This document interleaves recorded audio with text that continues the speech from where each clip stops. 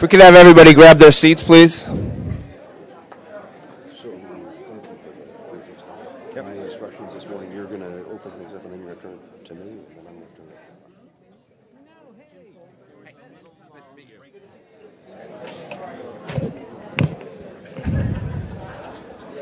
it. Good morning. So we're going to go ahead and get started. My name is Patrick Halley. I'm an associate chief in the Wireline Bureau. Thank you very much, everybody, for being here in person and online. I'm going to turn it over to Chairman Wheeler in a moment. A few things before we get started.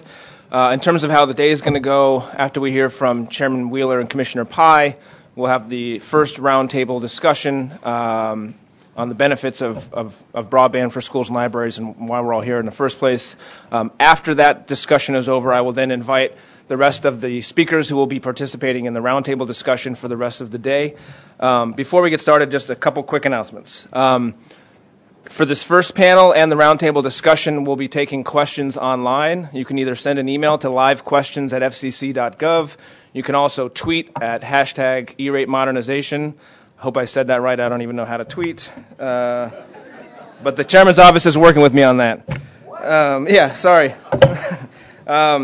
We will be posting the video of the event a couple days after this is done, so it'll be online on the event page. How about that? And a couple things on lunch and coffee. If anyone's going to leave the room to go out for lunch because it's not being provided, or to get coffee, just be advised that if you do leave the main commission room, you're going to have to go back through security, so please do allow time for that. So with that, I will do introductions of all the panels after the chairman and Commissioner Pai speak, and it's my pleasure to turn it over to Chairman Wheeler. Mr. Chairman. Don't go anywhere, Patrick. Come here. All right. You can tweet Patrick at hashtag Internet Luddite. There you go.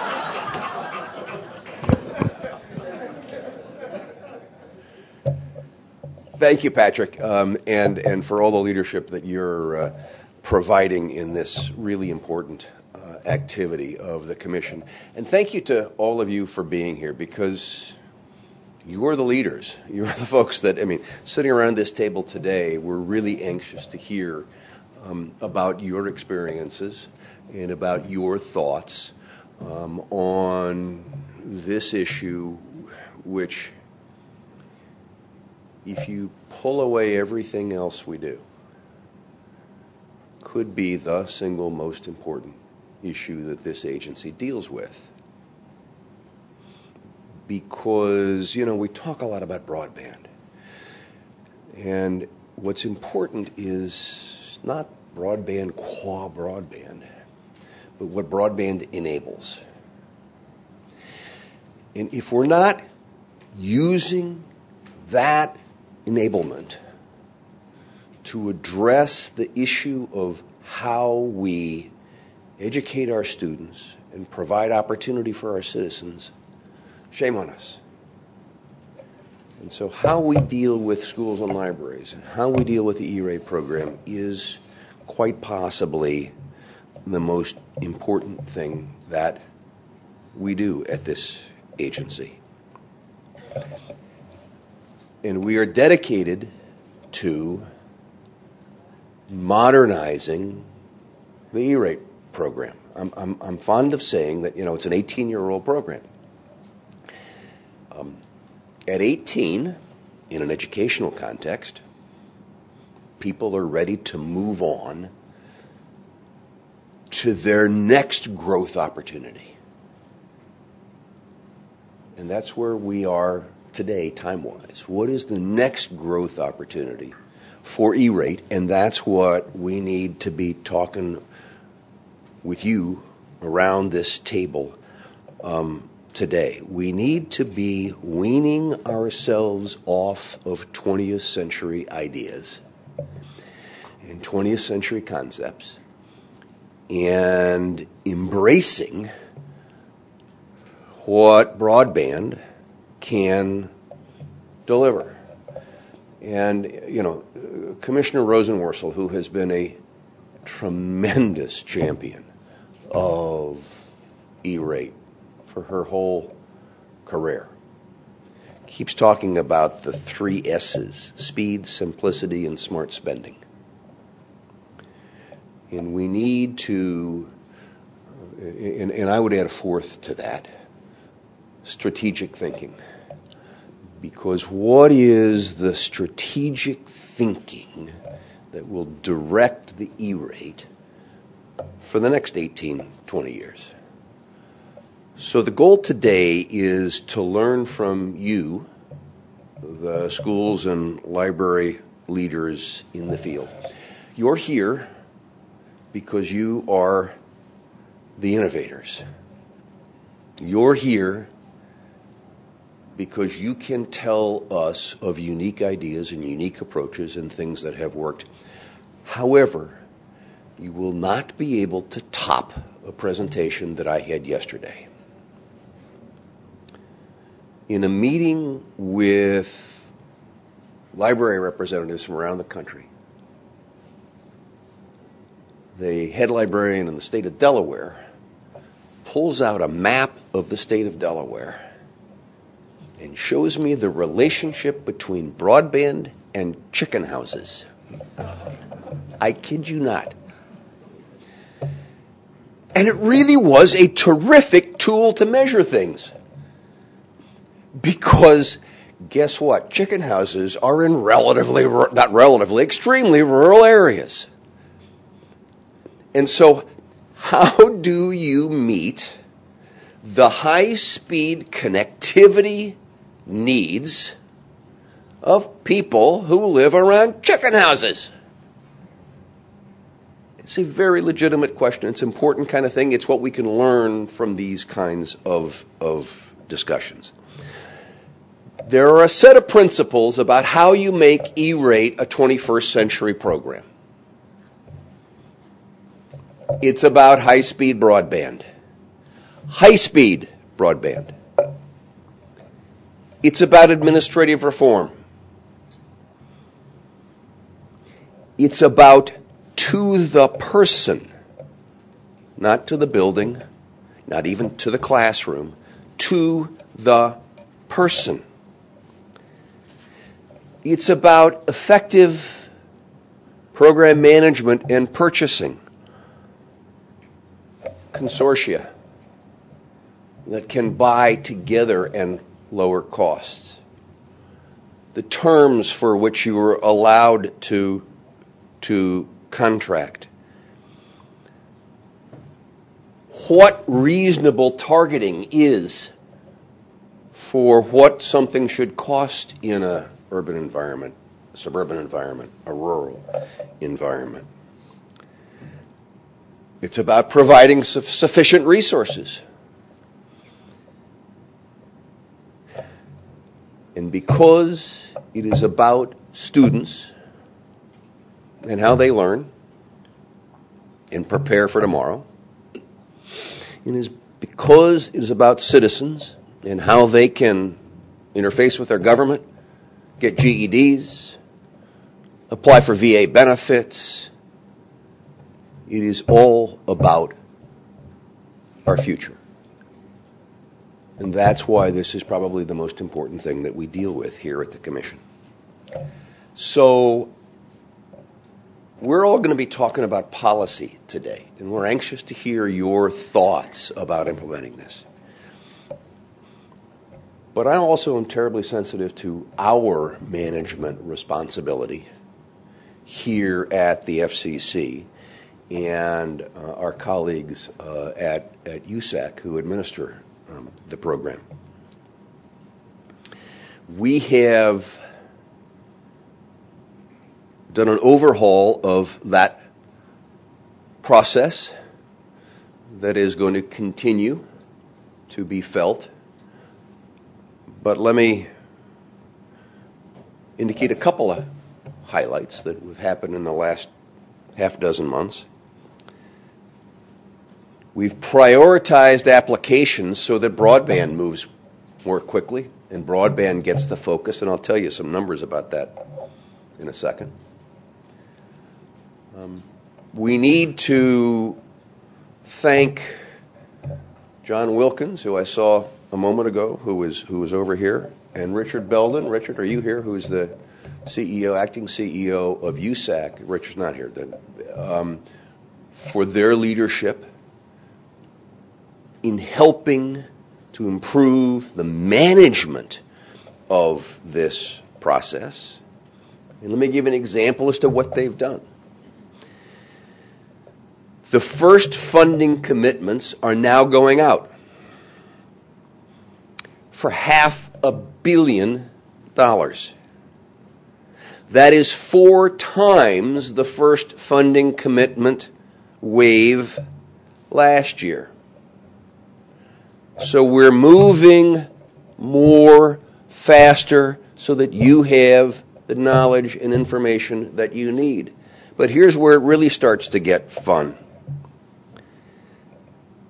There is 6 times more high-speed broadband funding in this first commitment than there was last year.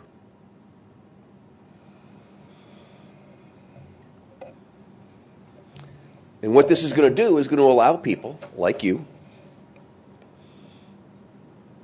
to be able to put into effect things that start affecting people's lives on July 1. A couple of examples. Is Jeff Letourneau here from Maine? Huh? Did I pronounce it right, Jeff? Well, congratulations. You got some cash coming your way. All right? So I think this is probably the first time that there has ever been a live, in-person announcement of a USAC grant. Okay?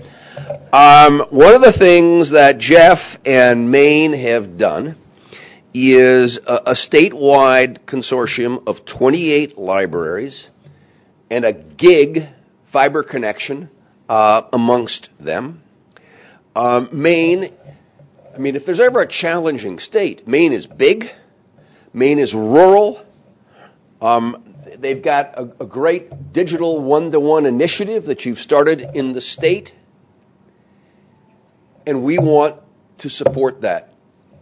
And so your gigabit connectivity across a vast area of 28 different libraries is part of this first round of commitments. Congratulations, spend it well.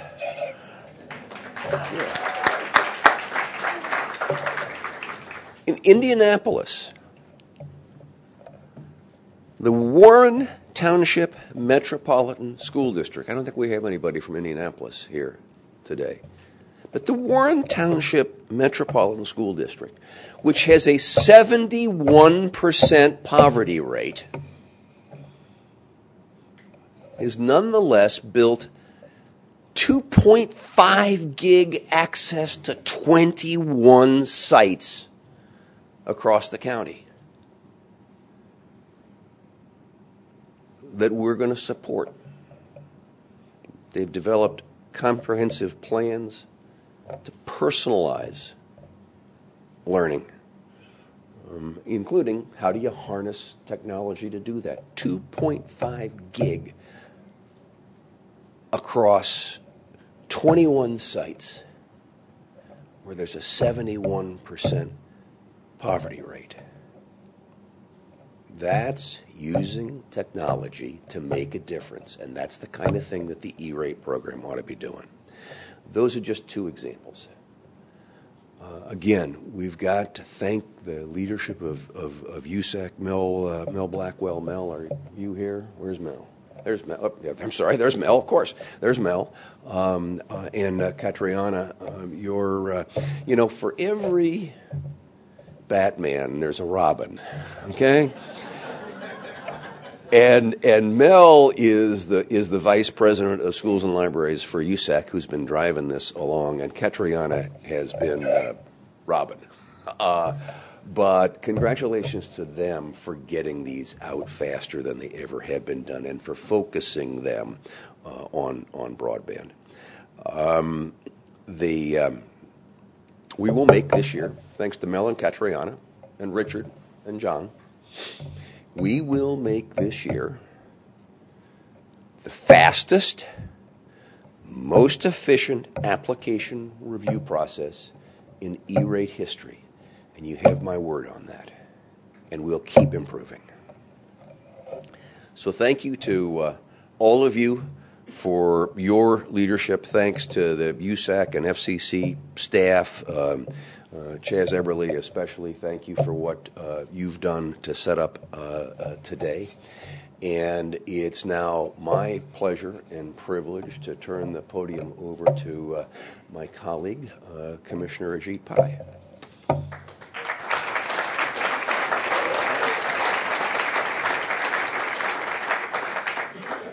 Well, thank you, Batman. My name is Robin. It is great to be here today. But on a more serious note, I associate myself with everything the chairman said, eloquent as always. And I also want to let you know, on top of what he said, that what you do here today matters. What we do on E-rate in the near future matters.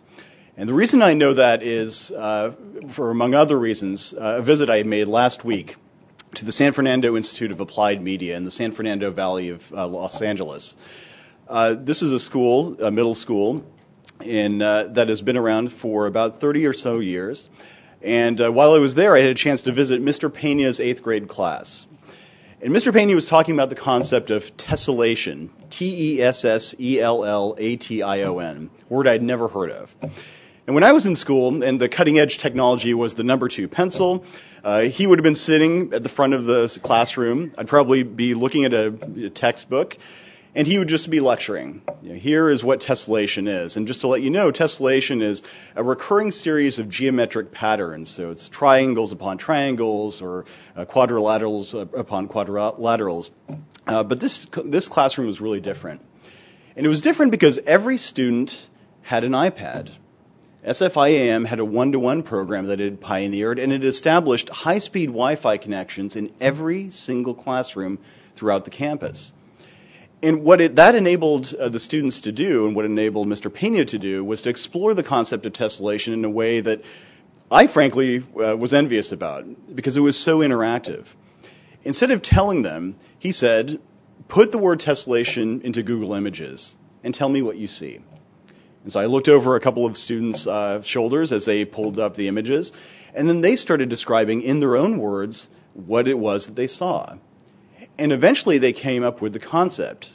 And because what they were studying that day was actually Islamic art, he asked them to connect that concept of tessellation to why it was that Muslims would prefer the concept of tessellation in all of their architecture and all of their art. And so the students themselves ended up answering the question, because tessellation is infinite, just as Muslims believe that God is infinite. And that was the kind of learning that really does change the way students think. I mean, literally changes the way they think. Instead of passively imbibing information, hopefully retaining some of it when it comes time to test, they were the ones who were reorienting their brain. You could see the neurons firing. And that was made possible because of a device and a broadband connection. And that's what really brought it home to me, that what we do here really matters, as I said at the outset. And that comes to the work we're going to do on E-rate. Because I can tell you that when I met with some of the principals and the principal and some of the teachers and the parents after that meeting, they said that what our school is doing is great, but there's so much more we could do. And what are you going to do to help us?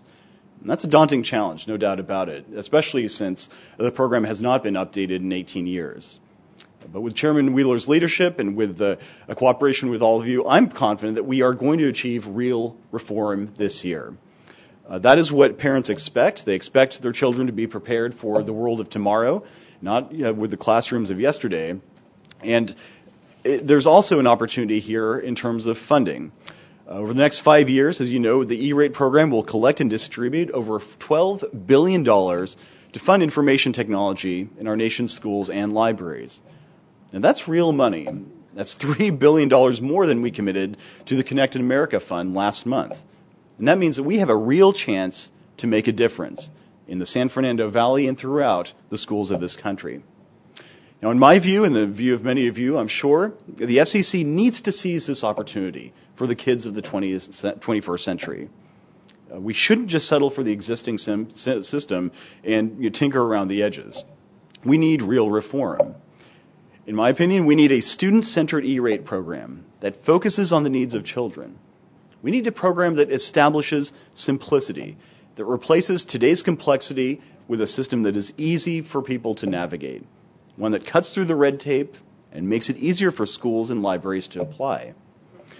We need a program that more fairly distributes E-rate funds and puts small rural schools and libraries, the schools near all those chicken coops, on an equal footing with their larger and more urban brethren. We need a program that promotes more careful spending with additional transparency so that parents, educators, journalists, FCC officials, anybody can see how E-rate funds are being spent. Now, whether you call these reforms a student-centered E-rate program, the Connect Ed initiative, E-rate modernization, or E-rate 2.0, the name doesn't matter so much as the goal. And the goal, as the chairman said, is modernizing our schools to fit the needs of the 21st century. And this is a goal that I believe is shared by everybody, by everyone who works at a school or a library, by vendors of equipment and service providers, by Democrats and Republicans, by commissioners and staff. The primary question at this point, then, is how do we achieve that goal? And that's where you come in. I thank you very much for attending today, because I think that today's workshop can light a path forward for the Commission. We already have a substantial record of almost 2,500 comments telling us that we need to update this program after almost 20 years. And my hope is that you will build on that record and help us make sure that the reforms that we adopt today or in the future will bring the full promise of digital opportunity to America's children. If we do that, then we can ensure that every child in this country has the opportunity that the children in Mr. Pena's classroom have, the chance to learn in a way that has never been seen before, literally in the history of this country. That's a big challenge, but I'm pretty confident that with your assistance, we're going to meet it. So thanks very much again, and I look forward to learning from all of you in the future.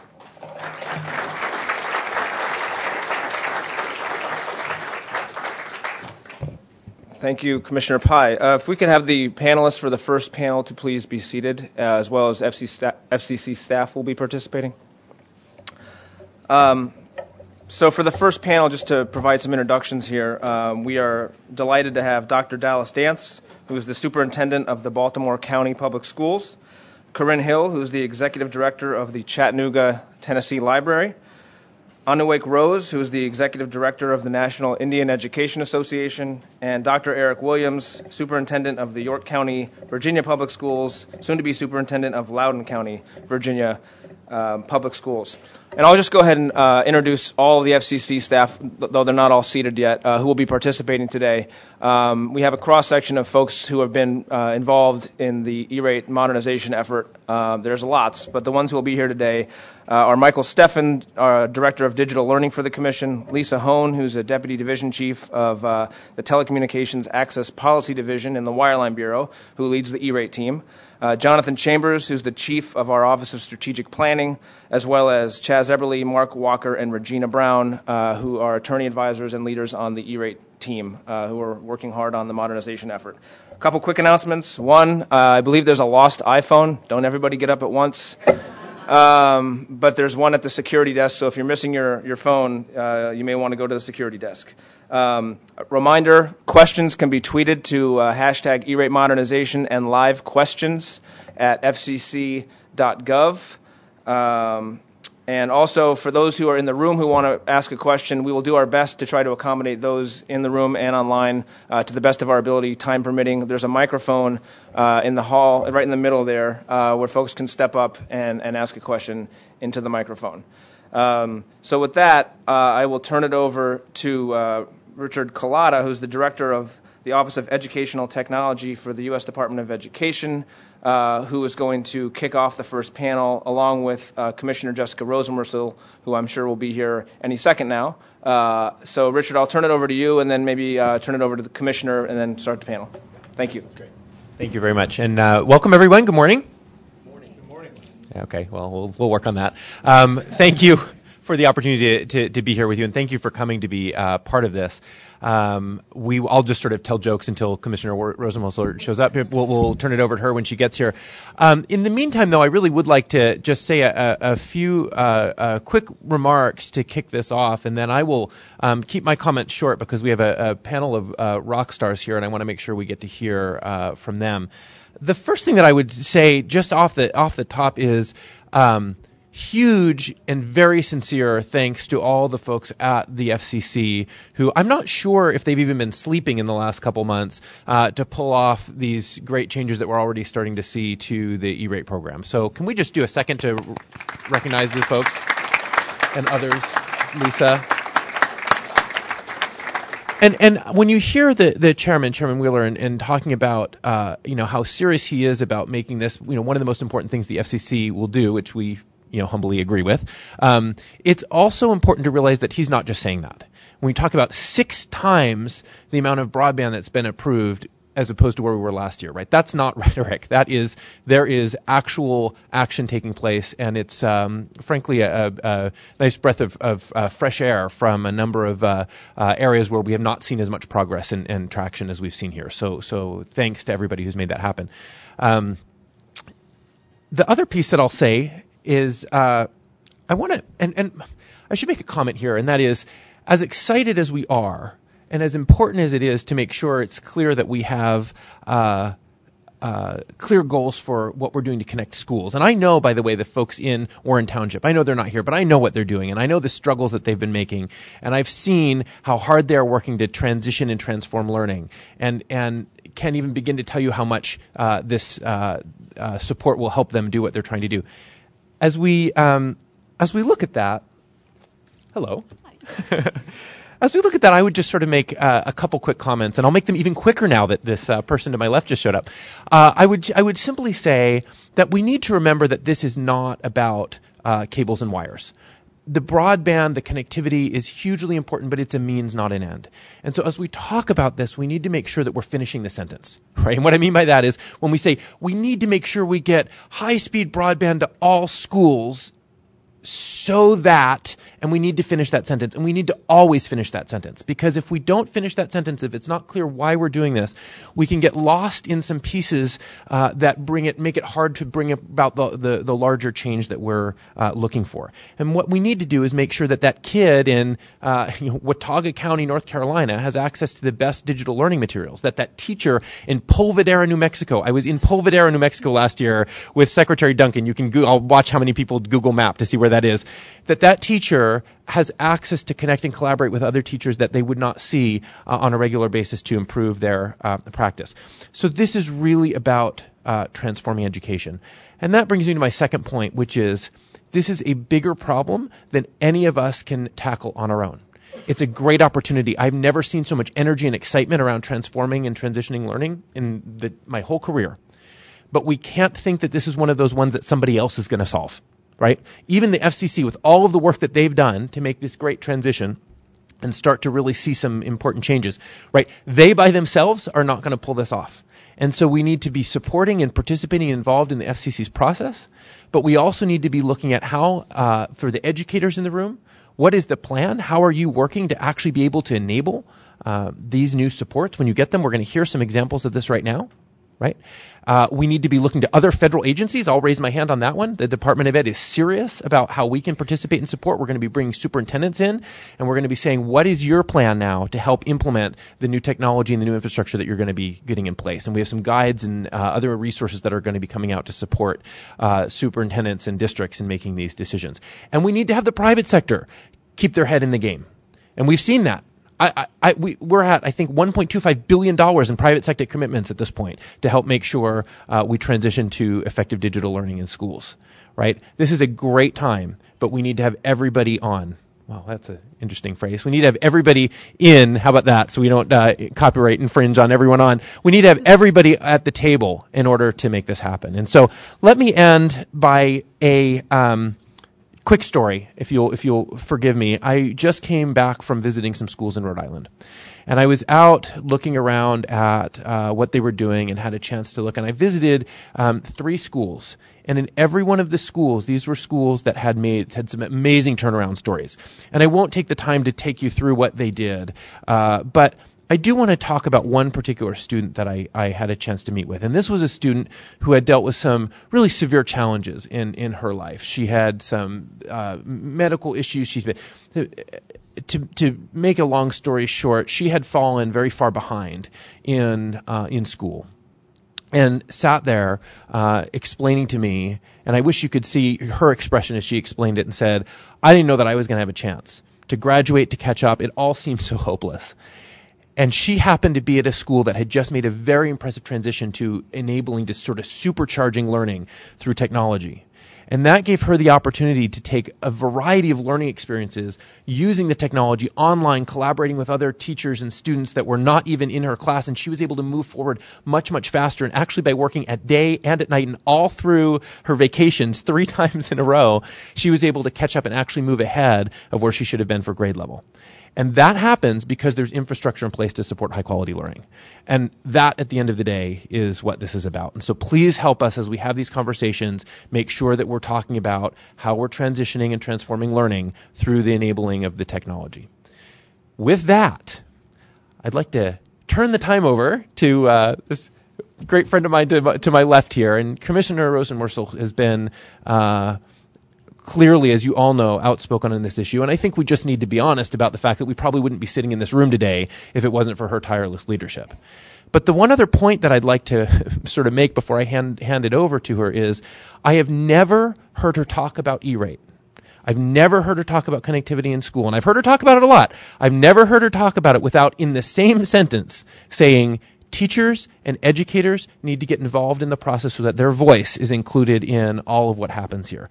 And that sort of leadership is what, gives me the hope that this is really going to transform learning. So, Commissioner Jessica Rosenworcel. Thank you, Richard. Thank you, more importantly, to everyone who's here. I wanted to actually sit down and sit with you through this session because I want to hear from you today. It's a treat even to be introduced by Richard. If you don't know him, you should. He is an incredible force at the Department of Education and Education in Washington, and his good work can be felt all across the country. Now, I don't know if you know this, but it is Teacher Appreciation Week. So, how appropriate we're holding this session today. Because there is nothing in education as important and as powerful as a good teacher. I think we all know that from our own experiences. And I can say I know that, too, from being a parent. Now, the question for modern education is what tools do we make available to those teachers? In my day, it was limited to some really bulky textbooks, ideas that got shared on the blackboard. And if we wanted to distribute them more broadly, it involved the crank of a mimeograph machine. And multimedia, that was just some grainy film strips with really lousy production values and a lot of pilgrims. Maybe that was just New England where I grew up. Yeah. We like our history. And then if you went to the library and you decided to do some research, you were introduced to the incredibly bulky microfiche machine. When I look back on those experiences, I think there's really no reason that they should define the educational or library environment that my children will know. There's no reason technically we should be limited to those sources and those ways of expressing and conveying knowledge. All it takes now is a little bit of courage to take the E-rate program, reboot and reinvigorate it, and we can push high-speed bandwidth into all of our schools, into all of our classrooms, and to all of our libraries. And with that, we can really reinvigorate learning in this country at national scale. And it won't matter where that child lives, where they go to school, who their parents are, they will have access to the best available digital age education. That's a powerful thing we can stimulate with a little program that this agency runs. And I have spent the better part of the last year visiting schools and classrooms and everywhere from Alaska to Arkansas. And across the board, what I see in those classrooms and the libraries in those communities is respect for the great power of what E-rate has done to connect our country, but I also feel excitement for what more it could do. Because right now, in order to reform this program, I think we need to do three things. First, we need to refocus on speed. It's not enough that we have used this program to connect schools and libraries across the country, because the challenge is no longer connection. The challenge is capacity. Let's make sure that everyone in every community has access to speeds of at least 100 megabits in the near term and a gigabit in the long term. Second, I think we have to simplify this process. I assume every one of you is familiar with our E-rate process.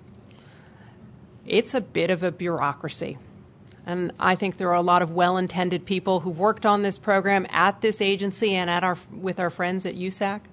But I think we could do a lot more good if we found ways to streamline that process and made it simpler and easier for schools and libraries to apply. Less time on administration is more time for learning and teaching. And third, I think we have to spend smart. We have to stop spending dollars on old-fashioned services like paging. And over time, we're going to have to phase out voice service. I'd also like to see us spend more. Might take some work to convince my colleagues of that, but I think we're at an inflection point in technology, and there is tremendous opportunity if we seize it now. We can start by inflation adjusting this program. Haven't seen a broad inflation adjustment since 1998. We've lost a lot of purchasing power as a result. So my hope is that if we combine a refocus on speed with a commitment to making it simpler to use, with spending our dollars a little smarter, we'll be in a really good position to do not just evolutionary things with E-rate, but revolutionary ones. So I'm going to keep my mouth shut now and learn from some of the experts we have assembled here. Thank you all for being here today. Thank you for taking the time to listen.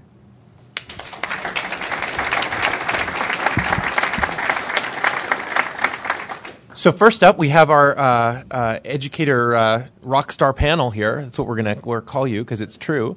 I want to hand it over to Eric Williams, who's just recently, as you heard, now the superintendent of Loudoun County. Really, what happened? Some people don't know this story. I kept using him as such a good example for everything he was doing down in York, and the drive back and forth to come and share what he was doing was getting taxing. So he said, "Look, I'll just find a district that's a little bit closer so that we can do this more efficiently." So thank you for doing that, Eric Williams. Thank you, Richard. I'd like to start this morning by talking about some first grade students in Yorktown, Virginia, who decided that they wanted to help some dogs in an animal shelter down the street from their school. And let me see. Okay, great.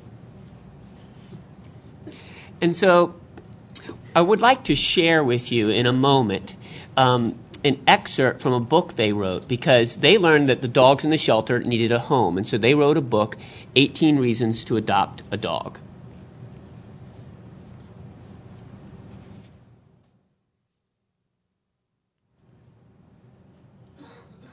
Let me back up there. So if you can just click on the black portion.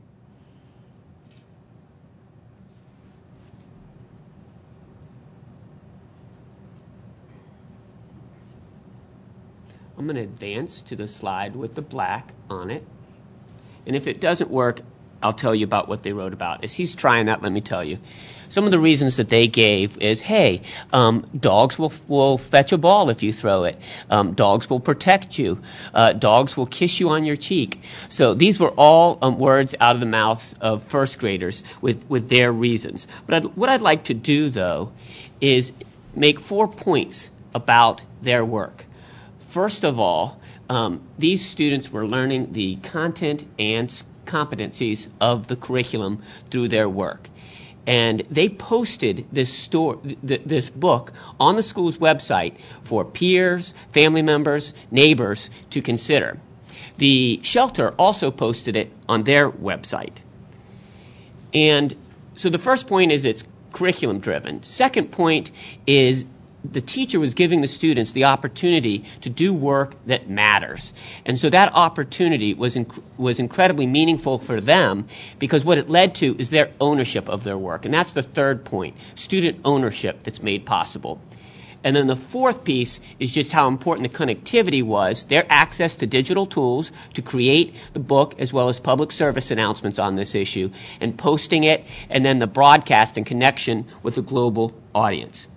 What I'd like to do with you is share 8 tweets from the last couple of weeks that relate to teaching and learning that illustrates the power of connectivity for improving teaching and learning. And so this first tweet is from a poetry jam a few weeks ago at one of our high schools. So a few years ago, we said to our students, we do not want you to power down when you come to school. We want you to bring your technology to school to complement school-owned devices as you do work at school. And so you see in this photograph students reading poems that they've written. They've saved it to the private cloud in our network, and they're accessing it from their phones to share at the poetry jam. In this tweet, a second grader is accessing digital tools on our network in order to create a book that she's writing, and she's incredibly enthusiastic about writing a book that's going to be shared with her peers, her family members, and her friends, and posted on the internet. In this tweet, the high school calculus teacher crowdsourced the exam review. The high school students created digital tutorials about different aspects of calculus and posted it on the website for a global audience. Students at school could, using their device or a school-owned device, scan the QR codes posted on the classroom walls in order to access the tutorials. We also recently had middle school students who were working on public service announcements relating to elephant poaching. So they downloaded digital content. First of all, they researched the issue on the internet. Then they downloaded digital content, shot some original footage, mashed that up in order to create a public service announcement that they posted. Now, similarly, middle school students at another school were given a culminating project for the end of the 8th grade year to address a problem, come up with an action plan to address it. And so these students did an awareness and a food drive. First of all, they did a ton of research using the internet, but then they used social media tools, both inside and outside of school, in order to raise awareness relating to hunger. And this was one of the tweets they sent out on the status of their action. These students are connecting with experts in the local community. So you see one student checking out his phone and reading an email from someone who works at the local Society for Prevention of Cruelty of Animals. So that connecting with an expert was important and engaging for them. These students are 5th graders who are Skyping with an expert who happens to be their age, and this student that they're Skyping with has a facial deformity. And it's similar to a facial deformity in a book that our students had just read entitled Wonder. And so they connected with this student, and it inspired them to do an anti-bullying campaign in their school with digital PSA announcements.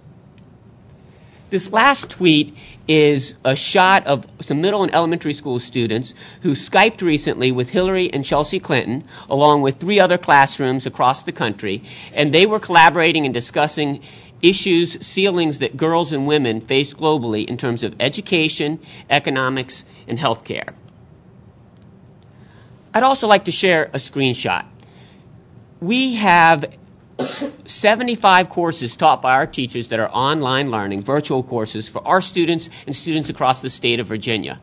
Our teachers of classes in traditional brick and mortar settings also use online learning tools. So this particular screenshot is from an algebra review session for middle school students that was held in the evening, optional. 40 kids from the school happened to log on, and the teacher worked out the problems with help from kids. Kids could participate in the chat room discussion on the left of this screenshot, asking questions and answering questions. So I want to make 4 points about all of these tweets and lessons. First of all, they are all content rich. They're teaching the content and competencies of the curriculum. This is not fluff. It's about teaching the curriculum. Secondly, in each of these cases, the teachers were saying to students, hey, because of our connectivity, we can change the world together. This work matters. And because the students wanted to do meaningful work, because they wanted to help the dogs down the street, they really owned the learning. And Alan November has posed this question, who owns the learning? Well, with connectivity and students being able to do meaningful work, there's tremendous engagement. The third graders cried when the trip down the street to drop off some donated items to the shelter was delayed by just 1 week. They were engaged, their learning was deeper and longer lasting. And finally, I just want to emphasize that connectivity is crucial to improving the quality of student work and the impact of the work that they have. And the reason is, as you can tell from the examples I've shared, is that connectivity gives students access to the digital tools and the knowledge that they need when they need it. It also improves their impact by connecting them with audience members, with students, with people that they want to inspire to action. And so for those 4 reasons, the work that we're discussing today is incredibly important. Thank you.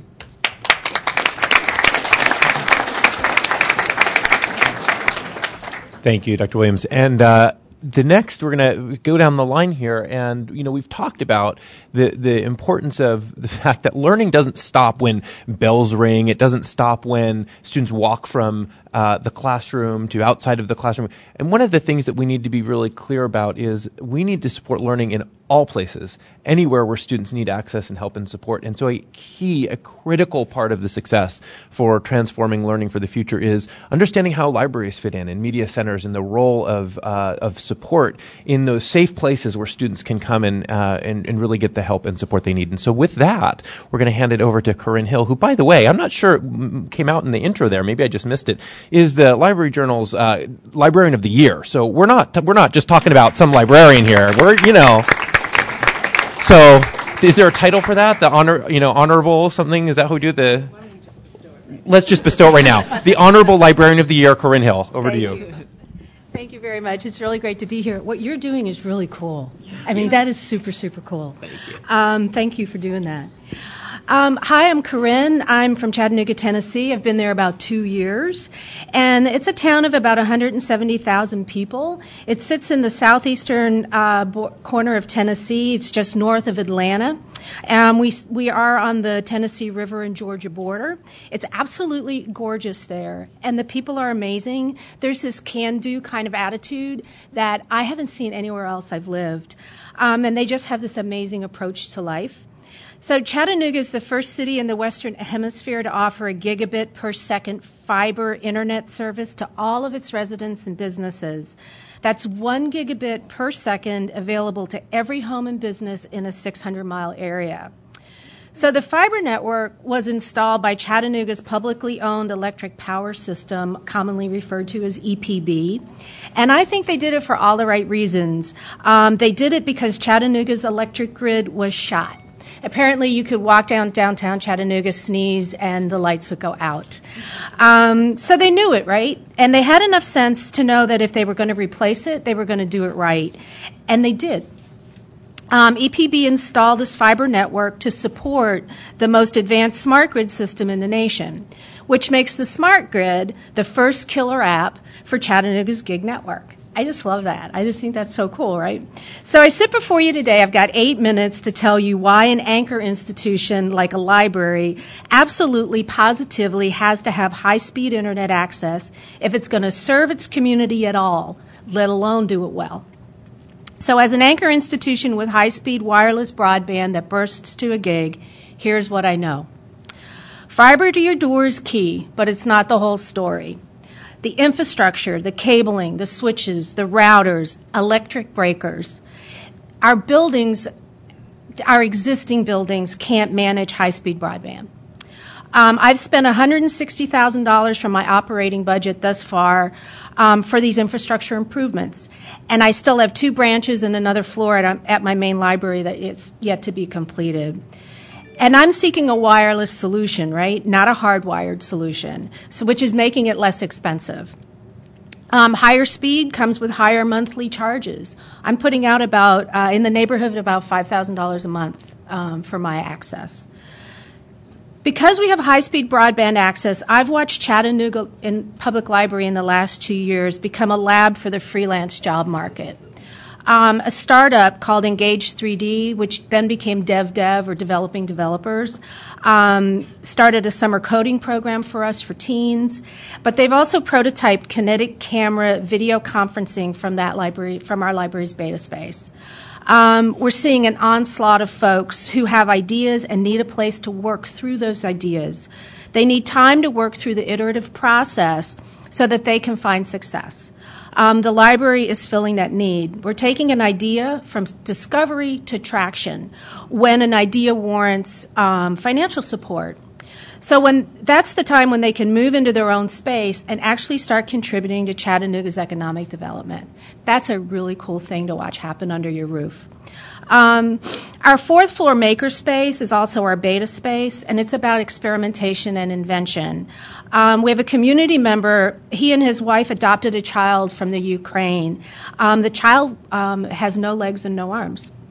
But with the library software and our 3D printer, Dad printed a device that allows his child to eat on his own. And he can continue to come back as the child grows and reprint and make adjustments and reprint for that child.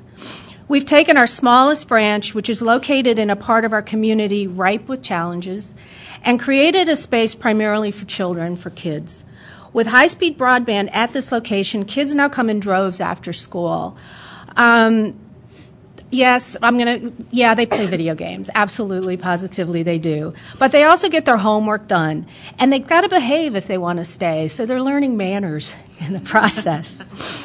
And because our high-speed broadband, how our high-speed access bleeds into the parking lot, it has become a common sight to see kids on their school-issued iPads in the parking lot after hours. Okay, so I'm an English major, and an old English major, right? So I love irony. It's one of my favorite things. So I love it when everyone is so focused on getting students iPads. I've talked to foundations where they say that that's their number one thing that request they get from teachers is to put iPads in the schools. And teaching through apps and training our teachers to educate using technology, but our schools aren't wired for access, right? That's... Truth be told, I mean, if you look at most of our schools, they're barely budgeted for chalk, right? So there's irony at its finest. But let's look at the big picture and the bottom line. This isn't about downloading a whole season of House of Cards really fast. This isn't about being able to stream Scandal. Yes, I'm thrilled, trust me, that I can stream House of Cards, but that's not what this is about. And it actually makes me crazy that this kind of power is commercialized in the U.S. because it's that commercialization that leads people to believe that downloading Scandal really fast is what this is all about. Thank you. Wow. Librarians have been helping our communities manage the internet since its infancy. We know that it's also about providing access to job information, government information, health information, local, national, and international news. We know that this is about being engaged in your community. And it's about creating a culture of digital excellence. As a public library director with a gig of speed, I'm here to tell you that it's a game changer for the library and for the community. We're delivering better services to our citizens simply by providing them with a good experience. Nothing has to buffer, pages load quickly, it's not painful to do something online. And I have a confession to make. I'm Catholic, so I do this a lot, right? When I leave Chattanooga and I come to a place like, say, Washington, D.C., I'm really appalled by how bad your internet access is. And it makes me wonder, right? Do you guys even know how bad it is? Right? And quite frankly, I don't know how y'all live like this. I really don't. So the internet is moving on with or without you. Places like Finland and Sweden and Korea and Chattanooga have figured it out. This is just the beginning. The internet is in its infancy, and my guess is that we have seen nothing yet. Access to high-speed broadband is the new digital divide, and digital literacy is a close second. We are watching 3D printers revolutionize manufacturing. Online learning has turned education on its ear, and the job market is becoming much more freelance and creative. Chattanooga is the most connected city in the U.S., And we at Chattanooga Public Library are well aware of the responsibility that we have to our community to help them maneuver through the digital evolution. And I really believe that we're uniquely positioned to help them do just that. Thank you very much. And it's awful that you all have that TV up there, because I'm like, oh, my hair. That's where I'm at, too. Yeah, exactly. Now you tell me. Yeah. Mm-hmm. Thank you. Now, one of the pieces that is sort of core through all of this, and frankly, one of the reasons that the Department of Education is so involved and interested in making sure that we have high-speed connectivity to all schools, all classrooms, is because of the power that it has to level the playing field and make sure there are equal opportunities and opportunities for groups and communities that may be by location physically challenged to access the same materials or because of other challenges. It is critical and crucial that we use technology to make sure that everybody has the same opportunity. And so with that, I'd love to hand it over to our next panelist, Anawake Rose, who is somebody as Executive Director of NIEA, working every day to make sure that this power of technology is supporting some of the students who need it absolutely the most. And so, Anawake, over to you. Thank you. First, we do know how bad the internet connection is here. I think we could all say yes. And I do almost want to apologize that I'm in the middle of this panel, because when they called to invite us, they really wanted us to talk about, some of the successes within Indian country, and unfortunately, we're not there. I will just be very, very frank and honest. It was very hard for us to come up with one or two even good examples to provide you of where we're at and some of the things that we're doing. So I need to paint you the picture, because I really think it's important for you to have those images and those pictures within your head of how Native students are performing. And you need to know how they're performing academically, because it's very important to understand that picture, and then to talk about how we're going to continue to be left behind. So my name is Anawake Rose. I'm Cherokee and Creek from Oklahoma. I just met some fellow Oklahomans, and I have to tell you, too, that I'm a little worried about kind of the broadband access that's going to be seeping into Oklahoma, because it's one of the few places I can go to escape. I know when I go home, I will not have access. I know when I go home, I will have to schedule time to go to the nearest Starbucks, which is about 45 minutes away, so that I can work. I know that when I go home, my daughter won't be able to do any of her homework or activities because she doesn't have those types of accesses. And I know when I go home, my nieces will have no idea how to do basic Google research because they've never done it. They're in 8th grade, and they're behind where my 2nd grader is right now in D.C. public schools. So you're going to make me work when I go home. So let's start with that. I do want to tell you a little bit about NIA. First, if you don't know, there's 566 federally recognized tribes, each of us with unique languages, cultures, and history, each of us struggling with what this means to interact not only as sovereign nations, but also within our states. We're very concerned if the states have sole access that our tribes will not. State-tribal relationships aren't necessarily something that work for us all of the time. And while I don't really want to talk about policy decisions or policy facts, that I think that's important that you keep in a frame of reference. We were very excited to see that this was 99% connectivity, but if you do not know, we're just over 2% of the population, so we're really concerned that 1% is going to be us. We're really, really concerned that 1% is going to be us. And while we're just at 2% of the population, in our high native serving states, for example, New Mexico, we're about 15% of that population. So it's really important that in those states that you're considering us in an active, really participatory way. I want to let you know the statistics of our populations. Right now, we have about 50% of our students that are graduating as compared to 80% of the regular population. According to NAEP, our 120 BIE, which are Bureau of Indian Education funded schools, we're the lowest academic performing schools in the nation. So as you talk about not being able to do broadband because of brick and mortar issues, our 120 schools absolutely have those brick and mortar issues. So please keep those in mind too as you're thinking about your conversations today. Our students are isolated. We face issues that normal rural poverty-stricken schools face. But because of our sovereignty and our land issues, they become even more complicated. As you work on overcoming these obstacles, we know that there's successes out there, and we know that our tribes are going to stand hand in hand with you to make sure that we achieve these successes. And since my tenure at NIA, this has been something that we've been actively involved in. We look forward to our teachers and our educators, our administrators being here with you to help you find those solutions. And we've created a number of tools to help our students in our schools start taking those first steps forward. But what I want to talk to you a little bit about is to paint that picture for you, like I said, and to think about Common Core. We all know that our teachers are moving towards this, our states are adopting it, and NIA is doing a lot of work around Common Core and Common Core access within our schools. Some of the work that we're doing within New Mexico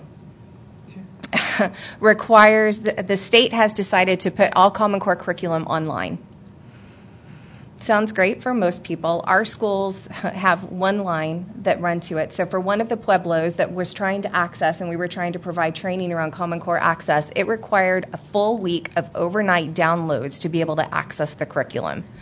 We don't have that type of connectivity that we needed, and we needed approval from the superintendent to even be able to access their lines for that frequent amount so that the teachers could receive the basic trainings that they needed for this next step. Everything that you're talking about, this is not something that it would be nice. You know, we do want to play games. We want to have fun as well. But this is a tool within our curriculum, and our teachers are just going to lack that next tool. Our students are not going to have the opportunities that they need to engage in a curriculum in a really robust, vibrant way. So I do want to give you a really good example of the things that we can do when tribes do have the access that they need. And my nation, Cherokee Nation, is one of those examples. We have, let me give you an idea of Cherokee Nation. We have 96 public schools located within 14 counties in Oklahoma. And under tribal direction, they're partnering with technology leaders such as Google and Apple and Microsoft to make sure that the Cherokee alphabet, our syllabary, is located on laptops and tablets and mobile phones so that they have a robust way to talk not only in English but also in our Cherokee language, because immersion programs are very important to us. They have connected with our Cherokee Homeland schools located in North Carolina, and they're able to share stories. They're able to talk about what the trail meant for our North Carolina families to our Oklahoma families. They're able to speak to each other in Cherokee. They're able to talk about our elders and reconnect with families in a really robust, vibrant way. And it's creating this learning environment that is contagious within our schools, and it's becoming a highly competitive school, our immersion program, to get into because they have these types of accesses.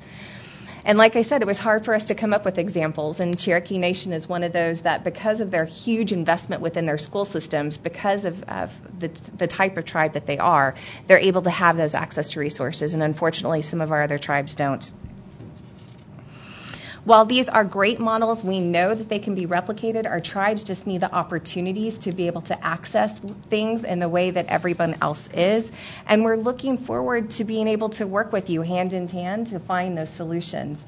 There has been so many great examples of the next steps that the E-rate program needs to take. And while I know you're really focused on rural schools, I know that that's absolutely something that you're thinking about. If you could make tribes a priority within that, it would just absolutely change the lives of our students. Again, you know, I hope that you keep these stories and pictures in mind, and I know these are great examples that we're talking about here. We know that our tribes can be a part of that story, and we're looking forward to 20 years later when you're graduating again, perhaps with graduate and doctorate degrees, that maybe tribes are able to paint a better picture. Thank you.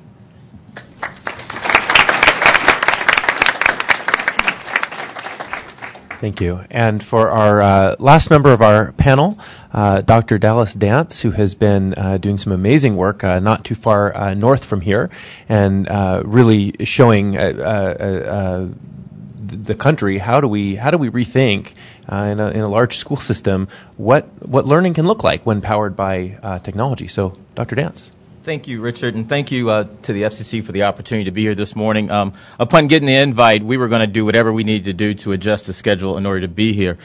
Very timely topic, and for superintendents across the country, we always talk about what do we need to do in order to advance the digital learning agenda and what we want to happen for our young people every single day in the classroom. So again, thank you for the opportunity to be here. I'll begin by just saying last week, Baltimore County had an opportunity to visit the White House with Sean McComb, who was the Baltimore County Teacher of the Year, ultimately became Maryland State Teacher of the Year, and was just nationally named as the National Teacher of the Year by President Obama and our Secretary of Education, Arnie Duncan. At that dinner that we had, which was a wonderful dinner that the Council of Chief State School Officers put on for Sean, we started hearing all the stories about education and how education was 30, 40, 50 years ago. And one of the speakers mentioned that he had been reminded of the Ditto machine and of whiteout. And I know I may not necessarily be the only one in the room who's not familiar with either one of them. So I am as young as I look. So I had an opportunity Monday when I visited some schools, which is probably the most favorite part of my job, and asked a ninth grader, tell me about the Ditto machine or about whiteout. And literally, and this is one of the great things about going to schools, you literally expect students to be honest with you, brutally honest. And what she said to me is, what in the world do I need to know about either of them for? What it reminded me of, though, is that our experience for students in the classroom has changed. And as we think about ourselves as policy leaders and as system leaders and teachers in the classroom, we have to rethink what we expect students to know and be able to do, but also how do we actually provide them that educational experience. And so I want to share with you a little bit about what we're doing in Baltimore County Public Schools around STAT.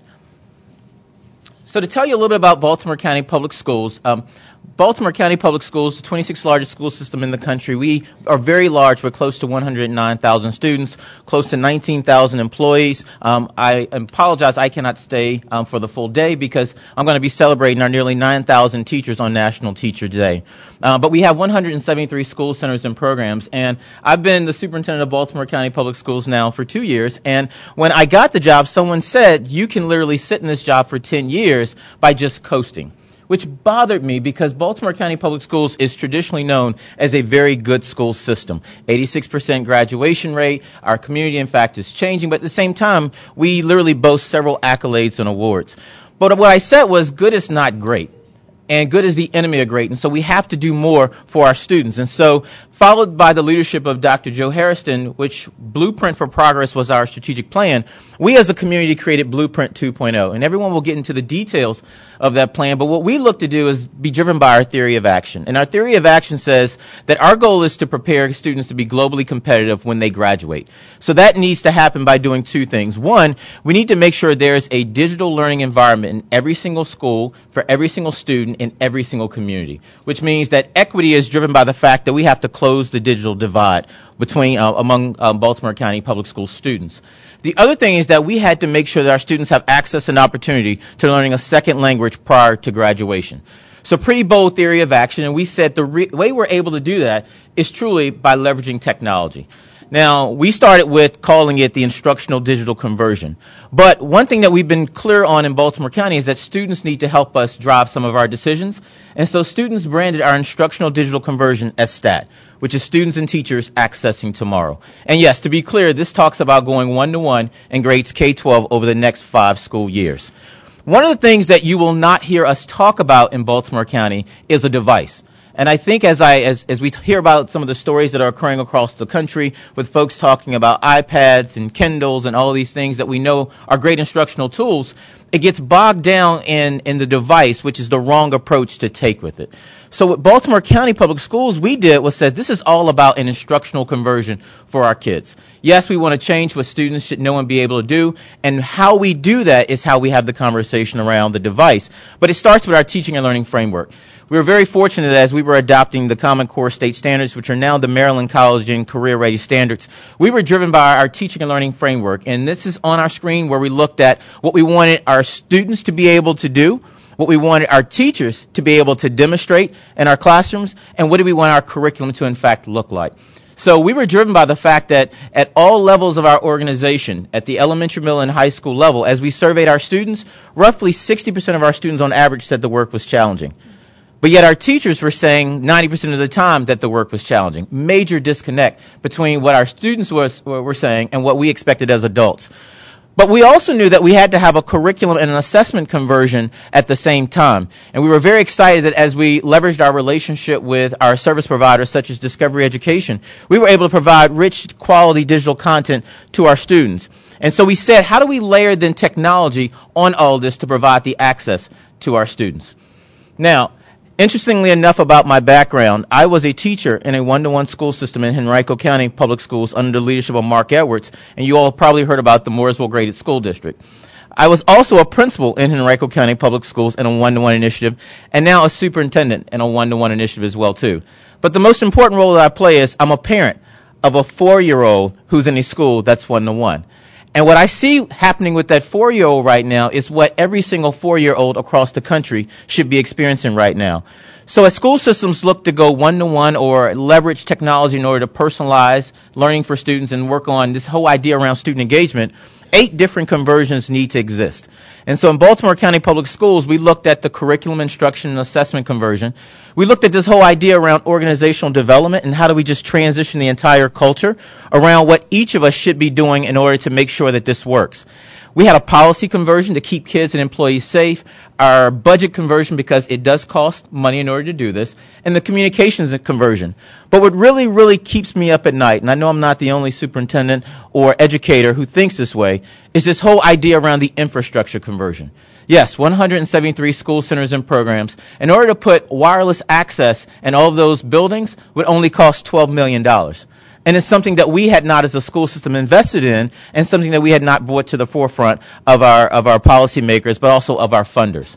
So when we start looking at the infrastructure conversion, we started going back saying, well, what do we want people to be able to do once the infrastructure conversion happens? This led us to the idea of BCPS 1. So thinking as a student and keeping that at the forefront, in education today, we have so many systems that drive our decisions. We have our student information system. We may have our learning management system. We may have an instructional management system. We may have our parent portal. We have our grade book. We have all of these different systems. And we said, how do we bring it all together with BCPS 1? So we're dumping about 8 different systems, and we're replacing it with one, which will be a single sign-on for our students, for our teachers, for our parents, and for our community to have access to what we're looking to do. What we also doing around the infrastructure conversion is we said this is a priority of ours, and we made the case with our funders that we need to make it happen. So what we're looking to do is that by the end of this school year, 81 of our schools will be completely wireless. And over the next school year, 173 schools will be completely wireless in order to go to a one-to-one environment. What we also are excited about, though, is that we're not looking at this as a Baltimore County Public Schools initiative, but a Baltimore County initiative. And so, yes, the 18 libraries in Baltimore County will be on our network so that as students, as parents, as teachers visit and frequent our libraries, they will have the same level of access that they will have within our school buildings as well, too. We're really, really excited that as we do this, we're starting very, very slow with Lighthouse Schools. So next year, we're going to have 10 elementary schools that will pilot this for us as we phase it up. Now, I know I hear all the time from high school students will say, why not start with us? We want the devices. Well, it's not about the device. It's about what we want, again, students to know and be able to do through it. But we have to make sure our teachers and our principals are trained on the type of transformational shift that's in fact happening. So what better way than, as we were rewriting our curricula for our Maryland College and Career Ready standards, to start with the elementary student at center. So we're going to be piloting this in 10 Lighthouse schools next year with great leaders, great teachers, and great communities. The interesting part is that we didn't pick our Lighthouse schools just out of a hat. They had to apply. And you had to have 80% of your teacher support. The principal had to have the support of the assistant superintendent as well as myself. And your community had to vote as well in terms of the support that was needed for it. We know this is important because as we scale this up, we're going to have to make sure we build a case for why. I talk to people all the time who will say, I learned with a textbook, why can't they? And so when we start thinking about our young people, it's this whole idea around personalizing this experience for them. It's this whole idea around engaging them, which we know will lead to higher student achievement outcomes. But it's also about making sure that they have access to information. And when you go into classrooms every single day now, if a teacher were to say, what's the capital of Maryland? A student's going to Google that already on his or her phone already, whether they have the equipment or not.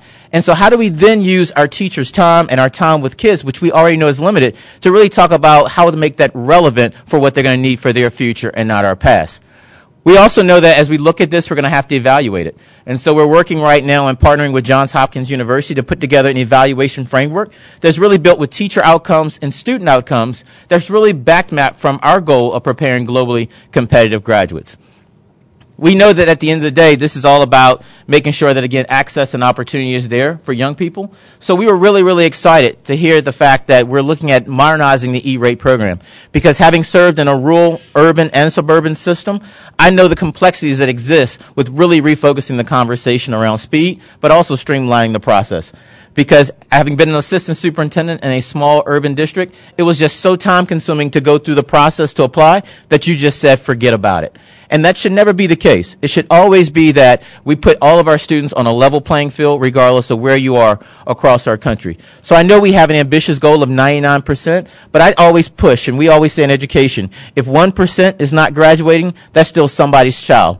That's still someone's face that goes to that 1%. And how do we then expand the conversation to make sure that 100% of our students have access and opportunity to high-quality digital content that will then lead to personalization and engagement, which will ultimately lead to the educational outcomes we expect for young people. And the reality is when folks always talk about the funding of it and how much it costs, as a country we have to realize that we're either going to pay for it now or we're going to pay for it later. The question is, how do we put the conversation toward paying for it now so that we won't be in a detrimental state later on? So thank you for the opportunity to be here.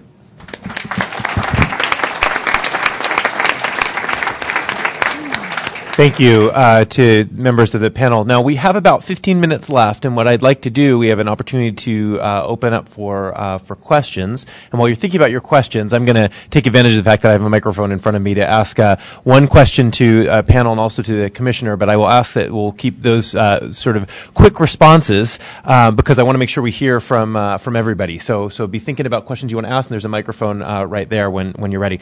So the question, as I listen to what the comments that I hear you saying, it struck me how much each of you have learned along the way, right? How much you've figured out, and all of the examples that you gave, and sort of where you've come.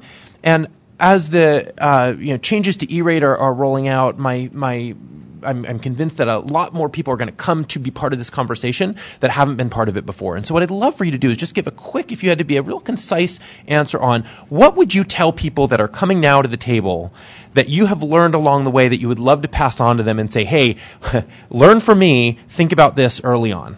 Would you each take a turn and just respond to what you think about that?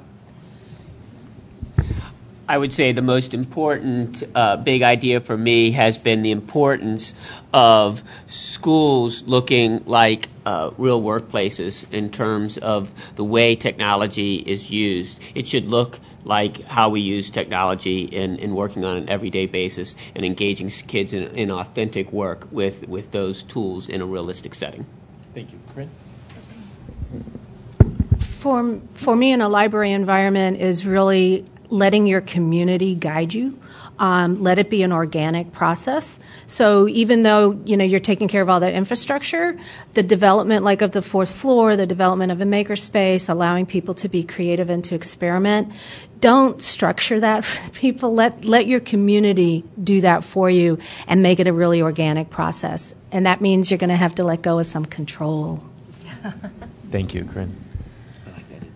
For us, as we were thinking about this, what we really were learned and shocked by is, frankly, how many of our tribal colleges and universities, our libraries, our tribal education departments have not accessed this funding, have not tried, have not attempted because they are overwhelmed by the process. And so they're that many further steps behind. We really thought that more of our libraries would be engaged than they are.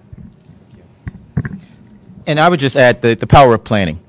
And for folks who automatically think devices, that's the wrong way to think about it. Infrastructure is extremely important. We know that we're working on that. But you have to plan. So for 18 months, we went through a planning process, really engaging of our community to build a case for why. Because if you don't adequately plan, you're going to actually lead to failures. Thank you. Question for Commissioner Rosenworcel is to, as you talk about the importance of engaging, and you've talked about the pieces of things that you would like to see changed in E-rate. We're largely talking to people who understand what E-rate is. We're largely talking to people who already are here because they know that there's a problem. I would love your thoughts on what do we need to do. Who should we be bringing to this conversation that may not be already here? And what are the messages? What would you say to somebody who doesn't already understand what E-rate is to say, you need to be involved and why is this important to you? And I'd love your thoughts for us on that.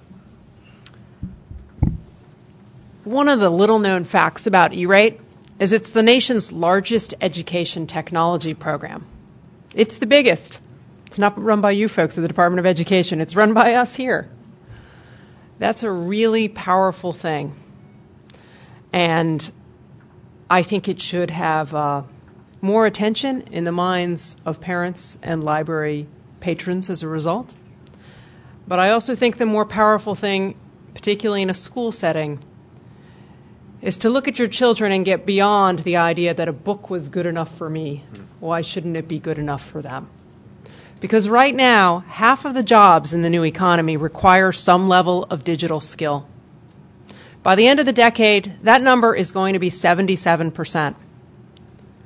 If we expect our children to be successful, we cannot strand them in classrooms that were developed for the industrial age economy. It is time for us to do something to prepare them for the digital age. And the fact that we have this program and Congress has authorized us to use it means we should seize that opportunity right now. It's been a really good program. But good programs don't thrive without continuous attention and care. And it's time for a little reinvention. And so the enthusiasm in this room for this, the enthusiasm that I have, and I think just about everyone sitting down this line has, I hope we can really find a way to seize that and do some big things. Thank you. So building on the Commissioner's remarks, a follow-up question for all of you, which is, we're going to work on laying the foundation here. That's our job in E-Rate. But as you've talked about, and as Richard started off with, this is an ecosystem and have to bring all the pieces to the table to make it work. As you've built some of the amazing things that you just walked us through, how did you mobilize the other resources that you had to bring? E-Rate provides one piece, but there's a local match. You have to bring the devices. And how did you put that whole picture in place? Training, yeah.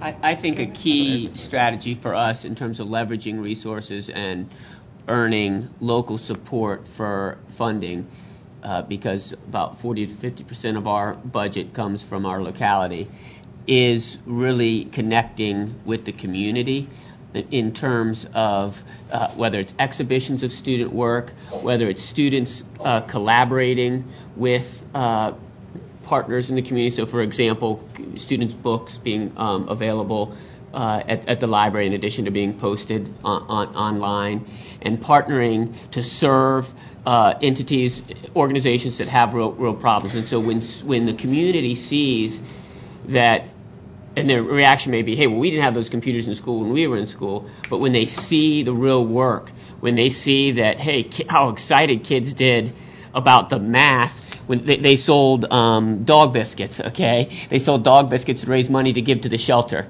And they were so excited about estimating and sorting by tens. So it's learning the curriculum. And so to a grandparent who doesn't understand the technology and the connectivity, they understand their first grader's enthusiasm and then understand the power of learning that comes from that enthusiasm. When I started bringing the gig into Chattanooga Public Library 2 years ago, I had to make really difficult decisions about my budget. I mean, I had to come up with the money to do this. No one said, here's a little extra cash, right? So I achieved some efficiencies. I made some really difficult decisions about what we were going to do because I really felt that this was critical to our operation. So that was the first part. When it came to the staff, they were already delivering public access computing to the public, and it was bad. Okay, and so there's nothing like improving the delivery mechanism to get that staff behind it, because all of a sudden their jobs were that much easier, and the public was really happy because their lives were better. Instead of taking 2 hours to send an email to family, they were doing it in 15 minutes. They were in and out. So, sometimes just the demonstration of it, but paying for it was the big challenge for me, and I made some really unpopular decisions with my staff about funding so that we could pay for it. Business.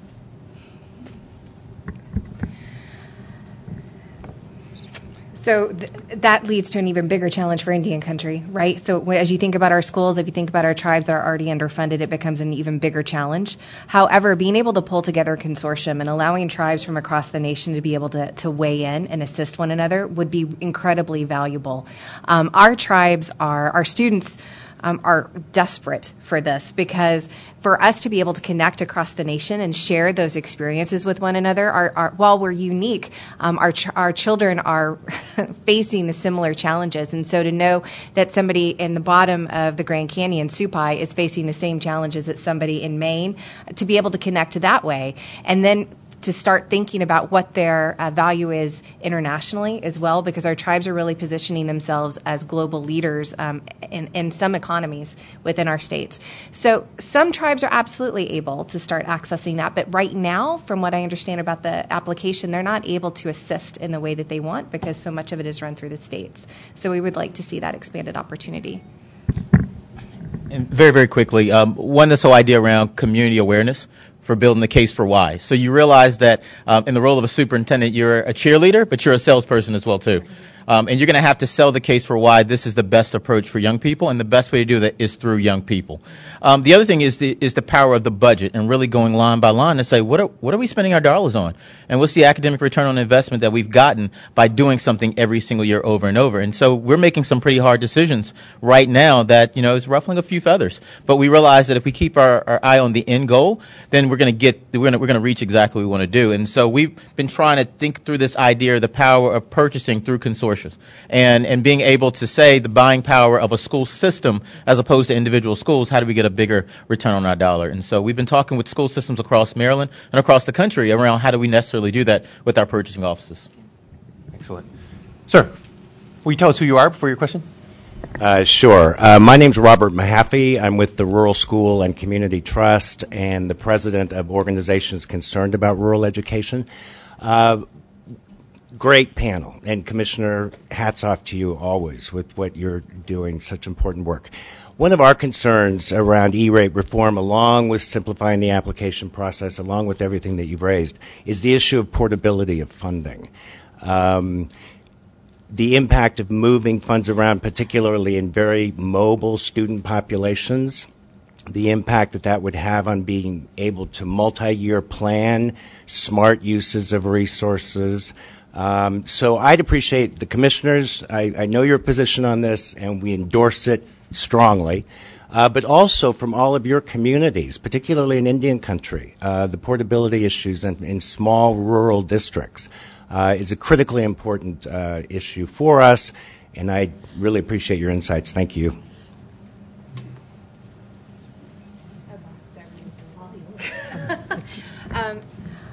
It's kind of an odd concept to think about the portability within Indian country, because I think a lot of people think that we're static, right? Where you live is where you live, and that's absolutely not the case. We're one of the most mobile populations in the country.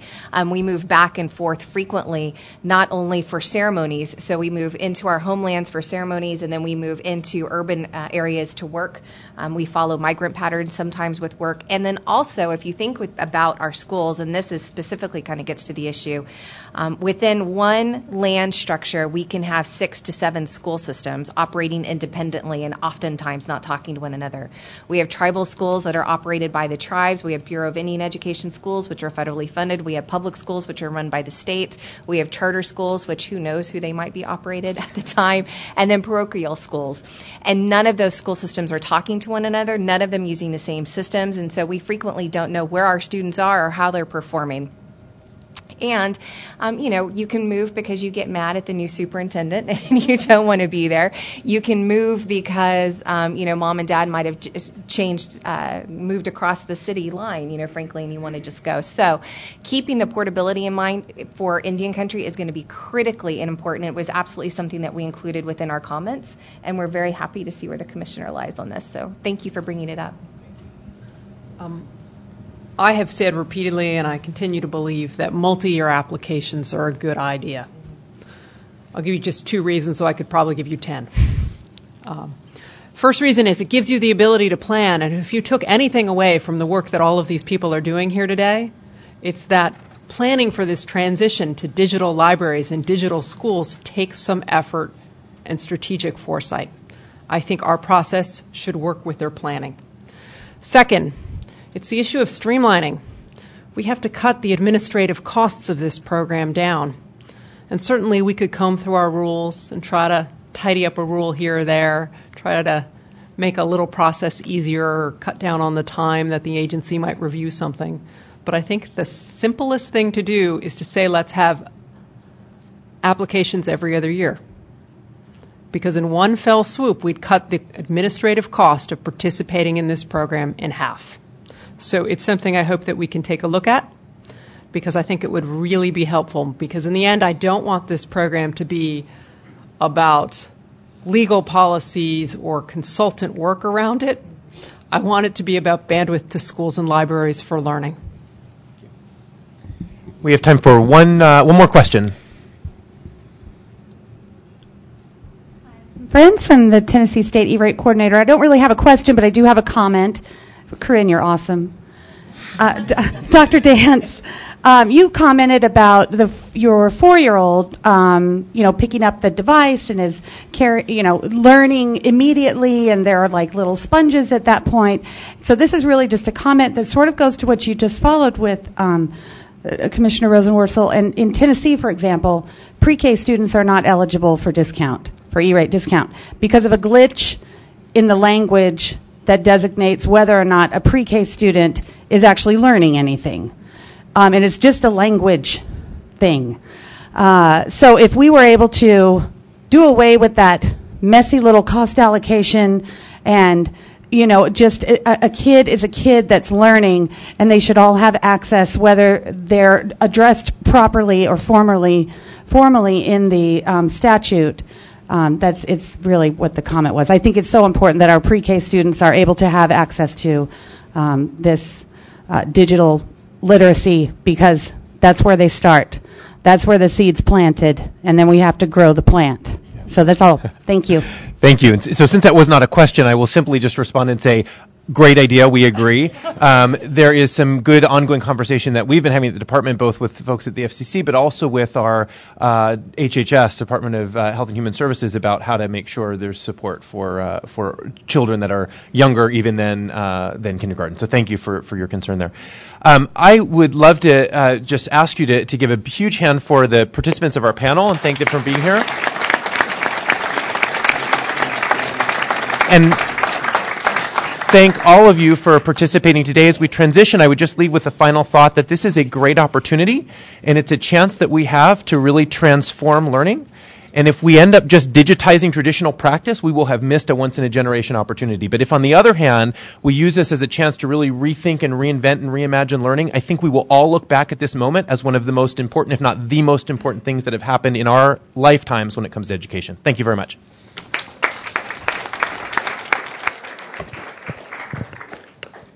Thank you, Richard, Commissioner, and all the other panelists. If I could have all the participants for the roundtable gather at your spots, that would be fantastic.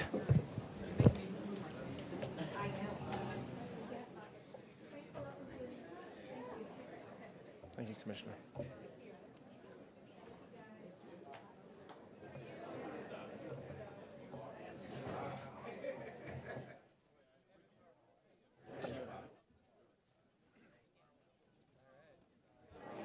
Chaz, I'm sure, is taking care of it. Chaz, where's Keith?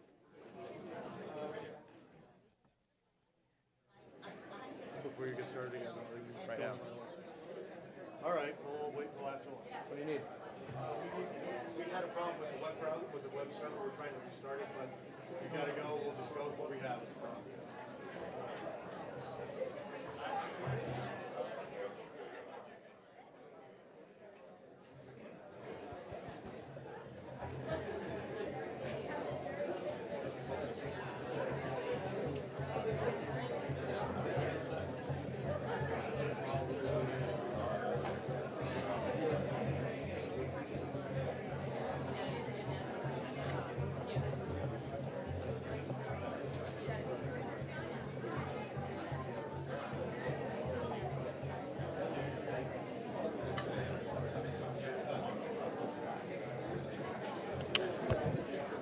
Okay, we're going to go ahead and start the roundtable discussion. If folks could take a seat, please, or take the conversations out of the room.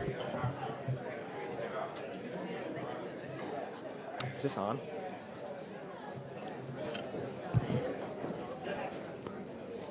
Great. Thank you. So I could go on for a long time if I introduced everybody on this panel and gave you their entire resume, which every one of them is quite impressive. I do want to at least introduce everybody by name so you have a sense of who's sitting around the table. What we're going to do is we're going to spend the next hour or so, bleed into lunch a little bit to make sure we get a full discussion, talking about the needs to modernize connectivity within the walls of schools and libraries, making sure everybody has access to that high-capacity wireless connectivity that we've heard about this morning already. We're going to take a break for lunch. Again, lunch is on your own. Keep in mind that if you leave the building, even if you go to our cafeteria, you're going to have to go back through the main entrance to get back in, so leave time for that. We'll try to start right on time, or a little, maybe 5 after 1 to get started in the afternoon. So, for the rest of the day, you are going to hear from the following expert leaders in the education and library space, in addition to the FCC staff I already mentioned. It's our pleasure to have Stacy Aldrich, the Deputy Secretary for the Office of Commonwealth Libraries for the Pennsylvania Department of Education. Emily Allman, Director of IT for the Georgia Public Library Service. Keith Buckwalt, Director of Technology Services for Township High School in Arlington Heights, Illinois. Phil Emer, Director of Technology Planning and Policy for the Friday Institute for Educational Innovation. Rick Everett, Program Coordinator for Technology Enhancement for the Panhandle Area Educational Consortium in Florida. Joe Ferdoso, President and CEO of MCNC. Jennifer Gardner, Director of IT, Finance, and Subsidies for the School District of Philadelphia. Will Goodman, Director of Technology for the Mountain Home School District in Idaho. David Leonard, Director of Administration and CTO for Boston Public Library. Jeff Letourneau, Executive Director of Network Maine. Evan Marwell, CEO of the Education Superhighway. Ed McAvaney, Technology Director for Hampton Township School District in Pennsylvania. Gary Rawson, Federal Programs Coordinator for the Mississippi Department of Information Technology Services. And last but not least, Robert Swigum, who is the CIO for the Georgia Department of Education. We really appreciate you all being here. We look forward to a very robust and open dialogue, and that's the purpose here, is to have a conversation about important issues related to connectivity to schools and within schools, which we'll be doing for the rest of the afternoon. Again, you can participate by coming to the mic at the appropriate times. Let's let the discussion germinate a little bit first with these folks, and then also live questions at fcc.gov or hashtag E-rate modernization. With that, I will turn it over to Chaz Eberly of the FCC. Chaz. Thank you, and welcome to our experts roundtable here. One rule I learned yesterday that Patrick and Michael explained to me that we'll be able to keep this going is the tent card rule. As we're working through the conversation, when you want to speak, just do that. And we will. That way we'll be sure everybody gets good input as the conversation moves forward. The presentations that we just saw demonstrated the tremendous potential of digital education and high-capacity broadband for schools and libraries. However, we all know that in order to realize that potential, schools and libraries will need high-capacity wireless local area networks capable of delivering Wi-Fi to every student, teacher, and patron device. You heard the chairman in his opening remarks talking about broadband to the individual. The record in our rulemaking clearly shows that schools and libraries recognize the importance of Wi-Fi and are working tirelessly to upgrade existing capabilities and deploy Wi-Fi to facilities that currently lack coverage. However, our record also shows that districts are struggling to keep pace with the exploding Wi-Fi demand due to a range of factors, funding and costs being the single biggest. We've reached out to school districts, state agencies, and libraries to learn more about Wi-Fi demand, the cost of upgrading, and different approaches to planning, purchasing, and managing wireless local area networks. Our goal in this discussion is to learn from the experience of this great panel, this great group of speakers, identify the best practices for providing high-capacity, cost-effective Wi-Fi. The people around this table know the subject very well, and we look forward to an informative and lively conversation. I'll start things off by turning to Phil Emer of the Friday Institute at North Carolina State University. Phil has extensive experience with school networking and recently worked on several Wi-Fi projects in North Carolina. Phil, could you please describe your experience in North Carolina and the lessons learned about Wi-Fi demand, deployment costs, and best practices? Sure, thanks. So I guess first I'd say we started a school connectivity initiative about 2006, which was all about bringing connectivity to the school. So we did a lot of planning, consortium buying, statewide backbone, but one of the most important things we did there was actually had an engineering support center that we built to be able to sustain the operation. One of the key things that engineering support center finds as it engages with the school districts is that wireless design is a huge issue. So we get engaged all the time to assess the network infrastructure, do some sort of wireless design. About the same time, we won a Race to the Top grant, and about 70% of the local Race to the Top dollars are spent on wireless infrastructure.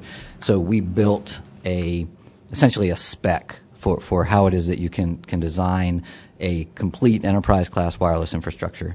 So everything from what it is, the site survey that you have to do initially, the initial design, the wire pull, the termination of wires, the installation of access points, the power over Ethernet ports that feed those, the infrastructure that sits behind that, wireless controllers, and even the measurement and monitoring capability that you need to troubleshoot and monitor the wireless infrastructure.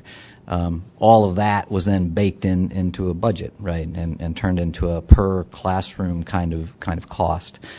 So a couple of things I think that are really important. One is this install. The install cost is often way more than folks budget. A normal drop, it's $500 or $600 a drop easy, right, just to sort of deploy the wired infrastructure and terminate it on both sides, right? And so this is with plenum cable, not in some sort of a conduit or anything. So this is an important part, and not just the cost, but actually the performance of the installation.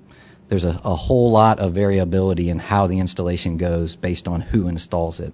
There are good standards to define that, but actually having a standard that folks can follow and a set of deployment agencies that can do it is important. The last thing I'll mention is just costing-wise. Our budgeted cost, when we put all that together, was somewhere in the $2,200 to $2,500 a classroom range.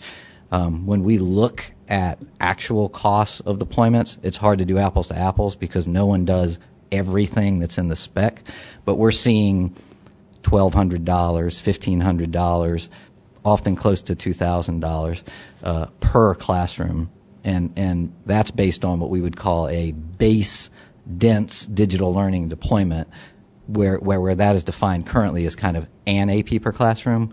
Now, the reality is, in the university environment where we work, it would be more like an AP per five humans, right? So it's a radio per 5 humans. So getting to 1 AP per classroom is a great start, but we probably should have about 3 or 4 more cables because it's probably you need about 5 APs per classroom. Great, thank you.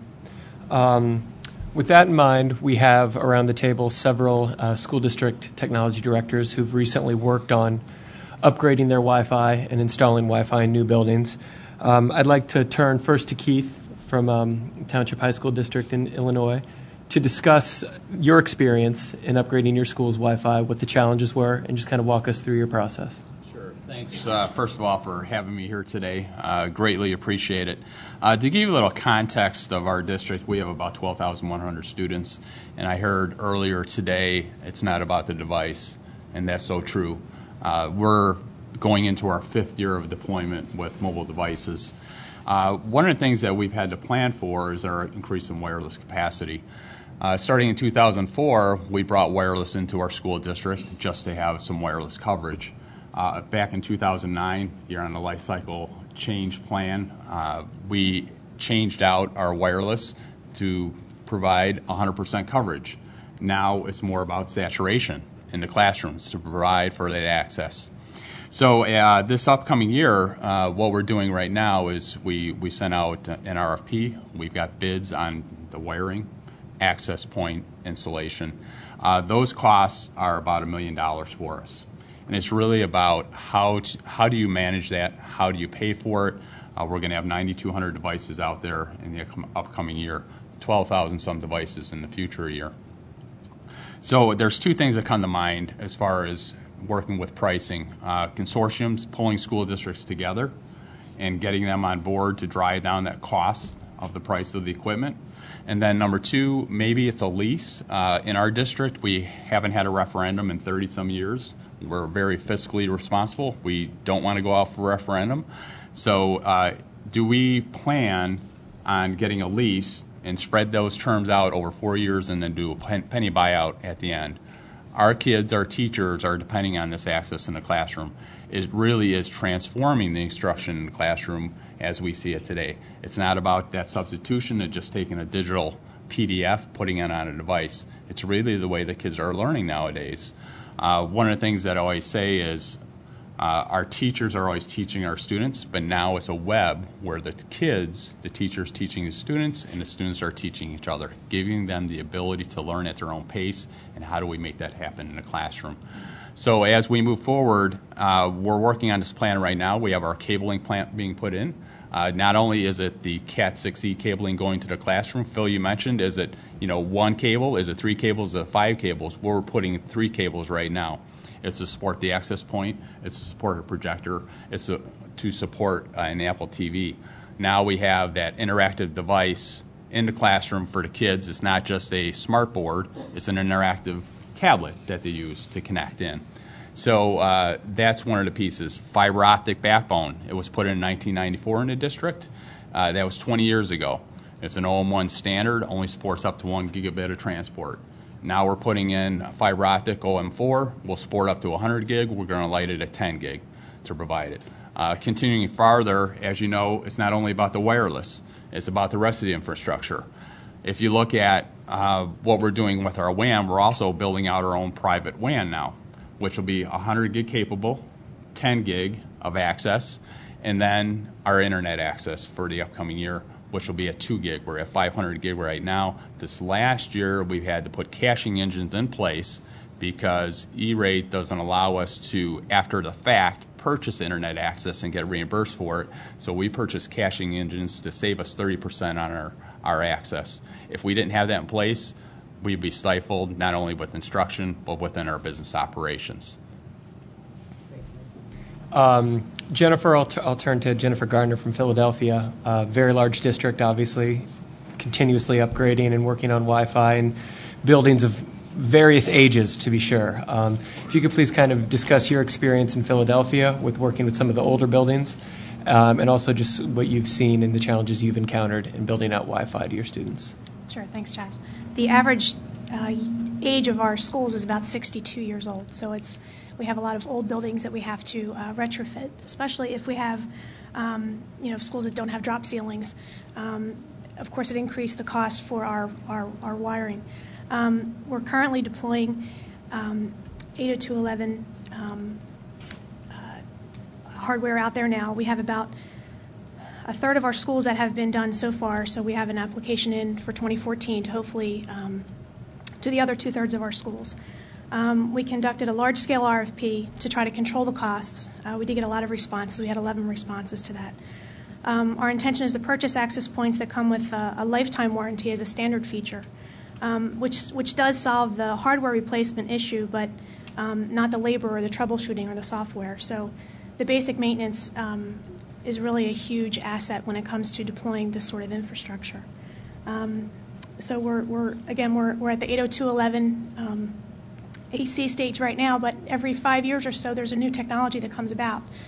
So if there's not continued E-rate funding for this priority 2 infrastructure, what will we do in 5 years when when our computers are requiring more and more power, bigger, better, faster? We have to be able to keep up with pace so that our instructional folks can continue to teach our kids.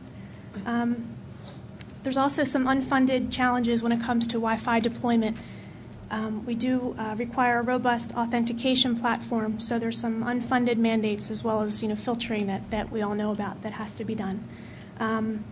We need to maintain the servers, and we have to have additional hardware purchases for the authentication portal and guest access and BYOD. So there are a lot of challenges with, especially large urban districts, when we have 15,000, upwards of 15,000 access points that we do have to manage. It's a heavy lift, and again, the basic maintenance is a big help, but we do have a wireless engineer on staff that helps maintain and manage everything. So it's a very important function for our schools. We have obviously robust LANs that all of our labs are wired to, but Wi-Fi is the way everything's going. So we're hoping that our 2014 request, knock on wood, could be funded so we can continue to build out this infrastructure in our schools.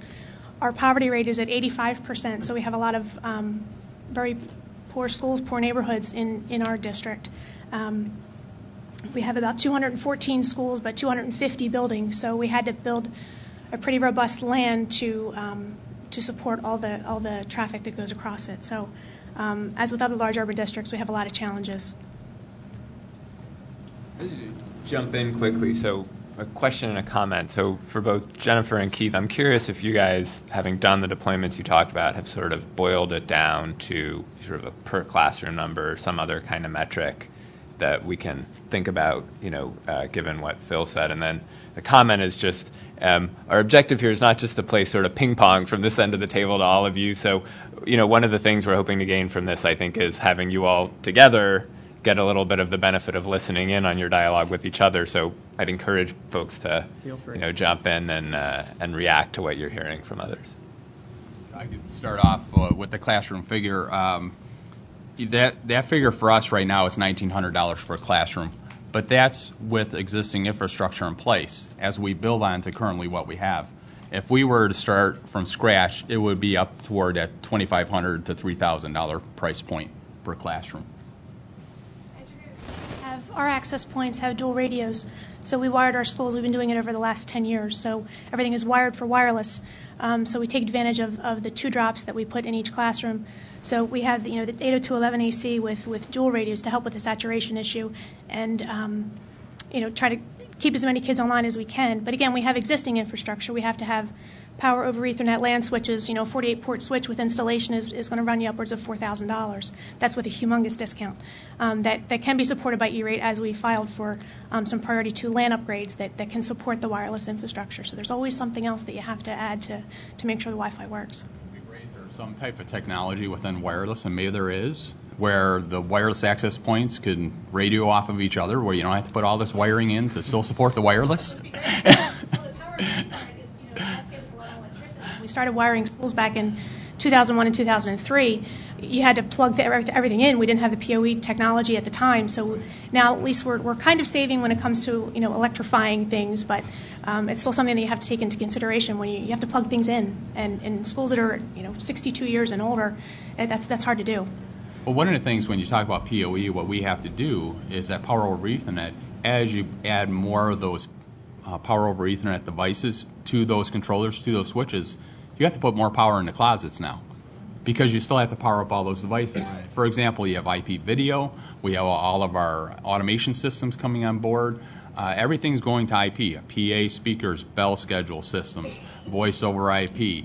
Everything's on converged networks. So the more and more is getting put on these PoE switches. So you have to provide more electrical capacity, that infrastructure within schools to continue to build upon the need.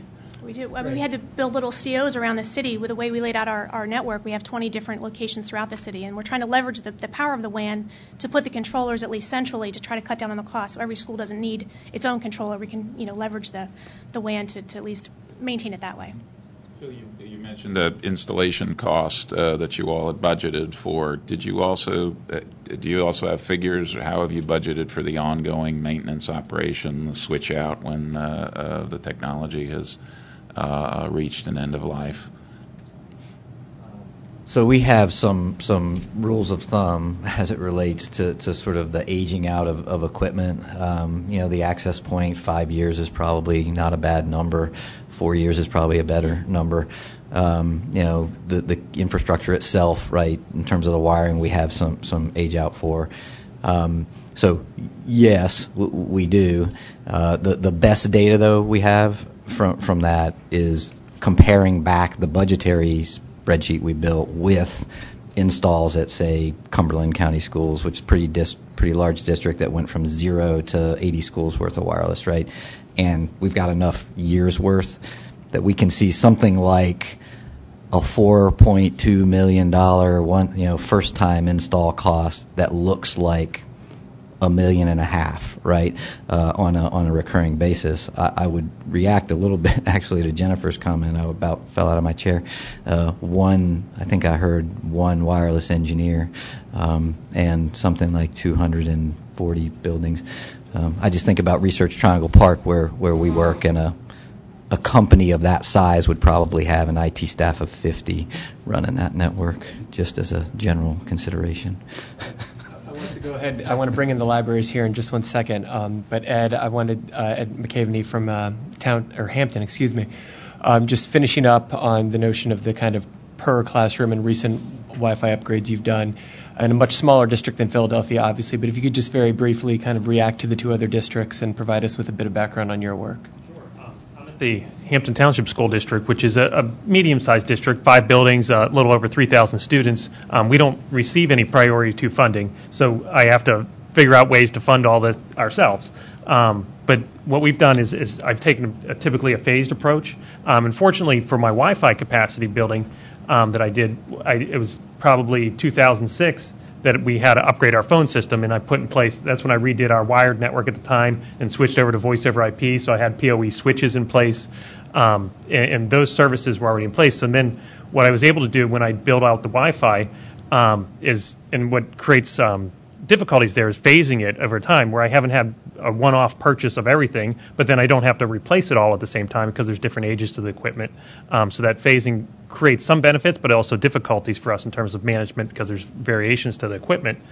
I've probably ended up more in the neighborhood of about $1,300 per classroom in terms of just the Wi-Fi build-out that we've done, where we also have used not an AP per classroom, but large multi-radio APs that do 2.4 and 5 gigahertz spectrum, in which, because we also have a number of devices in different ages, so some are connecting at the AB, some are newer wireless G or N services. And what we've been running into is, I'm trying to think of where I was going with that, but what we've run into is different issues with capacity, the human capacity of things. Just as a smaller district, the number of people that I have to maintain, and my network engineer is also my systems admin and other things there. So I'm running into all those types of problems in terms of being able to manage the spectrum, isolate different interference things, from students bringing in their own hotspots to other types of technologies. We have neighborhoods nearby, where you have overlap from houses near the system as well. So we've worked out most of that stuff, but in terms of capacity, our switches also have gig uplink ports. So those, and that's in turn where I'm now facing upgrade considerations for my core network, because as I need to shift to 10 gig technology, I'm looking at how best to replace that wired infrastructure to support the growing demand of devices. Because once I put that in place at all levels, it's just taken off in terms of devices, the ability to use things, the flexibility and mobility in the classroom, and that's just skyrocketed our use. Great. Thank you. Turning to some of the library representatives here, and I know I'll get to the two questions down there in a moment. Having heard the experiences of some of the school districts on the panel, we have local and state level librarian folks here who have been working to deploy Wi-Fi as part of their jobs. David, I'll turn to you first to discuss the experience in Boston and sort of what you've learned. Sure. I actually came to the Boston Public Library about 5 years ago from the private industry, where I was used to a 3, 4, at most 5-year upgrade schedule for equipment, and was kind of surprised at what I found.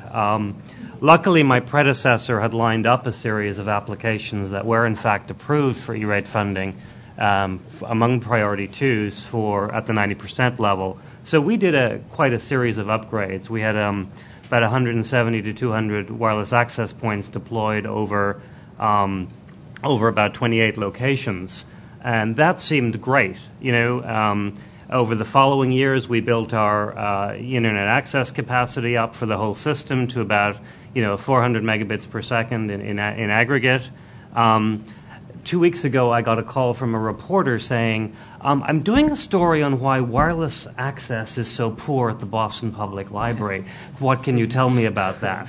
So I was, aghast again to realize that there are multiple underlying problems here that really needed to have us on a schedule. We haven't had priority 2 funding since then, so there really hasn't been an opportunity to keep pace with the demand of a regular upgrade schedule, let alone the demand for all of what we heard about in the previous panel, for all of these not just cool but radically important educational services that we all need to be providing as libraries and schools, whether it's support for out-of-school programs for the kids, whether it's the lifelong learning programs that libraries provide to seniors, the unemployed, the homeless, those living in poverty who do not have access anywhere else.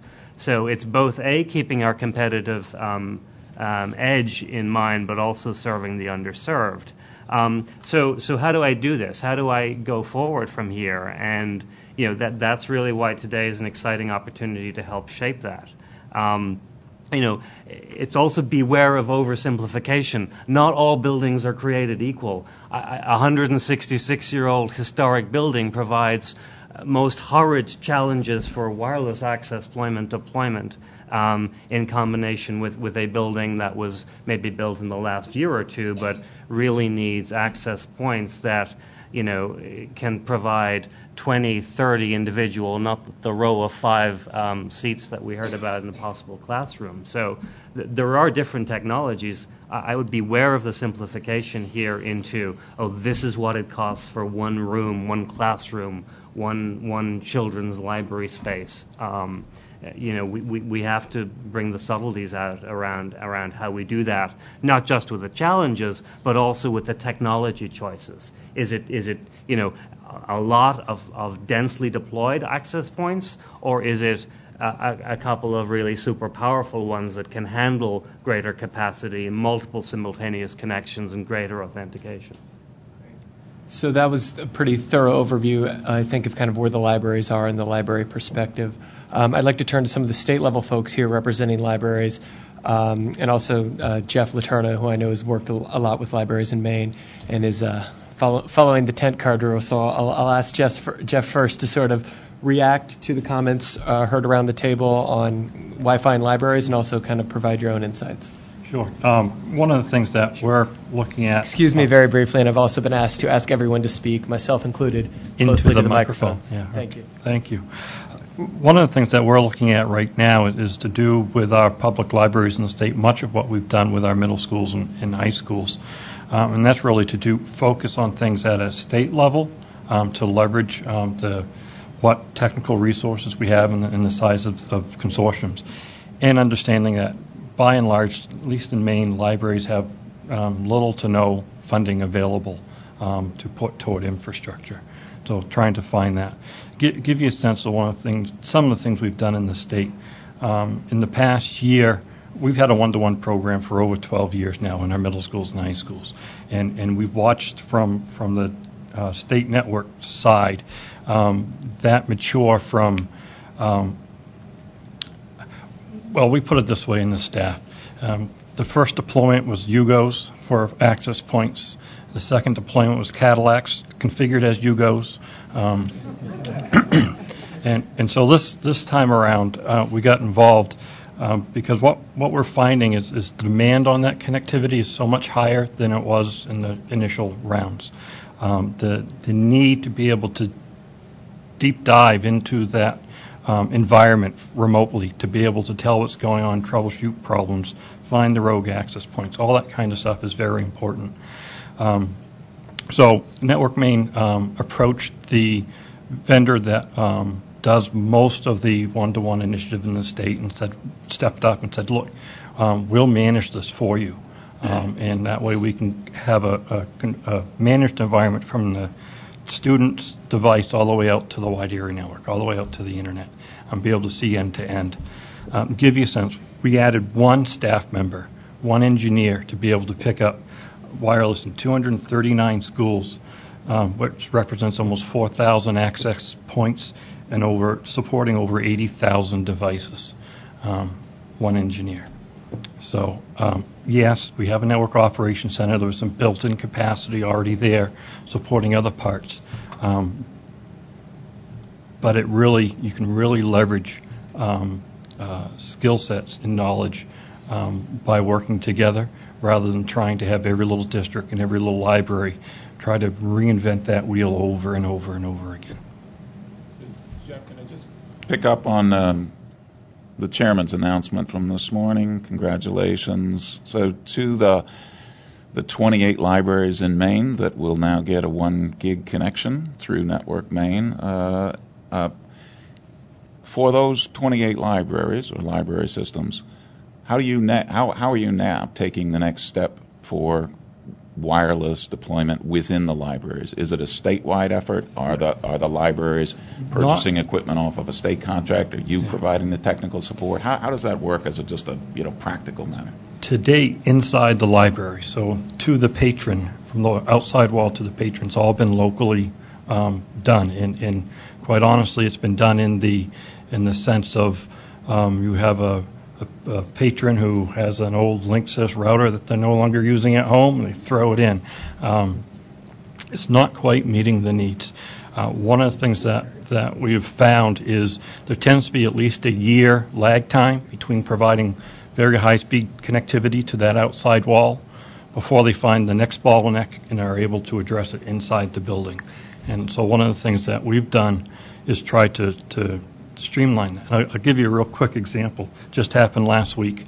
One of the libraries close to my hometown, not my hometown, I swear, was that meet someone in the grocery store, say, hey, I thought you brought gigabit to the library. Why is it so slow? Gigabit's not anything. So you go and you visit and you find out, well, the cable company gave them free cable modem, and the librarian thought, well, it was free, I have to use it, and put all the Wi-Fi access points on that cable modem. 20 minutes later, we had it changed over, and we're showing them they can do 300 megabit a second download. So it's a lot of outreach, a lot of effort of coordination. I don't know how to run a library. Don't ask me. I don't know the Dewey Decimal System, but I know the network. Don't expect the librarians to know networking. Another statewide library expert we have here from Pennsylvania, Stacy, would compare and contrast your experience with what you've heard, and also what exactly is Pennsylvania doing to work on Wi-Fi to the libraries. Thank you very much, and it's good to be with everybody and my colleagues. I'd like to build off what they have already said about libraries. Thank you. In Pennsylvania, just to set some context, we have over 600 buildings, many of which are in rural parts of the state. We know that 97% of those buildings are offering Wi-Fi access, and at any given time when a library is closed, you can see what I like to call the Wi-Fi lean, where people are leaning up against buildings outside with their devices, or they're in their cars. In some places I've been, the police have asked the libraries to shut their Wi-Fi off because it's considered a public could be a public problem to have it on and people just parking in the parking lot, but people are using the library for access. I'd like to build off of Maine and Jeff, I believe, that we do have libraries who have Wi-Fi, again, 97%, but many of them might have just a router that was donated to them or a WAP that was donated to them. They're not thinking about upgrading, and they're sitting those Wi-Fi networks, sometimes the Wi-Fi connectivity, on top of networks that aren't that robust either. And so not only do they have people coming in and using their PCs that are on maybe a T1 line or a DSL line, but they now have Wi-Fi sitting on top of that, and we're wondering why it's slow, and it's because librarians aren't network engineers, and they're trying to figure out how to better support their communities. We're right now in the assessment point. We're doing assessments of libraries across the state, and what we are learning are we have the Carnegie libraries of over 100 years old that weren't designed for connectivity or power, and we are doing the deep dive into a percentage of our buildings to figure out where are libraries in terms of building capacity, where are libraries in terms of their network capacity, and then on top of that, how do we figure out how to provide better technical support to these libraries so that they can make better decisions to shape their networks and to offer more Wi-Fi, including building upgrade plans, because many of them do not have upgrade capabilities. Great. I'd like to build off that last point for a question for Emily from Georgia. You mentioned in our discussions the Georgia Public Library Service posts best practices for Wi-Fi on its website and is trying to work with libraries across the state. I think we're hearing a lot of variation in how libraries are tackling the problem. And so if you could react, please, to the general statements we've had, but also specifically sort of what you've learned in trying to promote best practices for libraries in Georgia. Sure thing. To build on what Stacy and Jeff said, in terms of librarians just doing what they have to, I've got a great story. I had a library director call me and say, network is down. I'm like, okay, I'll make some calls. And she called me right back and said, no, it's okay. I connected everybody to my phone. And I'm like, throughout the library? She's like, yeah, I've got an unlimited data plan. It'll be okay for today. I'm like, I love librarians. I do. So in terms of Wi-Fi, we went through a statewide upgrade. We're in the middle of it. Most everyone I know has heard about it. And in terms of Wi-Fi, it varies so dramatically per system, per branch. It depends on funding, everything everyone's talked about. And one of the things our state librarian did when we were in the middle of the upgrade was go to the governor and ask for some infrastructure money. And he did it so skillfully that we got some. It was $2 million, which sounds like a lot to libraries, but it is 402 branches, so it's not a whole lot.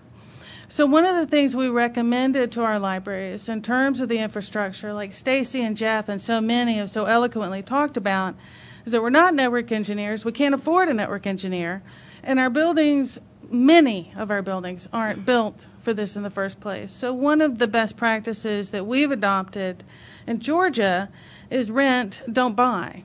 The tech evolves so quickly and is so expensive, and through Moore's law, it goes down exponentially every year, that the cost of ownership for our libraries is too great. And so we look to the internet service provider or a local network company, and the state library service, me and my team, we largely work these deals to rent the equipment. And then the replacement deal, the replacement costs and the upgrade costs aren't ours, but we do try to bake them in to service contracts instead. That has proven advantageous in a way around the cost of ownership.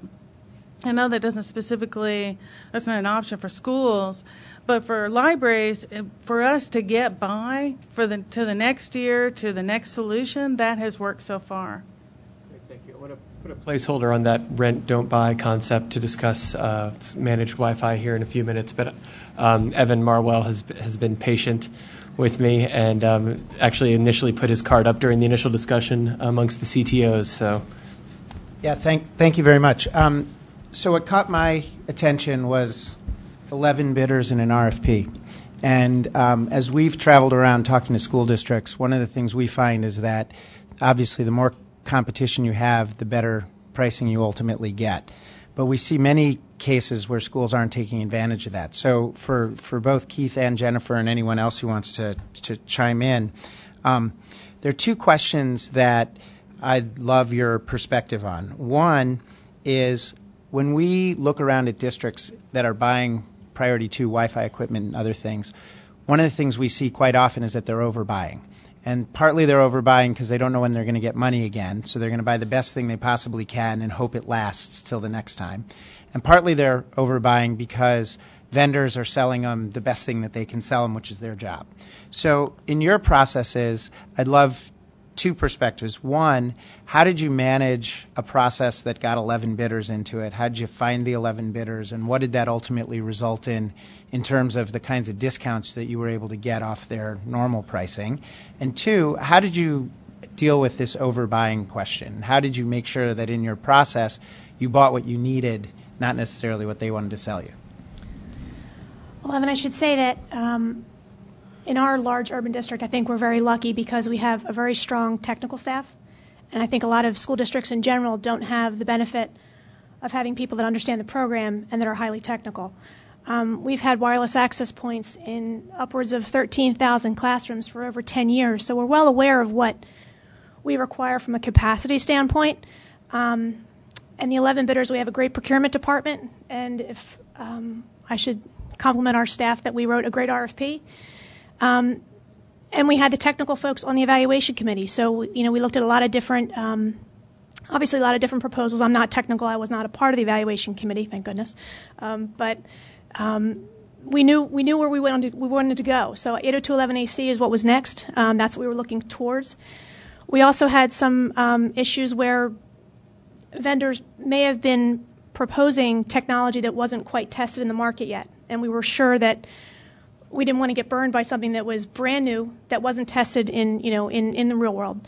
But along those lines, and I think Jeff, you spoke about it earlier. I think in Maine you have the benefit of being able to standardize across all of your schools, and the FCC regulations don't allow us to do that now. We cannot standardize. We can't ask for a specific brand. So it diminishes our cost of scale. We're not able to purchase. We have to duct tape our authentication systems to be able to accommodate different manufacturers and different vendors. So with that change in policy, it really kind of it limited our potential to maximize our networks and what we're able to do. Thank you. I want to turn to Rick, who's here from the Panhandle Education Consortium in Florida. Yes, I want to put a couple of perspectives on the table that we haven't talked about, but they're all very closely related. Listening to our panel this morning, our distinguished panel, a couple of things were said that I made a note that goes back to the wireless part. One is 1% matters. And the distinguished superintendent talked about their goal is to reach 100% of the students. And another comment was that one of the panelists had to drive 25 miles to Starbucks to get access to the internet. And the third commented about the budget being just adequate enough maybe to buy chalk. Rolling all of those discussions into a realization of funding, planning, agreements that have to be in place to build beyond the school walls networks is kind of where I wanted to point at, is that in Florida, there's really kind of two Floridas. There's the rural Florida that makes up 5% of the total state population. And in Florida, like most states, you're funded on the number of student seats that you have in your districts. So basically, these 32 districts get 5% of the statewide dollars to build technology needs. The other part is that the cost of that technology is equally distributed on the square mileage and distance between these areas. So my point being, and I'll summarize, I know we'll talk after lunch about many of these scenarios, but my point is there is a different approach that has to be developed across school networks and have schools to think beyond and outside the walls of those schools. In our area in Florida, there's 67 distinct separate agendas for technology. Essentially, each superintendent has their own agenda. And in our area, 32 of those superintendents are publicly elected officials, which has a somewhat different perspective.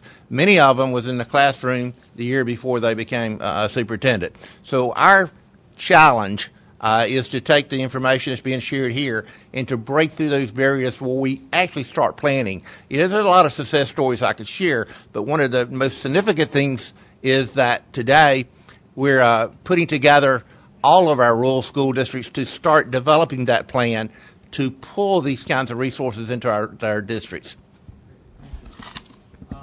Move to pull the pin out of the point about rent not buy that Emily made earlier. I want to turn to Will Goodman, who's with us here from Idaho.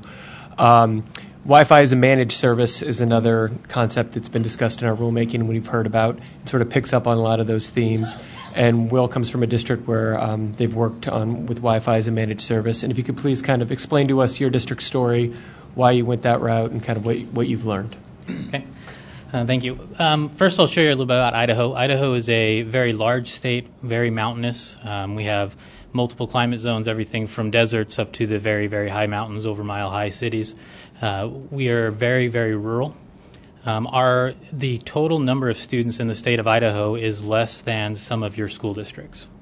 So we have very, very few students. We're very rural. We're also, I believe, the 48th lowest funded per pupil state. So we're also kind of towards the bottom of that. That makes the reality of network engineers and especially wireless engineers non-existent. It's not something that's going to be afforded. I think we have 2 or 3 districts capable of affording that. And in that case, they're talking about 1, maybe 2 if they're lucky. So again, very low funded, very rural. Idaho decided to go about a couple of years ago and put broadband into every high school in the state. We had high schools that were still on dial-up, and we're talking 2007, 2008. We had high schools that couldn't even get dial-up, wasn't even offered by the local telcos, so they had no access at all. So the governor's office was able to secure funding and put together a project to put broadband into every high school and wherever capable to run fiber to those high schools, not only to help the high schools, but later on to bring in the libraries, the EMS services, and other state entities, and helping each community by having that wireless, or the fiber. Even with that, we had areas that were not even capable of it. They have 7 or 8 microwave antennas shooting internet down into their community as the only possible way to get that access in there. That was kind of the phase 1 of the project. That was all done through a managed service, one provider to take care of the state. I'll throw in a side note, that project's actually in jeopardy right now because of an E-rate audit. When E-rate does audit a service, as you know, they discontinue funding while they're auditing. So our legislature suddenly got a bill that was 7 times more expensive than they had planned to pay and nearly canceled the project. At this point, they funded it only through February of next year. So if there's anybody at the FCC that can speed that up a little bit, we'd appreciate it. The second part of the project, though, is to put a managed wireless service into every high school. We looked at a managed wireless service for the exact reasons I mentioned before. Having network engineers and having wireless network engineers able to support and assist the schools on the schools bill was unrealistic. None of the schools were going to be able to afford it. Most schools could not afford to put in their own wireless networks, or if they could, they were talking an AP per hallway versus an AP per school district. So the state put out to bid using its purchasing power for a statewide managed service that would take care of all those needs for the local school districts. So if you're the local tech director, you are not stuck managing equipment that you've not seen before or may not have the time to manage as you're also teaching and the basketball coach and everything else that you do in the small communities. So the state put out for bid, they put out at $21 per student when we're talking costs. So for $21 per student, they were able to negotiate a contract. I believe there were 10 bidders from around the country that bid on it. The service requires a minimum of negative 70 dB everywhere that education takes place. So that includes all library areas, hallways, common congregating areas, all have to be covered. The project also requires that if students have difficulty connecting, meaning if every student can't be connected all the time, that the service provider is required to come in and add additional APs or increase the number of antennas with the APs that they've placed in. The service also requires them to do all tech support and requires them to have it back up within 24 hours or 7 a.m. the next morning.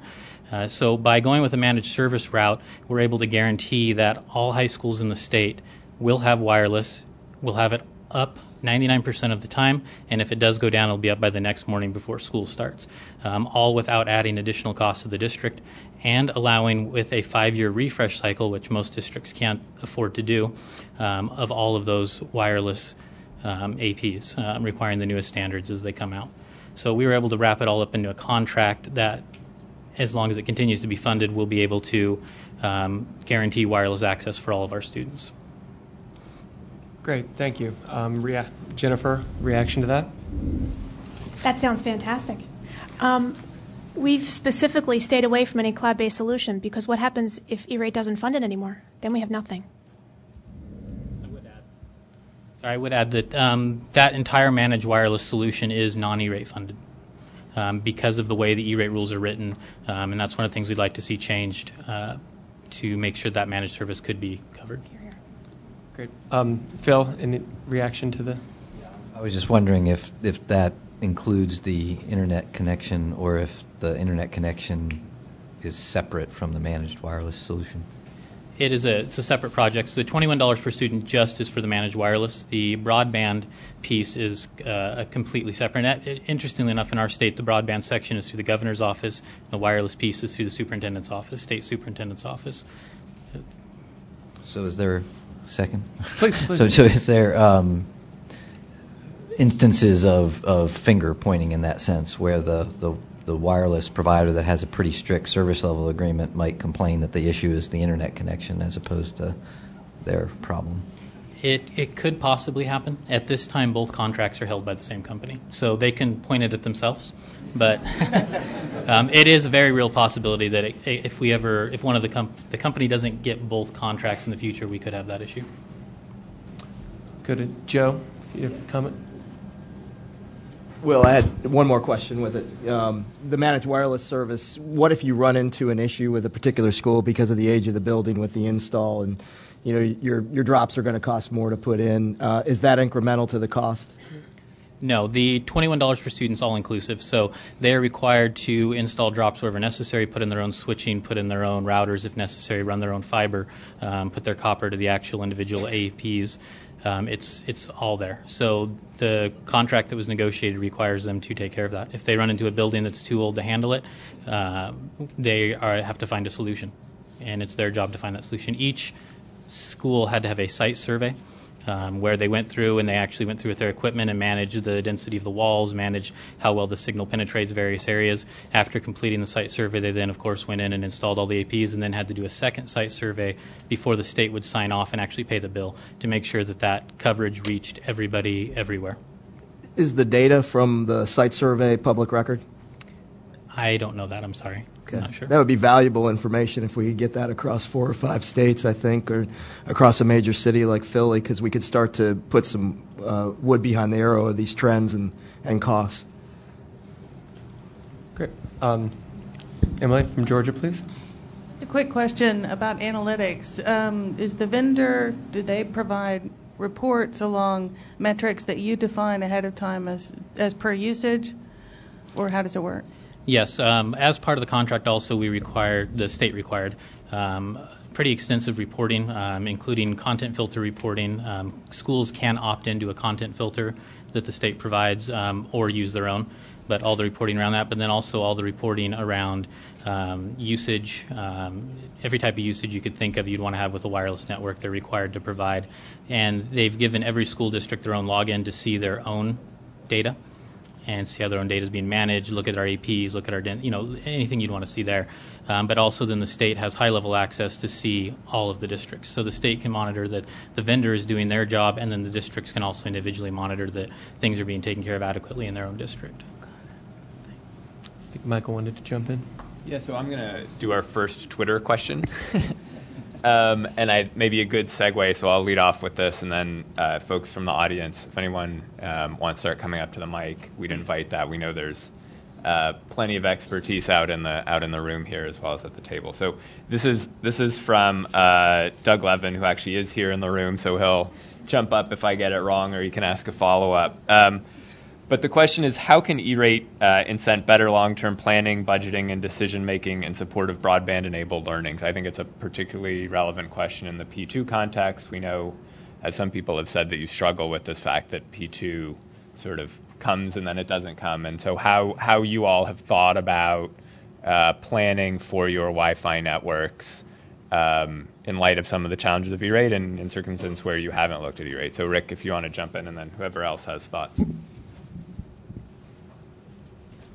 Yes, very briefly. That's probably the most important thing. We talked about it earlier today about a multi-year award.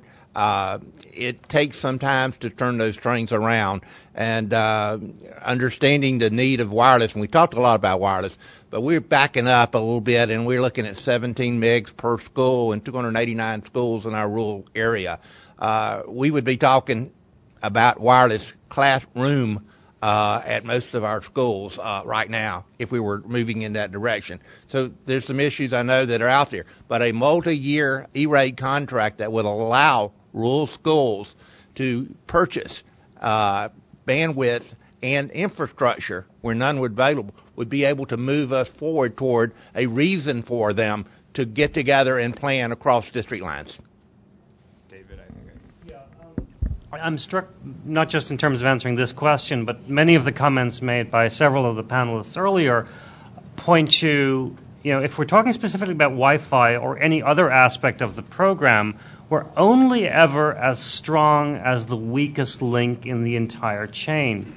And that usually means, in this context, we're only ever as fast as the slowest link in the entire chain.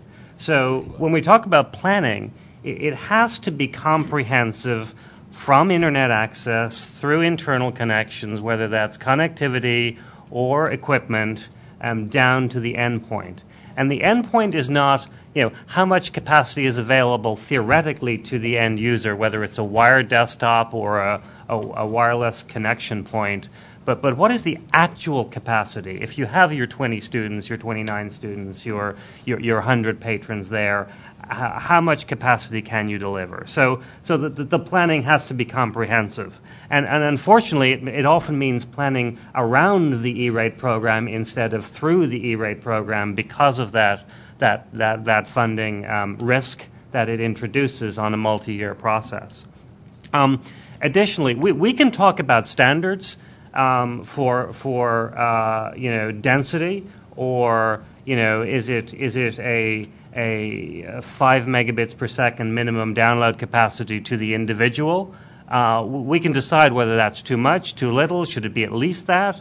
But what should it be in 3 years from now? What should it be in 5 years from now? So the other critical planning challenge is, how do we build in the agility? This wireless management or managed service seems like it theoretically answers a piece of that by placing the burden somewhere else. But as you just said, it's not really a funded service right now, and I don't know that answers it entirely from a procurability point of view. So there's some thoughts on planning. Go ahead.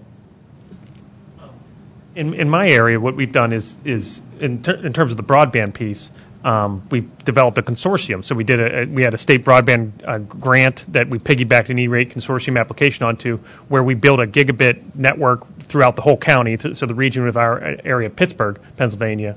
And so that's subsequently taken care of the broadband piece, but at the same time, districts now have the internet filtering, the other aspects of things. In terms of that, for some people, that firewall and that the security aspect is still strong there, and the internet filter becomes a bottleneck. So I had to upgrade that aspect of things, which for me wasn't a funded piece of that in any way. But then the Wi-Fi capacity is interesting how today, or actually just last night, I have somebody commented on the Wi-Fi here in the area here. I was on Wi-Fi in my hotel, and I couldn't Skype with I was trying to talk to my daughter, who's coincidentally 4 years old also. We talked about, early learning and things. And I switched to my LTE. I turned off the Wi-Fi, switched to the LTE network, and it actually was clear video, clear audio. I was able to talk and all that type of things. But at the same time, in my classrooms, I have teachers trying to do a project that we do a lot of global video conferencing and interacting online. I have whole classrooms trying to do language learning where they're interacting with their counterparts in Germany, and they're actually individually trying to Skype in a whole classroom setting with one-to-one individual students to learn language and practice proficiency speaking and things like that. So how we scale that up and how we scale, I piggyback on statewide contracts for purchasing the equipment because I'm not priority funded. I can manage it and keep it unique, but I still have to follow bidding rules and all those types of things there. So it's very convoluted, but there's multiple ways, I think, to accomplish some of those tasks. And consortium, to me, consortium purchasing helps with that. Thank you. I'm going to ask the three of you to hold on to your points and get a question from an audience member, please. I'm Julia Benincasa-Legg, and I'm the State E-rate coordinator from the West Virginia Department of Education. And the consensus seems to be the issue with who's going to manage our wireless internet within the schools. And that's something we face in West Virginia as well. We do have a state initiative where we have technology systems specialists that are among many of our schools, and their function is to not only deal with the wireless but also the computers in the classrooms. But we too have the issue with funding. We also have an issue with expertise. Schools don't pay as much as the corporate world. So we lose a lot of the expertise that we've built up with our technology specialists to higher paying jobs, even jobs out of state. So what we're looking at is to implement a statewide contract for managed Wi-Fi. And as the gentleman from Idaho had stated, currently it's not eligible for E-rate support.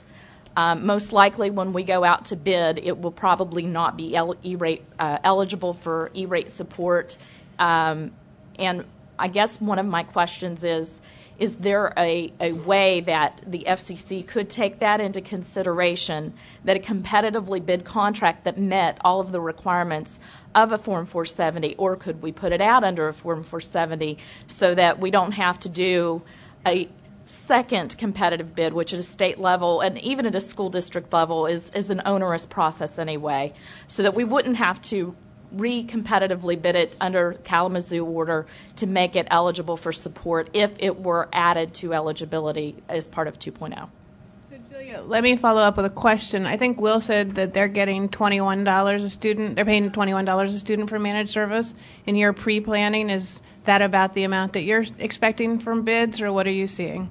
What we're planning is to ask for a multiple phased approach, because we have the majority of our schools, we get a state legislative budget, and we have a state master contract for P2. So we've done in the last 2 years 150 schools with E-rate funding to get them wired for one-to-one. So we have some schools with already existing wireless access. They just don't have the skill set or the staff to be able to manage that Wi-Fi. So what we're looking at is the ability to have either just the service piece or to do a model similar to that. And I'd like to give him my card so I can get a copy of your RFP. But we're looking at a multi-phased approach, because we have people in a lot of different scenarios. Some people with half of the school building has new Wi-Fi, half has old because they have to phase it in with no P2 support. Great. Thank you. Before we go to the next question, I wanted to give Stacy and Joe's down. Stacy, a chance to react to this very quickly. It's been a great discussion. I'm learning a lot. I'm really interested in talking more with Will, too. I think I'd just like to reiterate what David was saying about flexibility. I think we need scalability on connectivity. In libraries, we're now seeing, I know in Lancaster, I got a report on how people are using their connectivity, and they were talking about the impact of 2 and 3 devices that people are bringing into the building. And those devices are downloading upgrades and all kinds of things that maybe are not necessarily the work that's being done, but it's multiple devices, and in schools too it'll be multiple devices on top of all of the other kinds of activities. And also thinking about measurement. How do we continue to measure the connectivity and the hitting of the capacity so that we can figure out how we can continue to grow that capacity? Because as we're seeing in networks, as soon as they increase the capacity, they're filling the pipes. So again, scalability, and then also measurement for how we can continue to grow those networks to meet the demand. Take one more question from the audience, please. Yes, my name is Fred Brakeman. I'm president of the board of the E-Rate Management Professionals Association, E-Rate consultant out in California, and we are a technology design firm.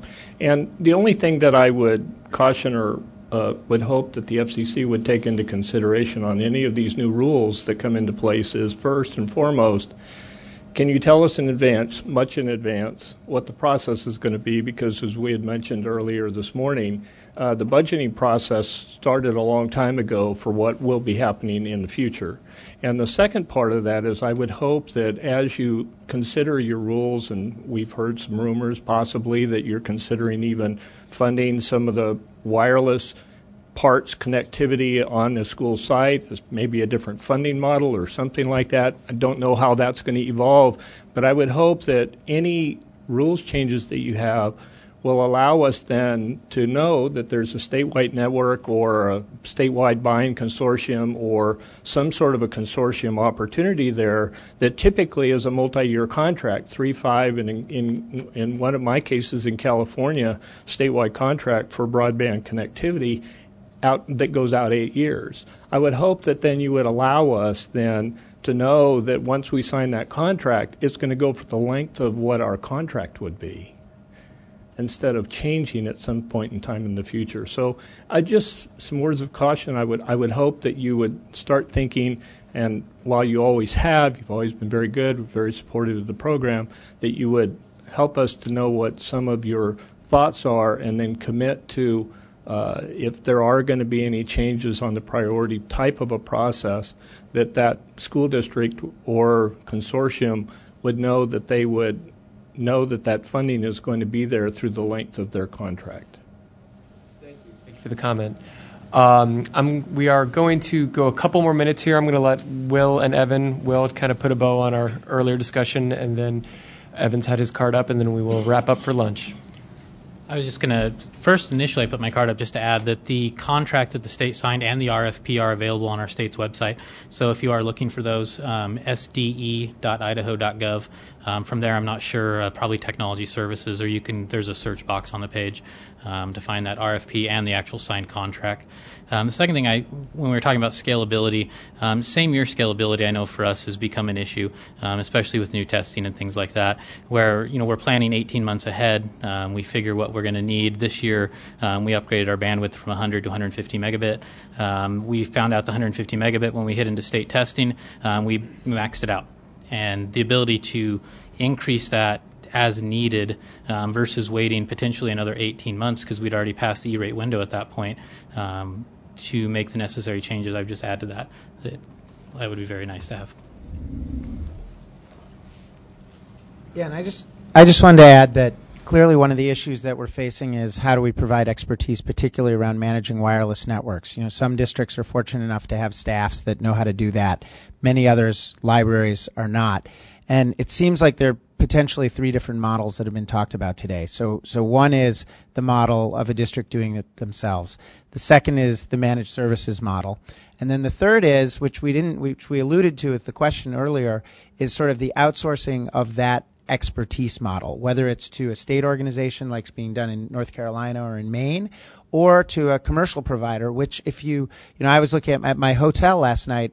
I had problems with the Wi-Fi, and I called the front desk, and they quickly handed me the number for their commercial provider, who I called, and they took care of the service. So there are actually commercial service providers who can provide just that piece. It doesn't have to be in a managed service thing, but there are multiple options out there, and hotels are a great example that I think it would be worth looking at for schools. Thank you all very much. We are going to go ahead. We're only 12 minutes behind schedule, so good job, team. I'm going to play Patrick's role briefly. We are going to break for lunch now, reconvene in here 1 o'clock. They're the nearby options that he reviewed earlier, and we will have another very good discussion shortly after lunch. Thank you all so much. We need to get started here. Before I forget, I do want to thank the folks who on our staff, Roger Goldblatt and Kayla Hernandez and Jeff and Richard and everybody else behind the magic window over there who set the room up and make sure everything works. I want to thank them for all the work that they do every day. And also, I want to announce that at the end of this roundtable, we're actually going to have a really crazy game of Duck, Duck, Goose, since this is an education event.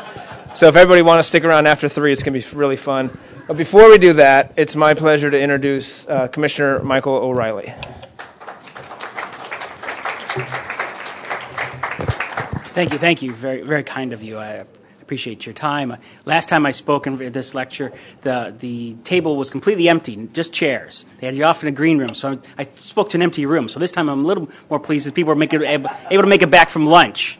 So, and hopefully you're attentive after your lunchtime. So I'll start. I am pleased to participate in today's E-rate workshop because I appreciate the tremendous opportunities that connectivity can offer students and library patrons. I listened to portions of the webcast this morning and was impressed to hear once again how technology is transforming how we access information and educate our children. As many of you have recognized, however, the E-rate program is due for an overhaul. It is helpful to hear from today's panelists how the program could be reformed to provide better connectivity and how to do so in a more cost-effective manner. I'm also grateful to my colleagues, Commissioner Ajit Pai and Commissioner Jessica Rosenworcel, whose thoughtful perspectives have influenced my own thinking in this space. I've developed a few principles that I hope will be part of the discussion and reflected in any new rules the Commission adopts. I would suggest that these are easily achievable guideposts that will help me judge my viewpoints on any reform. First, E-rate reform must not increase the cost on consumers who pay fees on their phone bills to support the universal service programs.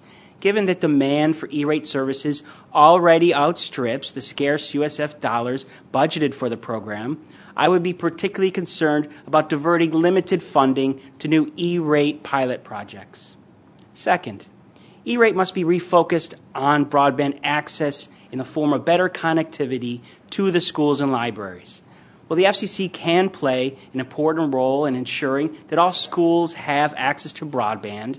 I would leave decisions about and funding for technology use within the schools to the local officials that understand the needs of their communities, students, and teachers. Third, E-rate matching requirements, which are as low as 10%, must be made consistent with other federal programs to help control costs and stretch available dollars. Fourth, E-rate funding must leverage the private sector networks and services, not overbuild them. Fifth, the E-rate program must not oversupply, but rather give schools the flexibility to choose the speeds that best meet their needs. And of course, E-rate program administration must be revised. One concept that cannot be overlooked is the need to provide better pricing information to schools and libraries. To the extent the Commission can educate, no pun intended to our schools that are here. That fell flat, huh? On what others are paying for connectivity, that would seem to be helpful. However, we should be extremely leery of contemplating the Commission setting such prices. Reforming the E-rate program will have a positive impact throughout our nation. I look forward to hearing from today's panelists, those are remaining, and working with my colleagues in the months ahead to complete the task of modernizing the E-rate program. Thank you so much, and I'll look forward to participating from the sidelines.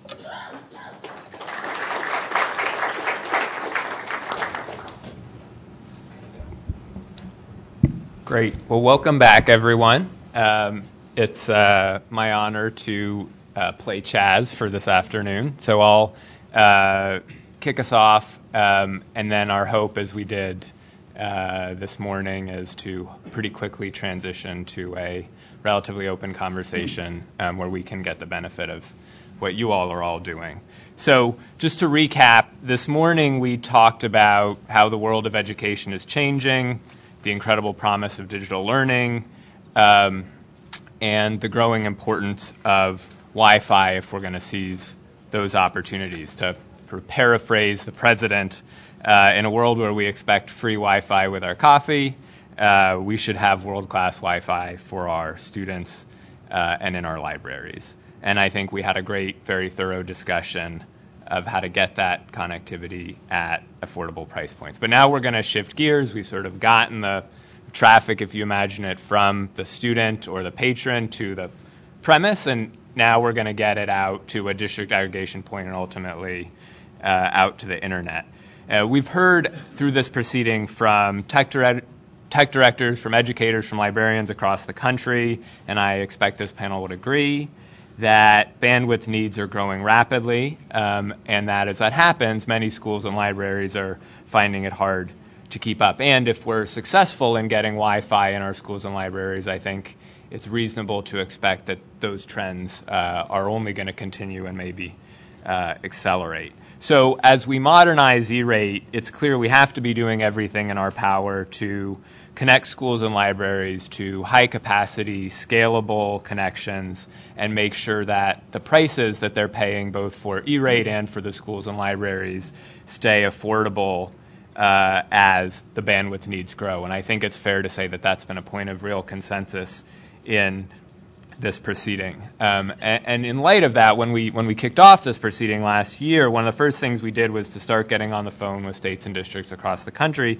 And we saw a lot of variation in what people are doing, but we also saw some commonality in some best practices and even some commonality in some of the price points that effective districts and states were able to realize as they entered this negotiations. That included states and consortia that worked with providers to really scale some more standardized pricing across large geographic areas. So our goal for the next hour and a half is to talk in some detail about those strategies and the pricing models that people have found that have worked for them.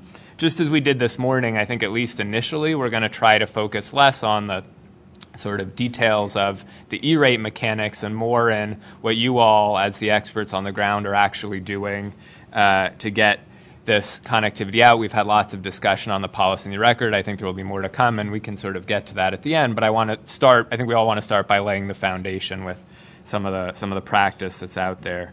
And with that in mind, I'm going to try and do a few words on terminology to try and level set a little bit in this area, which, as we've talked to people, it's clear that people use words in some different ways in this space. And so I'll try to do some level setting, and then we'll see where the conversation takes us, which is we've come to think about this problem of connectivity sort of from the premise out in two chunks, at least in many cases. One is the wide area network, which is from a school to usually a district point of aggregation. Could be the high school, could be a district data center, could even be the central office, an ILEC central office if it's a telco kind of network. And then the second is getting from that district point of aggregation out to the broader world. And there's a lot of variation in how that problem is solved. It could be an internet connection, internet port that you purchase at the central office. It could be connectivity through a cable fiber ring. It could be direct connectivity at a large urban point of presence.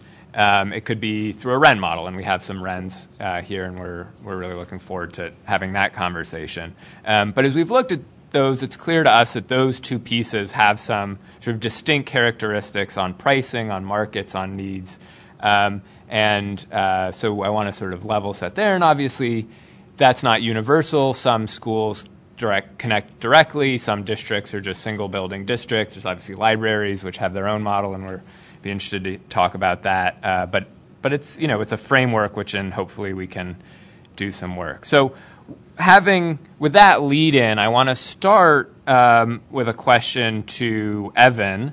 Evan, you and your team at Education Superhighway have done a very impressive, very detailed study of the 2013 E-rate spending on wide area networks and internet access, really digging in a very granular way that's probably never really been done before.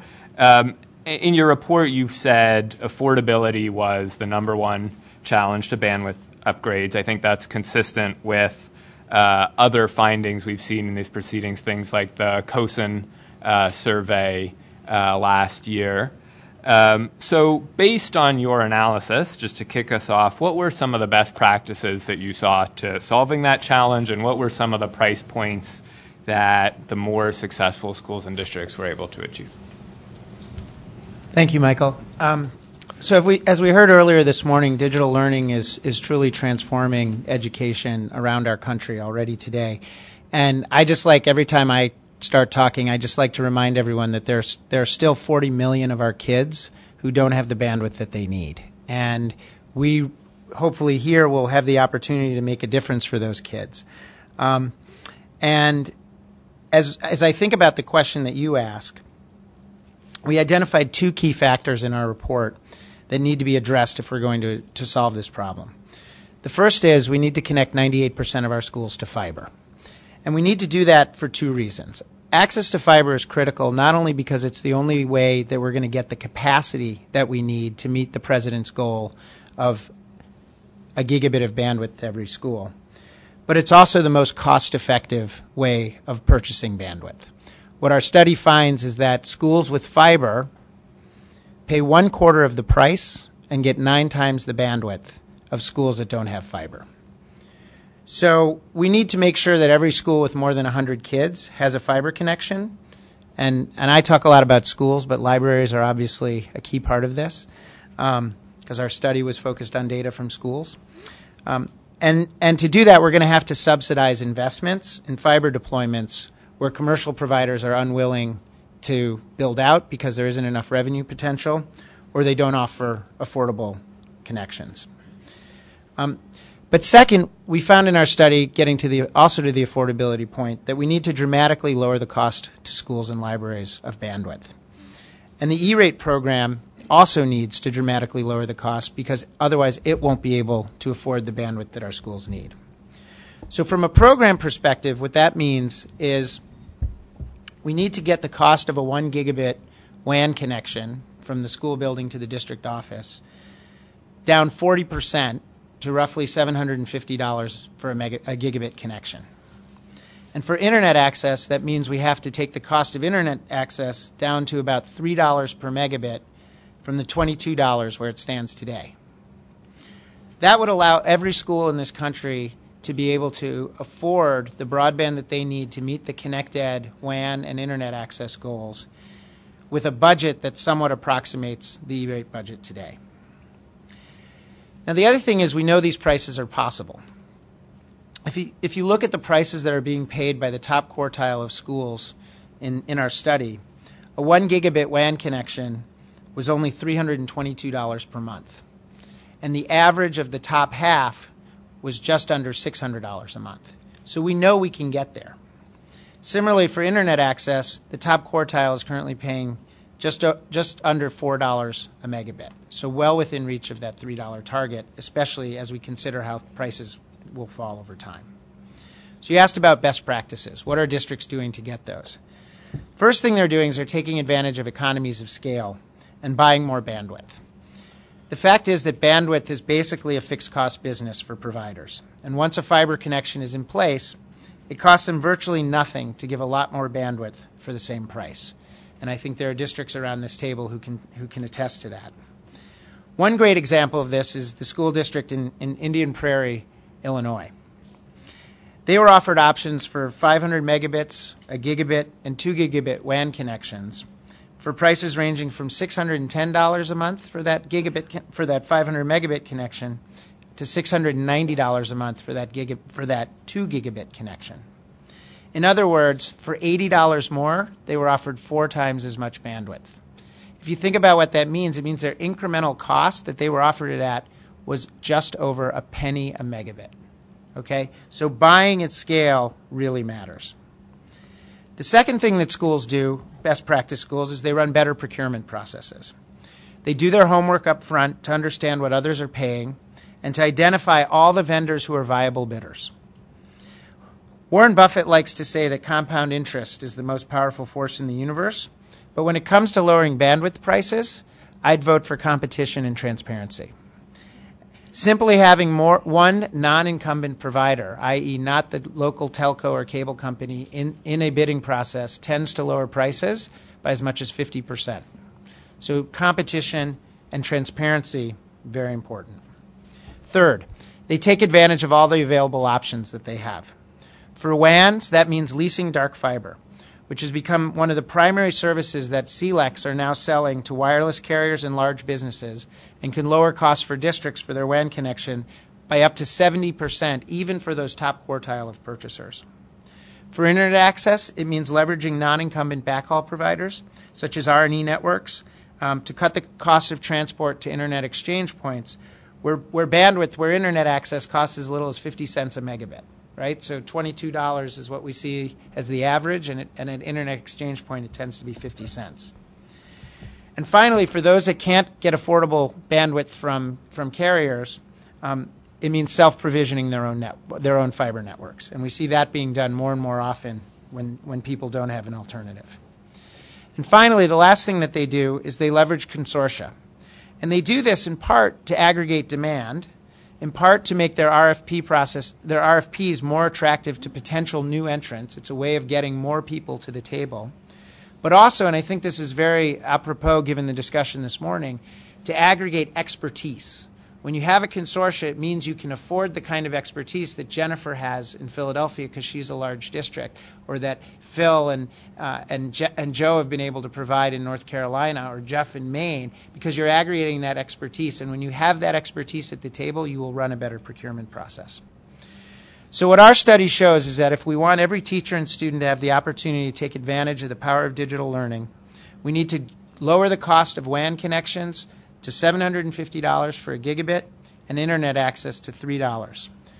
Prices that the top quartile of districts in our study are already achieving, and prices which the Commission can make available to all of our schools and libraries by ensuring they can get the benefits of economies of scale, by increasing transparency around costs and potential suppliers, by enhancing competition and making it easier for non-incumbents to participate in bids, by enabling schools to take advantage of all the options that are out there, including dark fiber, and by encouraging consortia purchasing.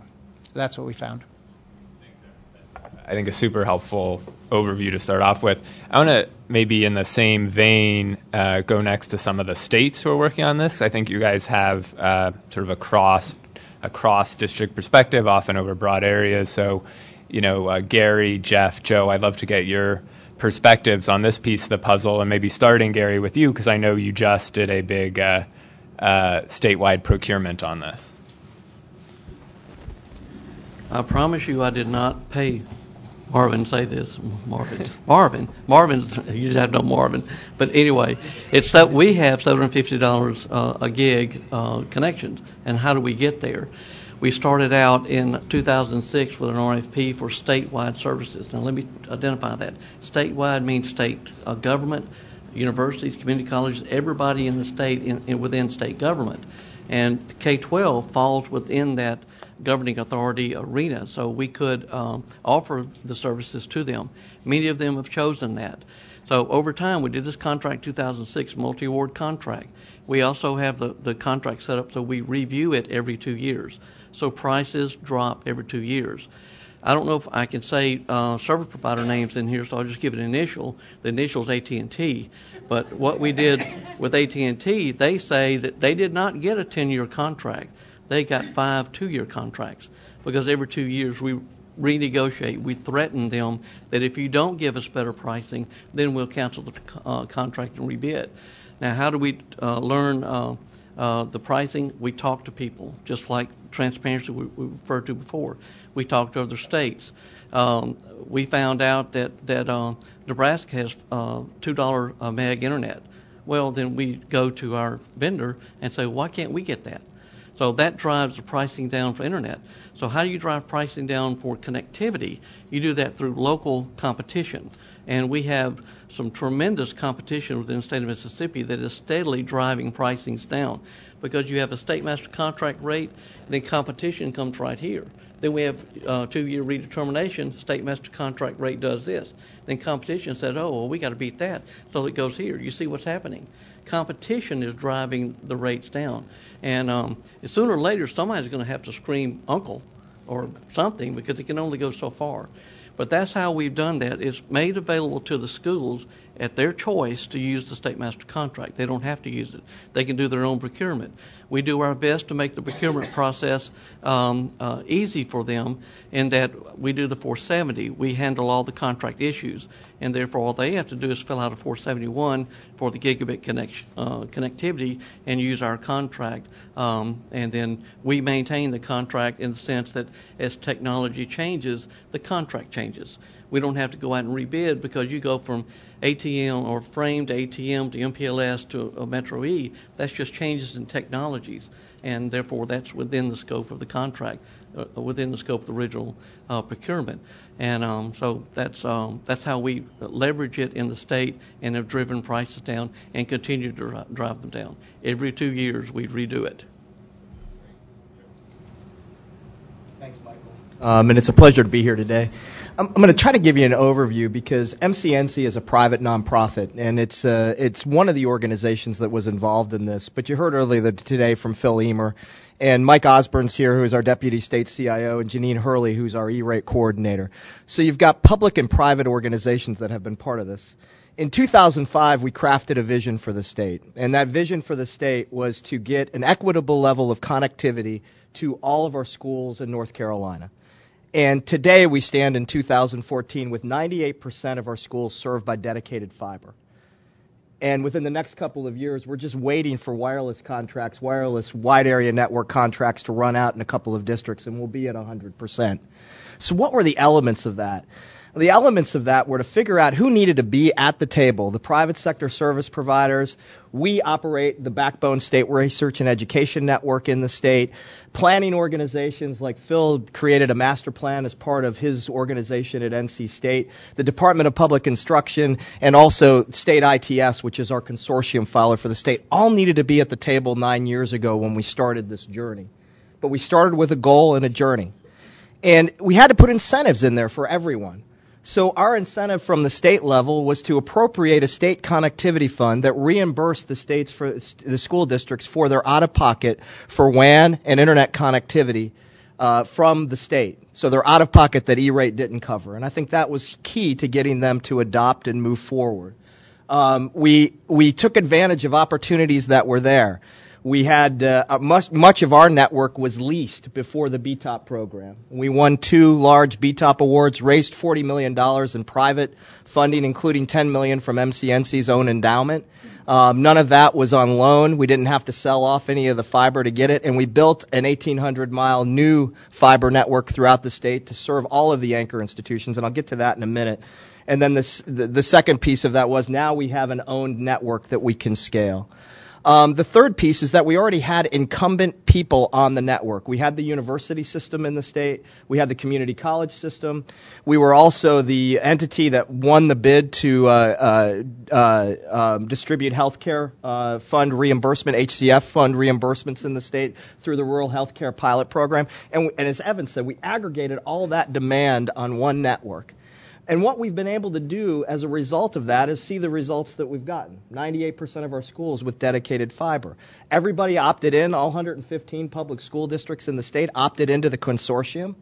We were able to lower prices to the points statewide that Evan was talking about for gig connectivity and for internet. We're pretty much at those levels now. Not some of our gig connections where we're dependent on service providers in very rural areas, but we're close to that $750 a gig per circuit. And we've worked together to make sure that that happens. I think my lesson in this is that the more you can aggregate, the better. The more you can aggregate, the better. Think about your anchor institutions in full. Don't just think about K through 12 in a silo. Don't just think about libraries in a silo, but think about your university system. Think about nonprofit hospitals. Think about public health. Getting them all on the same backbone. For our rural areas, the infrastructure is going to get built once. It's not going to get built 3 times to satisfy the needs of a federal program. It's going to get built once. So you have to bring all those people at the table, have incentive for each of them, and then that incents their collaboration.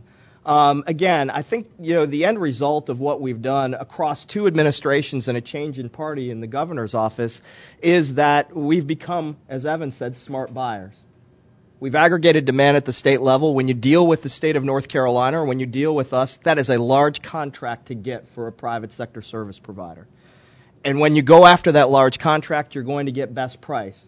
As Gary said, you're going to get incentive to keep that price best and competitive because it is such a large contract. So we've just become smart buyers by building that collaboration amongst us.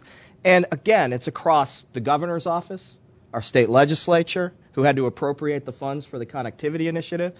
It's across private organizations, all of our large service providers that operate in the state. It's public entities like NC State University and the Friday Institute, and a private nonprofit in the middle of it that controls the backbone network and lets a lot of the contracts. And it's been very, very hard to do. It's very complex, but there's no excuse now for not doing it. The model's there, and you've got to aggregate. You've got to think outside of your sector of community anchor institution and work together. So, Jeff, similar question to you as we heard from the chairman this morning. You've successfully connected a lot of schools and increasingly libraries across a very rural state. I think, as we understand it, you've done it with a mix of different types of providers. And so interested in your, sort of your strategy, your reaction to some of the price numbers that people talk about as targets. We're nowhere near what Evan described in probably 70 to 80% of our locations across the state. Primarily because we're in the end of a multi-year contract, and I suspect that these will go down.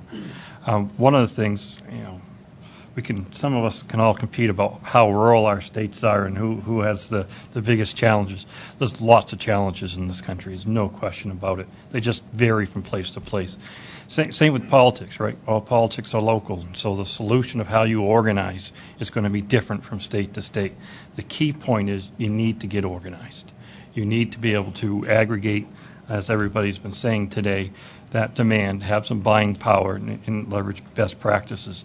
We also have leveraged a BTOP award in the state that built the middle mile backbone into the rural parts of the state, and have started to deliver out dark fiber connections to the various schools and libraries, lighting those dark fiber strands up ourselves as part of our K through 20 consortium, along with the public libraries. You never want to forget the libraries.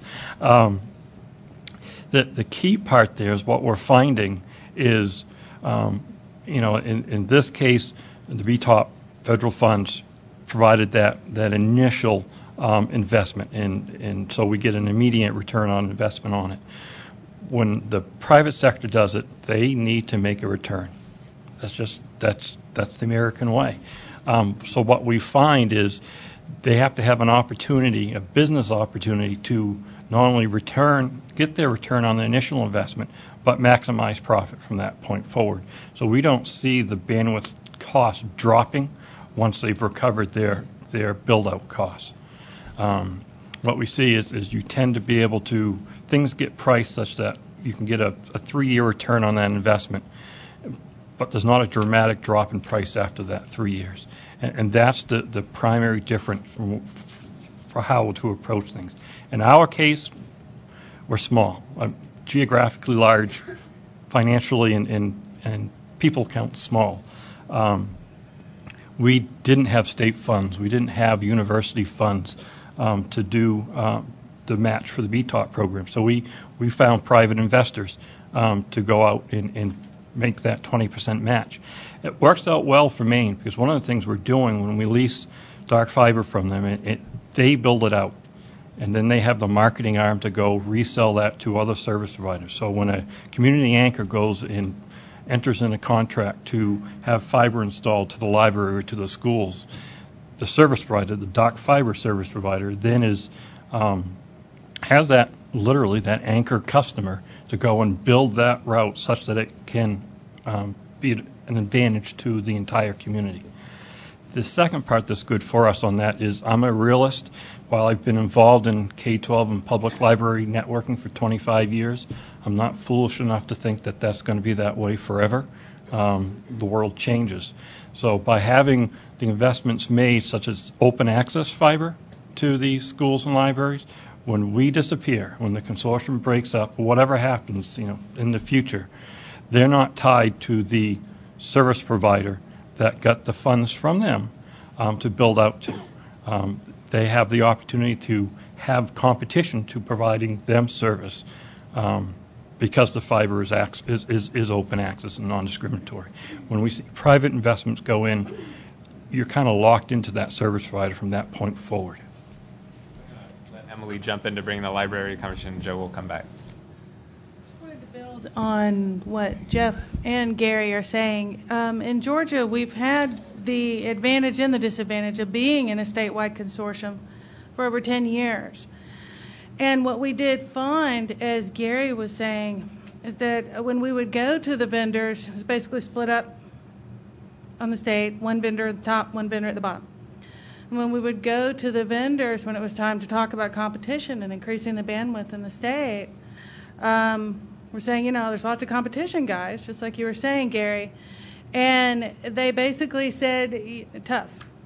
And so we walked this last year. And we broke up our consortium that had been going well for 10 years. But again, it was built 10 years ago. And our bandwidth needs increased exponentially, as has everyone's. So what happened was we found that there were over 200 ISP vendors in Georgia. So we took advantage of the market. We put 63 systems out for bid. We finally wrapped up all the contracts. It was very painful administratively. But what we've been able to do is create mini consortia along vendor lines, not geographic lines. I don't know if this is going to work. It's an experiment. But what we have been able to do is go from an average of 3 megs a branch to an average, we increased our bandwidth 28 times in Georgia for half of what we were spending because of competition. And I wanted to take advantage of the market. And I didn't want to be beholden to a vendor being able to dictate to me what I can afford if the market says something else. Now, this is not a sustainable model. We have to be agile. We have to be flexible. We have to be able to take advantage of possibilities. Statewide backbones, we'll jump on that as soon as it's available. But now we can. Now we're flexible enough because I love what Evan said. We're able to aggregate expertise at the state level. We have the buying power because we have the expertise, because we know the landscape, and we're able to negotiate on behalf of every system. And we cover the balance of post-E-rate. But that is secondary to the buying power that we have through liaisoning with every library on their behalf. And so I kind of think of it as a consortial model, maybe 3.0. So there was a lesson learned there for us, and I just wanted to put that out there. So no pressure, Jeff, but we have our first tweet, and it's from Senator Angus King and his staff. But I'm actually not going to direct the question to you, because in some ways you and Gary and Joe have already answered this question for your states. I'm going to direct it to Florida. So what they've asked is, how do we ensure that E-rate modernization and future efficiency gains provide adequate resources for rural schools and libraries to compete? And I think we've heard from North Carolina and Maine and Mississippi, all of whom have substantial rural representation, that it is possible. But I know, Rick, you're struggling with this in the panhandle of Florida, so you want to talk to this issue? Well, yes, and I'll take a minute to explain rural Florida. Actually, there are 3 educational consortia in Florida. The Northeast Educational Consortium down in the central part of the state, and Heartland Educational Consortium in the southern part of the state, and the Panhandle Area Educational Consortium. These numbers are important, what I'm fixing to share with you. All 3 of those consortia make up 32 of Florida's 67 school districts. Within that 32 school districts, they comprise 5.8% of the student population in the state of Florida.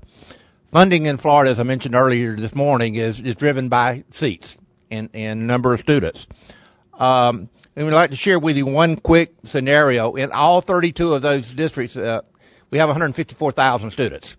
So every dollar that comes out of Tallahassee, which they just got through with their legislative session, we get 5 cents in that dollar.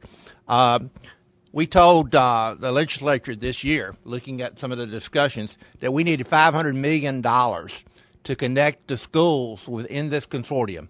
There's 289 schools, and we did a very detailed study, similar to what you were talking about there, and we looked at running fiber, and the cost is $500 million for those 289 schools. The Florida legislature funded $250,000 per district for districts to spend on Wi-Fi and technology and all their wish lists that they have.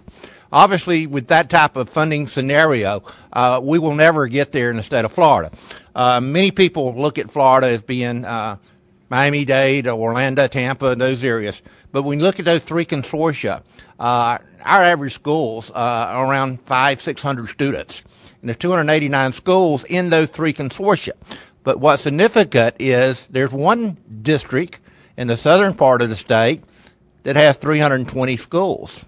And it happens to be one district that happens to be one of the largest, if not the largest, in the nation. In a appropriations committee, funding was discussed. And you remember we mentioned the $500 million.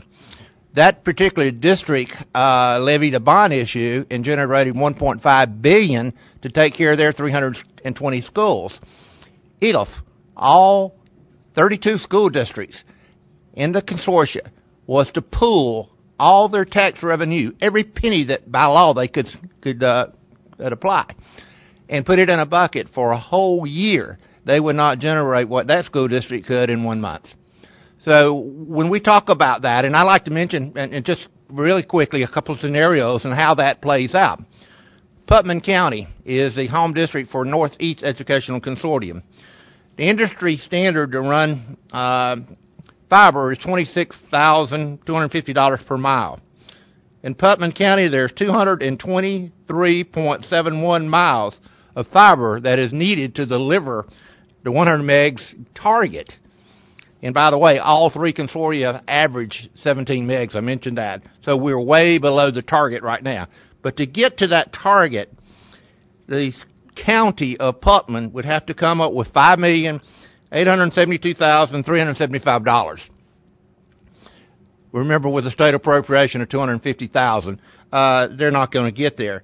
Our discount rate for E-rate is 80% in that particular district, which means even with E-rate dollars, we'd have to come up with $1,174,474 just for the match for E-rate, provided we could use E-rate funds for infrastructure, which currently under the rules we can't. Another scenario, quickly, is another superintendent who resides in a county where $350 million of stimulus money was given to a carrier to run fiber. And that carrier ran it right by the school, but now they won't allow the superintendent of schools to utilize it and tap it. The charge per meg for that right now is approximately 25 to 30% more than a state contracted price. We find throughout all those rural schools that state contracts, providers, there's three scenarios that drive this. There's one, access. In this case, where the superintendent has access, he's not allowed to get on there because it's controlled, and we've not been able to be told or identified why. Number two is that some districts have access to the district office, but not connectivity between the schools, and there's using the Putnam County story. Another district is Washington County, the home district for the other consortium, and I just picked three scenarios in all three consortia, where there's two high schools in that county, in Washington County. And in Washington County, from the district office to the second high school is 15 miles. In that, if we were to run fiber, it would cost $390,000 to run that one piece of fiber. Now, all the carriers we've approached to and asked to do this have summarized their future business plan like this: we're not building bridges to nowhere.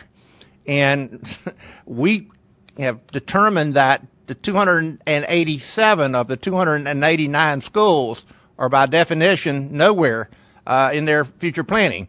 So we know that two things have to happen. Either we have to engage a higher level of competition within the carriers, or we have to ask the Universal Service Funds and the FCC to amend the rules where we are able to obtain funding to either build it ourselves or contract with another or partner with a vendor to drive the price. I loved your scenario and your data, and we see all that coming, and we see the potential there. We can't do that though. In Florida is very similar to current FCC program now. We get budgets annually in Florida, so we go into a multi-year budget. We always have to put it into that subject to state funding. And it somewhat gives vendors a little, pause when they start looking at the contracts. One last thing I'd like to mention. We are a part of an association of education purchasing agencies. There's 26 states that's buying school supplies right now. There's no reason why we all can't work together to drive the prices down, not only state by state, but nationally. Thank you. A lot on the table. Thank you. And I see Joe nodding. Let me just, for the record, clarify that E-rate does provide support for building fiber to schools. So happy to follow up with you, Rick. I understand there's a lot of money you'd have to come up with under your current discount rate, but I just want to correct the record since there are so many people both watching on the web and in the room that we do provide infrastructure support. That would be a good start. Yes. And actually, while I'm at it, I think in an earlier panel, somebody suggested that the act of an audit puts a hold on funding. That's not correct either. Just don't want anybody who gets a notice of that they're being audited to think that means there's a hold on their funding. That's not how it works. So, Joe. I wanted to make 3 points, Lisa. First of all, Jeff and I didn't mention it, but Maine, North Carolina, and about 20 other states participate in what we call the QUILT CIS bid, Commodity Internet Service. We actually aggregate internet demand on research and education networks across about 20 to 25 states so that we're buying terabits of internet, and we're getting prices actually better, Evan, than the $3 a meg, which is great. The second thing, Jeff brought up a really good point, and then Emily kind of confirmed it. We're seeing cases now where E-rate funding was used to build fiber in a district 5 years ago, and the provider who built the fiber is not passing along the recovered cost of capital on the second bid to the district, and a CLEC is coming in and underbidding substantially that first fiber builder, and that CLEC is now coming in and rebuilding fiber in the same tracks and the same paths that the original vendor built 5 years ago, and this is supposed to be a 20-year asset. So it seems to me that something in the program needs to address that, because we're spending capital twice in 5 years that for a 20-year asset, and it just doesn't make sense. And I can point to 10 districts in North Carolina where the CLEC vendor bid about 1/3 of the cost for a yearly WAN management and building the fiber that the incumbent who had the fiber in the ground bid. We need to look at that, because that's not an efficient way, and we're not going to scale the program with that. And the last point I wanted to make is, Emily, you took a big risk when you broke the contract.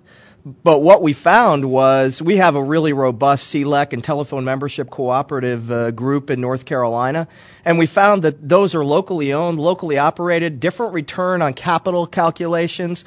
Their boards are local, and they're a great group of folks to deal with. They're a great group of folks to deal with to create competition. So I want to hit Stacy and Will, and then try and pull in some of the districts to this conversation. We've sort of been doing this at the state and regional level, so. Interesting listening to all the different models. Before I moved to Pennsylvania, I was the state librarian of California, and in 2009 we were lucky enough to receive a grant from the Gates Foundation, an Opportunity Online grant that helped us look at how libraries were connected and to bring together partners across the state who already had networks to figure out how could we leverage networks that were already invested in by the state to also support other anchor institutions like libraries. My colleagues continue the work, and right now we're looking at hopefully a budget being passed to support the connecting of public libraries to the Scenic Backbone, which is their education network. So again, leveraging a statewide network.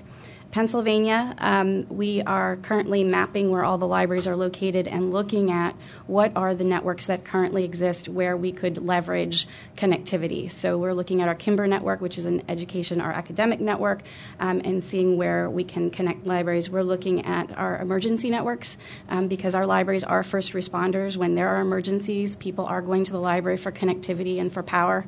And we're also looking at the other education networks. And through those, we're hoping we really can leverage partnerships and also bring better connectivity to communities. Thank you. Thank you. I'll start off, I'll clarify my earlier point, and then I'll ask my question. The state of Idaho, I guess, is having a contract review or something along those lines, but they did cut off funding as the FCC investigates the contract that was awarded. So that we did lose $6 million in E-rate funding for the current year. Because of that review process for our state. Now my question, I heard a lot of talking about, a gig to schools, 100 meg to schools, different things like that. From your statewide projects, I'm curious what goal you've set for each school, and specifically if you set a per student rate. I know Idaho, for example, we've set a per student rate of about 35 kbps per student, which is like early 90s dial-up speed per student. So as you're looking at one-to-one initiatives and things like that, I'm curious if you set goals in that manner. It's a great question. I do want to get the districts around the table into this. So maybe Jennifer, Ed, and Keith, maybe Keith starting with you, since I know you also just ran a competitive procurement, sort of talk about your experiences along the same lines, and maybe we can work in this question about what, if any, your targets are at the district level. Sure. Well, first I want to echo what Gary and Evan said about driving more competition to school districts. We went out with an RFP this last year for our WAN, our wide area network, and instead of just sending out the 4 and 470, we decided to send it out to other vendors because there's limitations when you send out a 470. There's only certain providers that will put that proposal, send out a proposal to school districts. What had happened out of that was a very competitive process.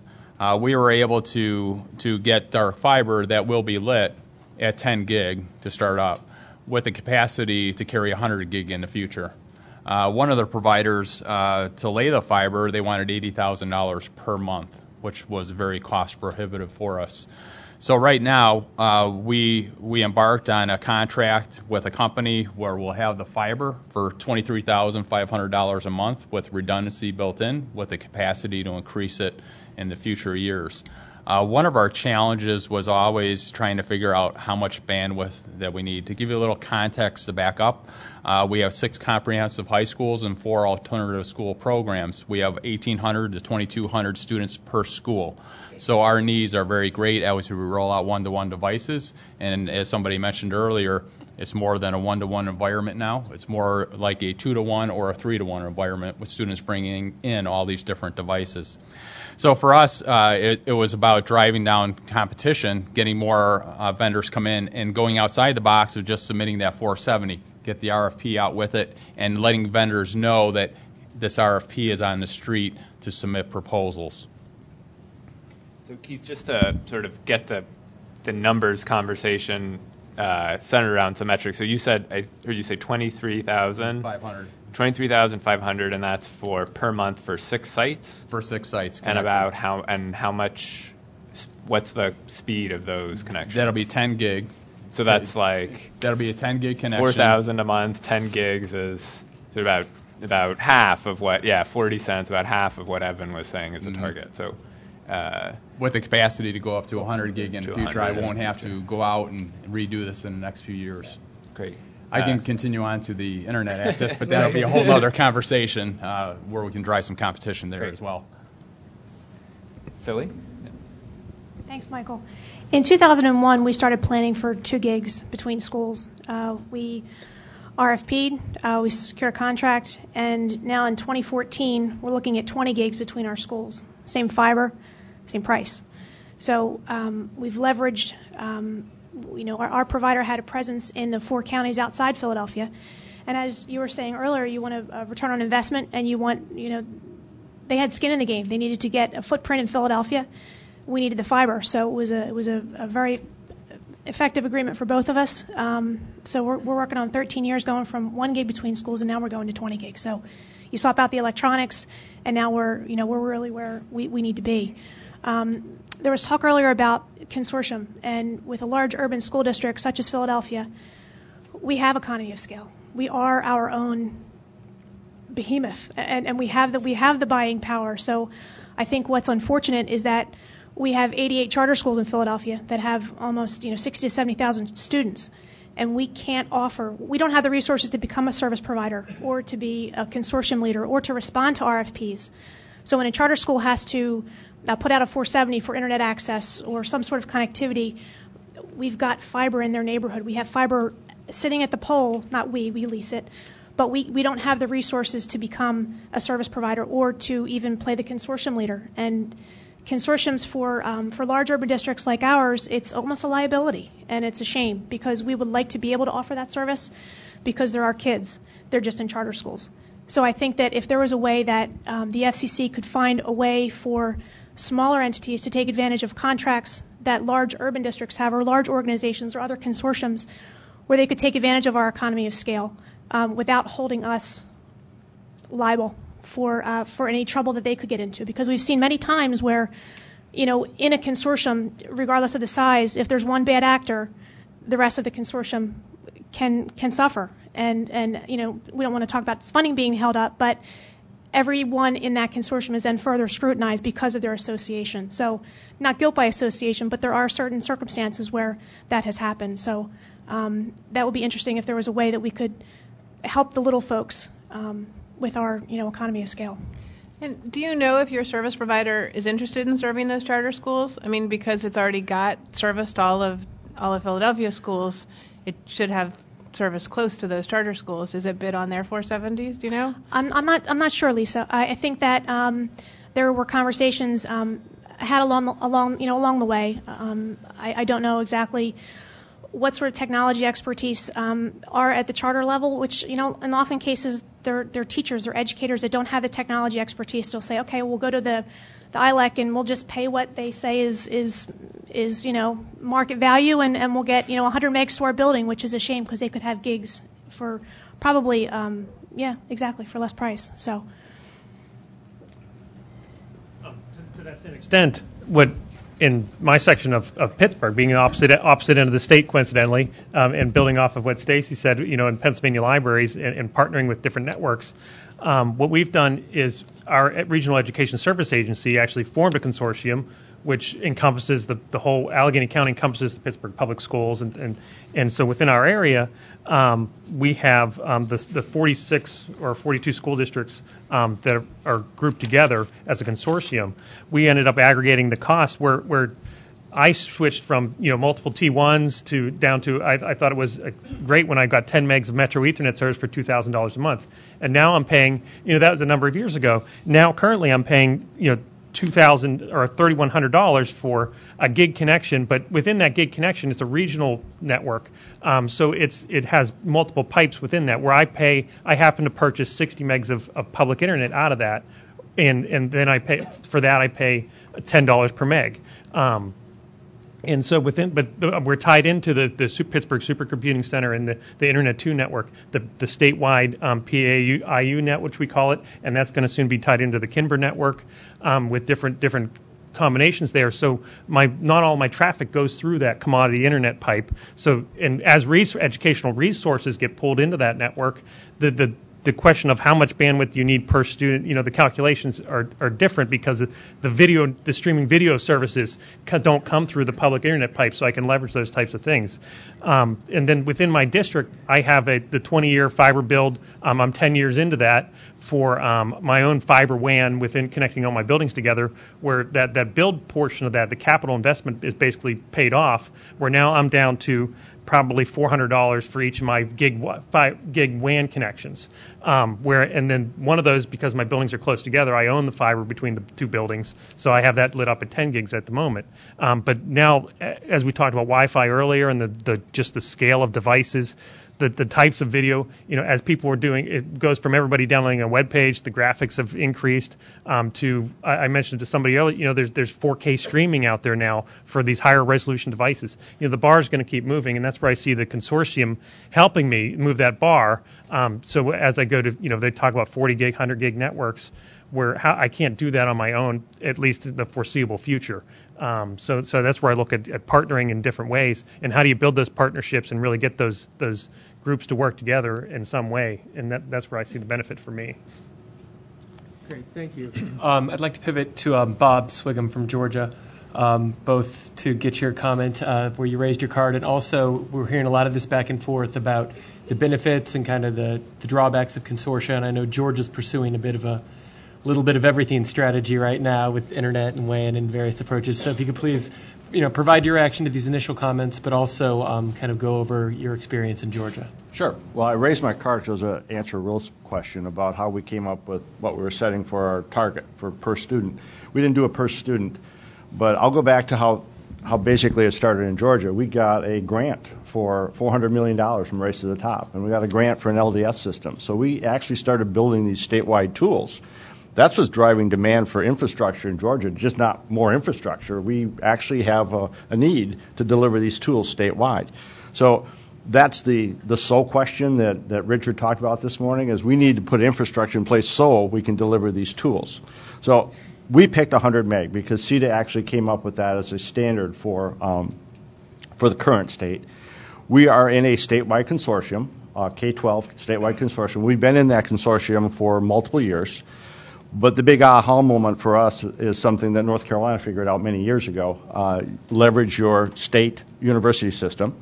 So we've got something called PeachNet, which basically is allowing us to ride on their backbone. We're still going to use the local providers for the last mile, but that local backbone basically will drive our costs down by about 90%. I mean, and obviously North Carolina's already figured that out. Georgia's just figuring that out now. The governor has invested $45 million over the next budget cycle to actually connect not only that infrastructure, but also connect all the way down to the computing devices. So your point about we're doing multiple things, we're trying to address all four tiers, coming into the school district, going from the school district down to the school, from the school down to the classroom down to the computing device. So we have an enterprise architecture that is addressing all of those, bringing together what we call the convergence, which is basically your software tools, your training, and your support mechanism, along with the infrastructure. But the infrastructure by itself won't do it. So we need all three of those things coming together, and that's what we're doing in Georgia. So for a while there, I thought we'd have everybody's table tents up. We still got a good number, so why don't we just sort of go down the line, starting with David? Sure, thanks. So I just wanted to offer one more model for competition. So in addition to managing the Boston Public Library's procurement process for these goals, we also lead the Metro Boston Library Network's regional consortium, which is one of 9 automated networks in Massachusetts. So we have another variation of the model, but further supporting that where competition is actually available, it really absolutely does drive the prices down. Where you get into the problems, either the extreme rural or extreme urban conditions that prevent true competition other than reselling from being available. So to the extent that there's room for, advocating for greater competition at that level, being an old city with very specific legacy infrastructure for pipes and wiring and so on, that does become a problem and has limited our competition possibilities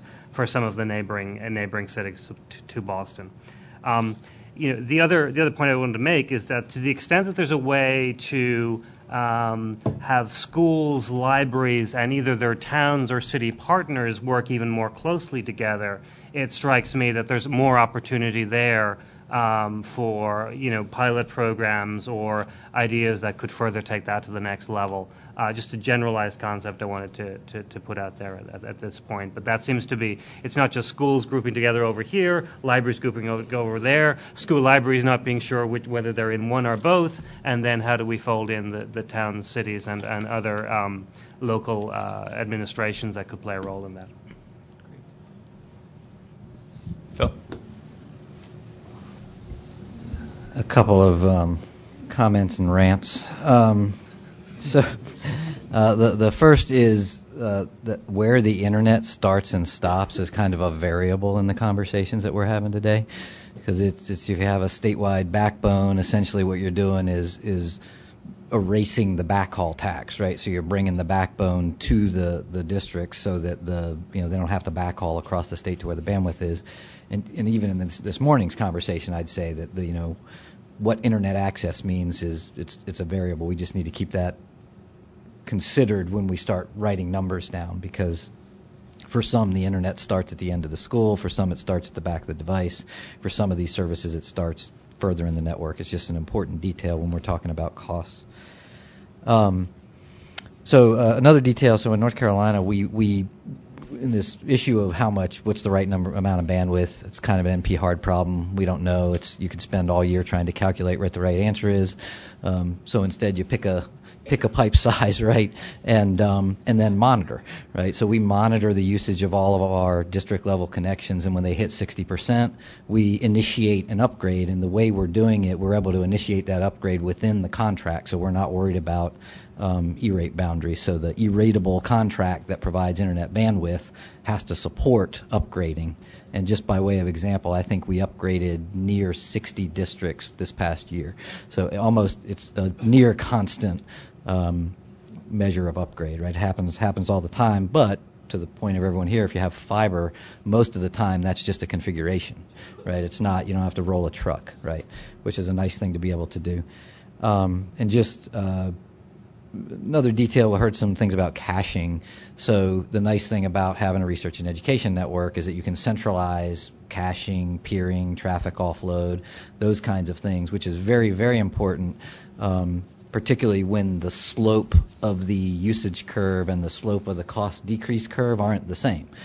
Costs are definitely going down, but when you apply money and upgrade everybody's pipes at the same time and go to digital learning and upgrade your wireless networks, your usage will grow. In North Carolina, we went from, in 2009, all the districts essentially attached to the Research and Education Network. We had an aggregate load of about 3 gig. Now that's well over 40 gig, and the curve it's growing pretty heftily.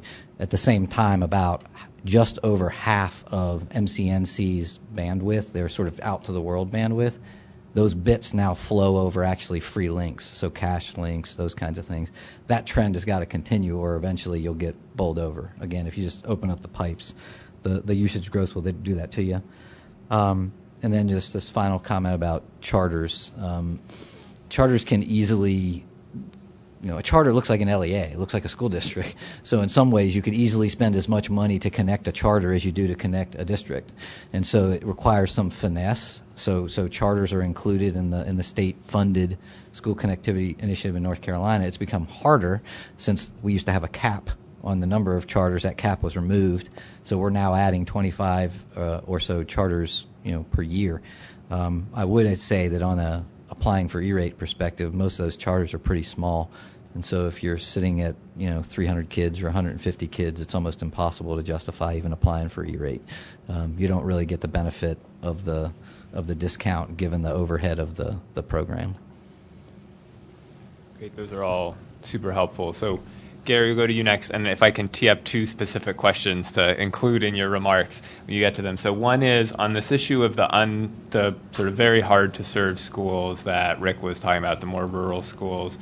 How did you approach that as part of the recent bid you did in Mississippi schools where you knew they didn't have fiber today? Did you, was there some explicit negotiation about special construction charges, no special construction charges? And then the second question is, you mentioned your wide area network pricing. Your transport pricing was right about the target that Evan had mentioned at the outset. If you could say about how you've thought about connectivity from the district out, getting out to the internet as well, I think that'd be helpful and interesting. Okay, and first I want to address Jennifer's point about getting the charters. There are many flavors of consortia, but one is that you have a consortia of bulk buying, establishing the contract, where you could include those charters in the building of your contract. And then the second consortia could be of services, which would not have to include you. I mean, they could get their services from your contract, but you wouldn't have any financial responsibility to them, because we've done the same. We can't use a state contract for private schools, but we established that if the law were ever changed, that they could use the state contract. Right now they can't, but I knew better than to create a 470 or a contract that did not allow them, because I didn't want to regret it later. So I built the contract in 470 that would allow them to use it if in the future the state decided they could. So anyway, at that point. But back to the delivery of hard-to-reach areas. When we established our contract, and this has always been the case, going back to 98 when we established our first contract for statewide services like this, we established postalized rates, which means it costs the same no matter where you are in the state. We're a very rural state, just like you were talking about. So there's hard-to-reach areas. But we could not punish Hot Coffee, Mississippi, or wherever it happens to be, because they're very rural. So we established postalized rates, or required postalized rates. So yes, those in the metropolitan areas would pay more, granted, but that's so that the rural communities could pay less. And what is a postalized rate? It's an average rate. It's an average rate for the state. The other part we deal with the contract is that if you're going to be the recipient of this contract, you cannot say no to a school. You cannot say no to a state agency. You cannot say no to anybody. If they come to you and request fiber-based services, no matter where they are in the state, no matter how much it costs you to get there, you got to provide it. And during the life of the contract, the special construction charges were waived. If it's within that vendor I couldn't mention, but if it's within their footprint, they have to go there at no special construction charges and offer the state contract rate. Where we're having difficulty now, because we've done that. We've been there. The schools requested it. They pull the fiber to them, so we're there. Where we're lacking at this point is in these independent phone company areas that's been mentioned already today. And some of them are just fantastic to work with, almost nothing for fiber connectivity. But in some of them, they require more for AT&T to resell the services, because that's the arrangement that has to be reached. AT&T resells their services. AT&T can only charge our customers state master contract rate, but the independent charges AT&T more than state master contract rate, which means AT&T has to absorb that extra cost. And sometimes they can do that, and sometimes they can't. So sometimes AT&T has to say no.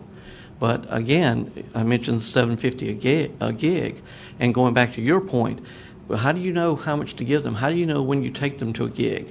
Well, it's not becoming devices, or that's not even a decision anymore. It's not even a financial decision anymore.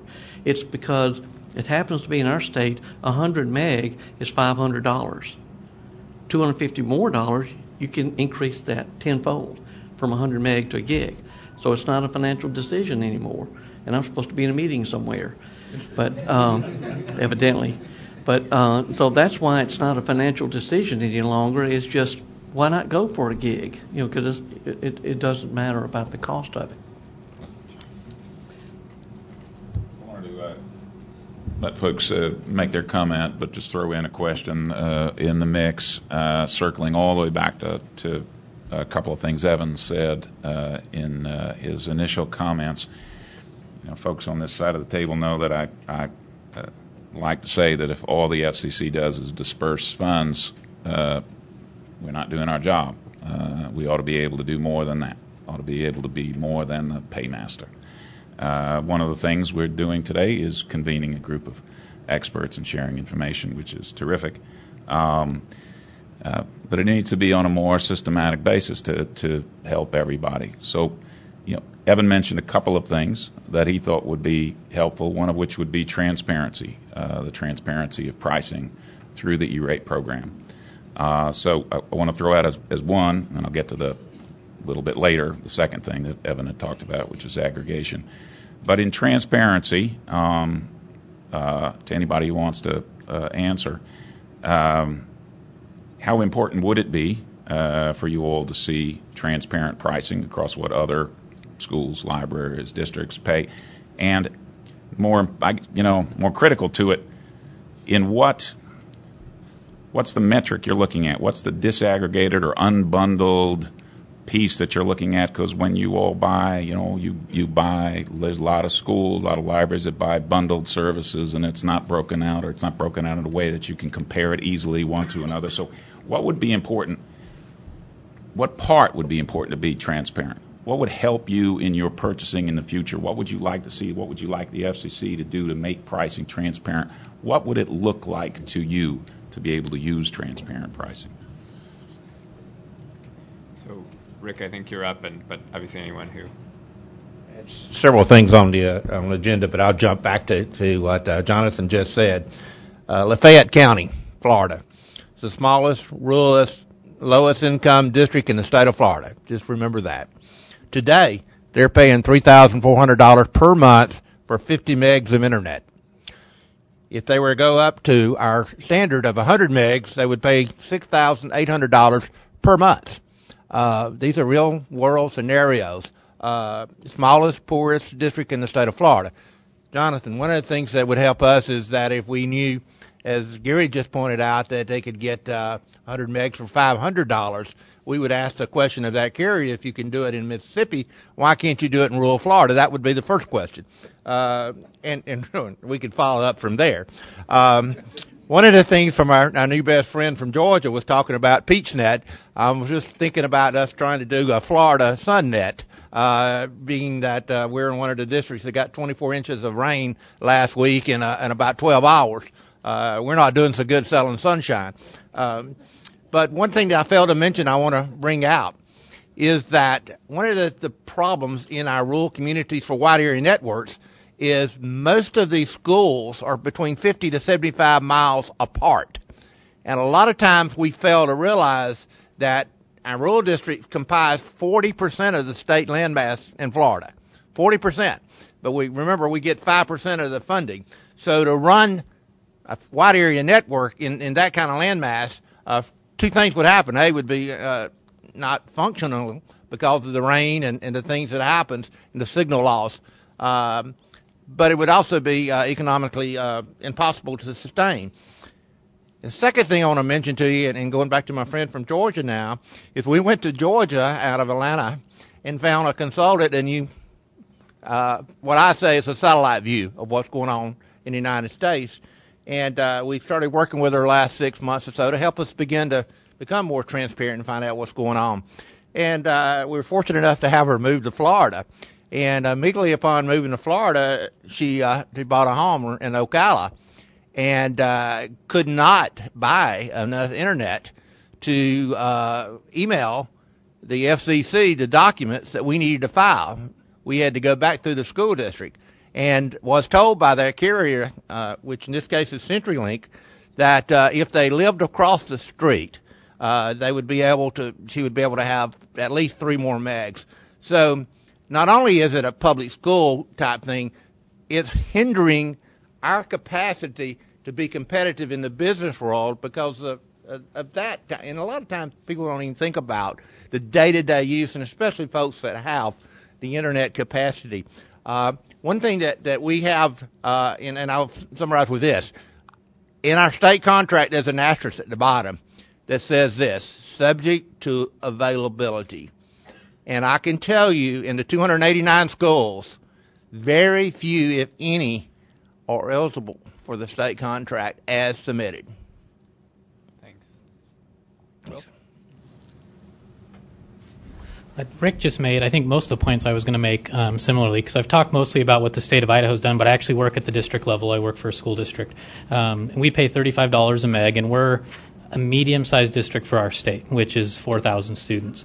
I started my career in a district that had, 320 students for the entire district, and we were paying $1,500 a meg for internet there, and we bought a meg, and that's what we could afford. Now it's 9 years later. They're getting a little bit more than that, but their price is about the same. And one of the biggest issues is we would go out to bid, I would go out to bid, I would place my bid on the website, I would email it to every vendor I could, and nobody would bother bidding because they could not make back their money. And so that was one of the biggest issues we had, and kind of what Jeff started with, that there's sometimes where it's the provider can't do it. It would never be cost effective for them to deliver the content, and that's also where help maybe could come from the E-rate program, is making it affordable for the providers to get get the internet to those rural districts. Great. There's a lot of very helpful commentary on sort of the rural connectivity issue specifically. So moving back to urban America, yeah. Back to Philly. We talked about, I think Ed was talking about utilizing regional wide area networks. And I think for smaller school districts, that does make sense. But for an entity as large as we are and as many users as we have, we'd fill the pipe.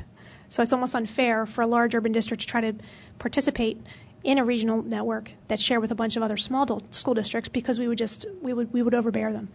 And being a large urban district, we have a telecommunications hub. I can hit a golf ball to it from our parking lot. So for large urban districts, we're located in areas where you can get internet access relatively quickly, unlike the rural situations that Gary and Rick were talking about. And also one more thing, talking about leveraging regional or local resources, we have an Internet 2 connection that's sponsored by a local university. So we have a gig connection to Internet 2 for free. So that's one thing that we try to do, partnering with universities in the area to try to get as much resources as we can. Great. So I think we'll go to Stacy and then Keith, and then just so people can start getting ready, I think we'll be approaching the last 15 minutes or so when we want to open it up to audience questions. Well, I agree with everything that everybody's saying, and the need for speed. We all feel the need for speed. I also just wanted to mention also the need to still build connectivity, because we still have libraries that aren't connected, and that last mile build out is still very important in our state and many states across the country. And speaking with some of our librarians, we have people who pay $2,000 a month for a T1 line, and then in another community are paying $300 for 100 megs. And in terms of transparency, it would be helpful to know, well, we do know what libraries are paying, and we can see that the same companies are charging different rates for the same capabilities. And I'd like to know why that is, if it's the same company. So I think we should be able to have those conversations, especially to schools and libraries that are really making an impact in their communities by providing access for education, employment, entrepreneurship. So I'm going to let Keith talk, but I also want to get people thinking about a question that's related to the one that a lot of folks have been talking about, pricing transparency, which is, I wonder if folks around this table, in your experience, in addition to talking to your peers and schools, if you do any benchmarking off enterprise prices, whether you go out and look at what similarly situated enterprise customers are getting and how that influences your thinking when you run a competitive bidding process. So, Jonathan, my comments were toward the transparency piece. Evan had mentioned earlier having access to network access points. What we ran into this year was just that. We had providers that would not allow brokers to bid on access, internet access. They forbid them because one provider would provide the transport, but forbid them to bid on the access through their transport. So it hindered the whole process. That needs to be changed to allow more competition, because at the network access point, I had access to a commodity market of 300 vendors, and I could have got 1 gig of internet access for $500 if that was opened up. What happened at the end was the network service provider, and I won't mention the name right now, they came down from $6,000 to $3,100 for 1 gig of internet access. Still, within the next few years, even though I'm locked in through E-rate into that price, I'm still going to work to get access at the network access point. There's multiple ones in Chicago. I would even say in rural areas, if there are anchor points that can connect in, we can still make this happen. But there's transparency. We can tap into a market where we can get cheap aggregate internet access pricing. So, Bob, I'll let you go, and then we'll, I think, start going to the audience. Just to answer your Yep. question, what we do there's a group in the Council of Chief State School Officers. That's a function called IMAC, which is a technology arm. We have all 50 CIOs from the states, and we routinely exchange contracts across all software packages, hardware packages, and it helps tremendously. So why don't we go to the audience, and then we'll let people jump in both to answer the questions that we get and to continue the conversation we've been having. Sure. I'm Garland McCoy. I'm the president of Technology Education Institute, and I'm very new to all of this, so please bear that in mind. But one of the things that I'm curious about are the potential private sector partners to help provide additional resources, financial resources, obviously, to alleviate some of the concerns about the ebbs and flows of both the FCC funding, state funding, budget requirements. Let me tell you what I know from 30 years of working on this on the tech side, is that the internet architecture is evolving. There's tremendous stress on what they call the middle mile, which is now forcing what they call content delivery networks, CDNs, and content folks to cache into the edge. You were mentioning there, Phil, about caching. And this is providing revenue for, these medical office buildings, right, where you go to get your teeth done or whatever, and they've got fiber. So they put a closet down in the basement to cache. So it seems to me that two things are working in effect in you all's favor if there's a desire to start voluntarily looking for potential partners, which is A, caching to go along with bringing in large bundles of fiber in. Second would be the tremendous savings you all will be seeing, some of you all now, others hopefully soon, with what they call the Internet of Things, which is M2M traffic. The other thing is you're going to save a lot of money by having a little, what they call IXP. There's various sizes of that. But there's no sense in peering all that stuff at the Equinix Global Peering Center out in Ashland, Virginia. So if you peer it, you'll save money right there. So anyway, a more forward-thinking partnerships so that it's a growing ecosystem. That, Great, if thank there's you. any interest in that. Yep. Okay. So let me throw that out to the group. Evan will go back to where we were sort of in the queue, and unless others want to jump in specifically. So I definitely think there's value in trying to leverage public-private partnerships. And one of the things in particular that we've talked about before, it gets a little bit into what we've talked about with the Research Education Network backbones, is looking at the cost allocation rules of E-rate to allow, because all the money is in building the trench, right? It's in digging the trench or getting up on the poles. So if you let people pull a whole bunch of fiber instead of a little bit of fiber for a school, that's going to pay a lot of benefits. make it more attractive for vendors to be able to do stuff, but still get the schools what they need. So I'm certainly in favor of that. I want to come back to the two questions that were on the table. So first, in terms of benchmarking versus corporations, we've done a lot of that, and I'll tell you the biggest conclusion. The biggest conclusion is that schools and libraries under the E-rate program dwarf corporations. I don't mean by a little bit, I mean by a lot.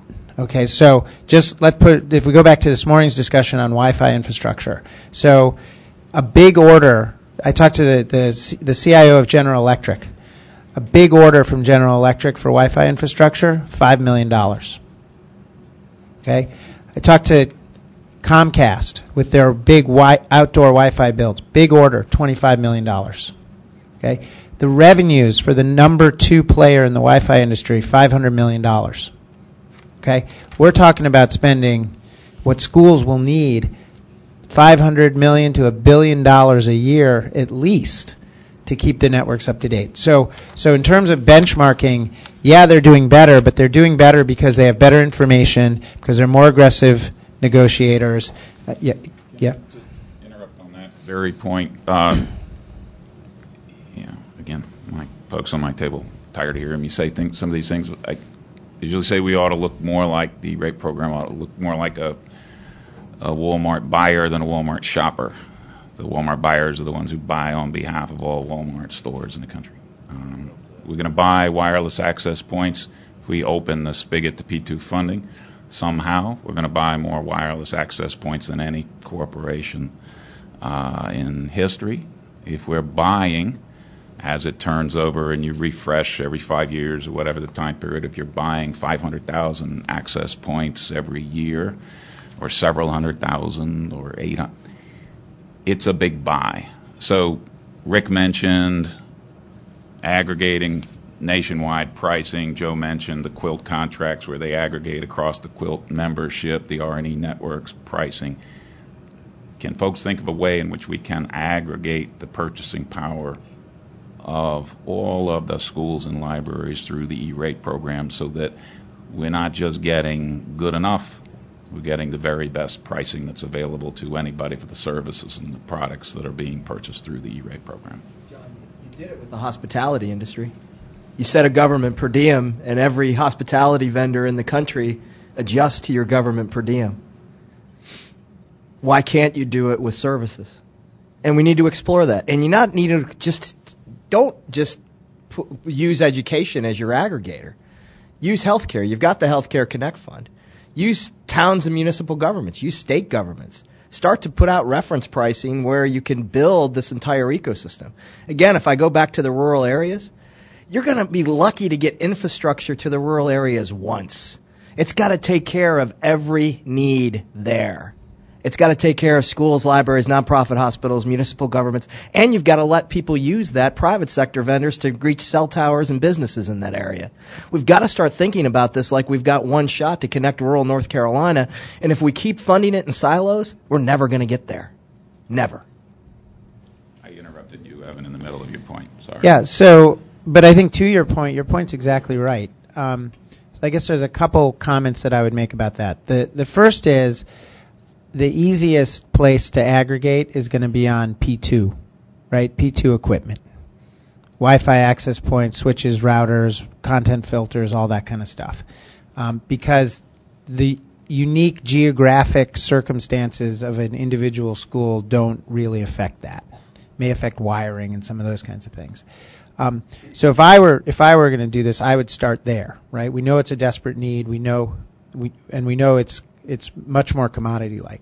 Second thing I would say is we learned a lot this morning about this, right? Which is what makes for better buying? Expertise, right? So by aggregating expertise around this and conducting either a state level or a national level bid or a reference price bid, I think there's a tremendous amount that can go on, a tremendous amount of value that can be generated for the program. The third thing I would say, though, is it doesn't have to be national to get the kind of scale we're talking about, right? Even at the state level, if we just did 50 state bids, we'd have so much more scale than the largest buyers that are out there. And in some cases, it's going to be even better. Some states will get together and do a few of them together. So, I know the politics of trying to do things at the national level, right? So even at the state level, I think you'll get a tremendous amount of benefit. And, if Philadelphia can get 11 suppliers to show up, you show up with these kinds of bids, you're going to have way more than that, right? Because they're going to be vendors coming out of the woodwork to get a piece of those. So that's the first thing. And then the second thing I want to talk about was your transparency point. So all the work that we were able to do was a result of creating transparency. That's all we did. We collected a whole bunch of data. We asked the questions of the people who provided to us to really get down to what we needed to know in order to be able to provide the kinds of insights that our report did. And I think what transparency does, as we were doing this, why did people participate? They participated because they want to know. And they want to know for two reasons. They want to know how they're doing, and they want to know so that they can leverage their negotiations with their vendors. Just as Stacy was saying, like, why am I paying this much here and this much over here from the same vendor? So it's hugely important, in part to enforce your own rules, but in part to give districts the information that they need. Why do experts do better? Because they know. They know what the data is. They know what the prices are, right? So that's number one.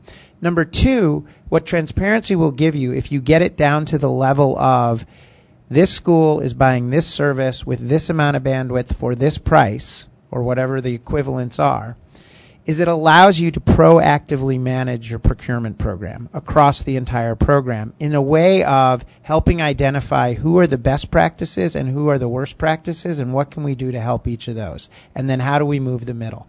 Without data, we're not going to be able to do that. And that's why, we have urged, and I think the vast majority of the people, commenters in the program, have urged that we really adopt an open data because the amount of policy with the E-rate data, because the amount of work that could be done by organizations like us, by USAC, by the FCC, and many others who would jump in would be tremendously valuable for the program. Jeff, I think you're next in the queue, and my guess is you have some good input on this topic, but I also want to give you a chance to address one of our Twitter questions, which is how do you prevent consortia from excluding small competitors that can serve parts of the service territory more effectively? I know, having run a consortia for a long time. So one of the things, and I've heard a lot about today about doing statewide contracts and the power of that large opportunity for providers. And in general, that's true. In Maine, there's one service provider who could respond to a statewide bid. So one of the things that we had to do was take a bit of a risk and open up our procurement process to regional providers. This notion of you get it all. I remember many months across the table negotiation, and it took months to convince the incumbent that all did not mean 100%. Because it would mean 0% if they didn't settle for something else.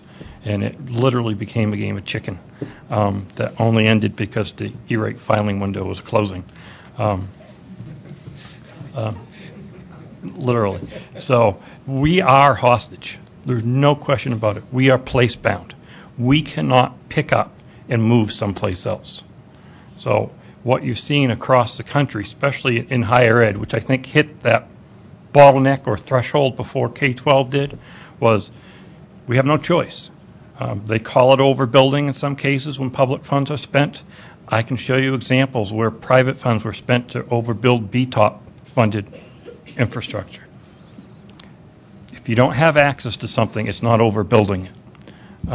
So that's the two sides of it. One of the things we did back in 2008, the three northern states in New England, Maine, New Hampshire, Vermont's territories was being sold off to a smaller telephone provider from Verizon.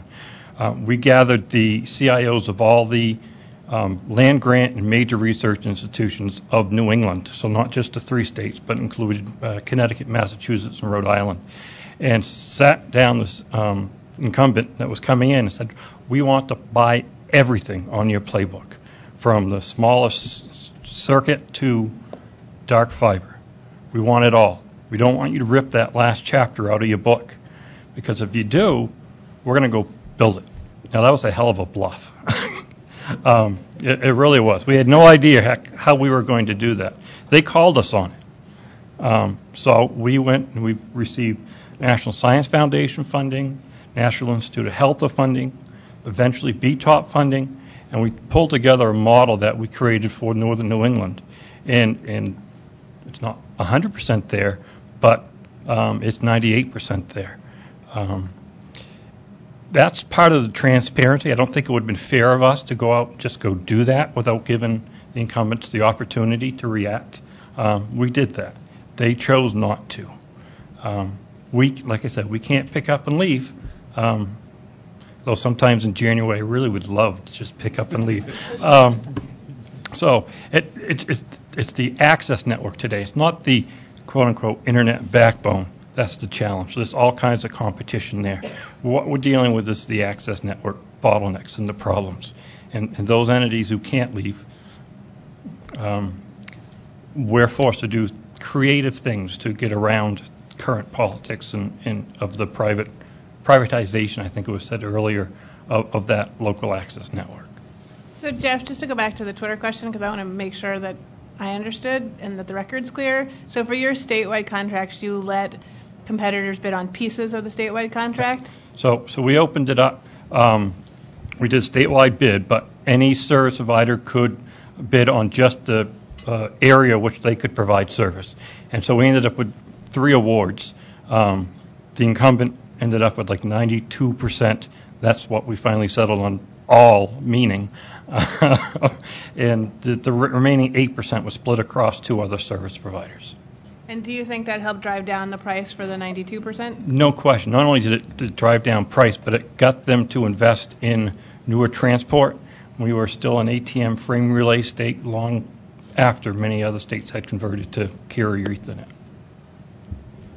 So I think we're going to do one more question from the audience, and then we'll need to wrap up.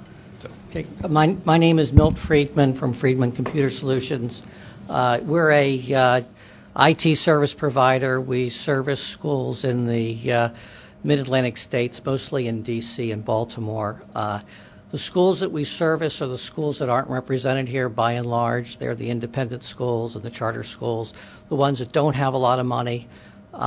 They depend on E-rate in order to survive. They depend on E-rate in order for their students to be able to do things like take NWEA tests or PARC, to be able to function in some level. In the beginning of our meeting today, we talked about how important it was to get internet to the student.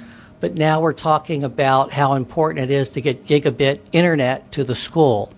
And I just wanted to ask, number one, if FCC is aware of how important the basic maintenance program is, especially to these poor schools when they don't have basic maintenance, as that's what happened this year when it was cut off near the end of the funding year. We had to pull out, and schools that were taking NWEA or PARC, when they had their internet or their network interrupted or their network slow, they had no one to support them, and we had to tell the children, I'm sorry, you're going to have to go home, come back another day when we get the network working, because E-rate pulled out. And the money that goes to these schools, for wireless, for a backbone. If the school doesn't have a strong infrastructure, the internet doesn't matter. And I was wondering if FCC is aware of this, and if there's any plans to resurrect Priority 1, especially basic maintenance, and especially for 2014. Thank you. I'll take the question. I think the simple answer is we believe very strongly that internal connections is critically important. I think you heard that from the panelists this morning. I think you heard that from all the practitioners who are rolling out digital learning in the first panel, and it's precisely why I think we're working so hard on this modernization proceeding, is because of the problems in the current system. I do want to give sort of as many people as I can the chance to wrap up in the last couple minutes, so maybe we'll try and make it down this row. David, I'll give you one last shot for the libraries. Gary, you get the last word for the schools, and then we'll go to Commissioner Clyburn to wrap up for us. Commissioner Clyburn is fittingly wrapping up the workshop, but she kicked off this whole proceeding about 11 months ago, and is therefore in very large part why we're all here today, because of the work she did as chair. So I think just to respond to the questioner's comment, basic maintenance, we have agreed, is one of the legs of the stool of everything sort of standing on its own feet. And again, to re-echo this morning's point, we're still only as strong or as fast as our weakest or slowest link. With regard to the aggregation challenge, I think we should remember that some of these services are more commodity-like than others. So internet access, circuit connections, some equipment falls fairly and squarely into more or less a commodity product. So that's real easy to buy from a competitive and procurement process. When we get to something like Wi-Fi capacity, there are different technology standards. So to the extent that we proceed down that road, probably I would assume more likely through a state level than a national level, but that will be clearly your purview. I firmly believe that the people in this room, we've demonstrated today that our expertise is key. I think that was a point that came through in determining how to make competitive procurement work well. And I would suggest that this technology expertise is actually our differentiator working with the FCC and USAC. So if we do need to come up with specific standards to guide that process, I think this can be our competitive differentiator, to borrow a private sector term for that. So I would encourage that to be part of the process going forward. Thanks, David. Gary, the last word. Okay, somebody's got to end it, right? One thing that we have to always remember, there's this thing called local control at the districts, and we can never step on that. They won't let us. It would be political suicide to go there. So do you have state master contracts that require the districts to use them and not let them tap into this wealth of services that are provided by locals? No, state master contract cannot do that. Our contract says it's here available to you if you want it. If you don't want it, go off on your own. Many districts have done that. Some of the districts are in this room today. And they have gotten rates as good as our $750 per gig. They've gotten rates way below that. And so, it's that local control, the ability to go out and do their own, which has driven those rates down. So that competition thing I mentioned earlier, that's what's driving that. So, yes. Let me just wrap up by saying a huge thank you to this panel. It's been a privilege to get to spend the day hearing from all of you. Tremendous work that you're all doing.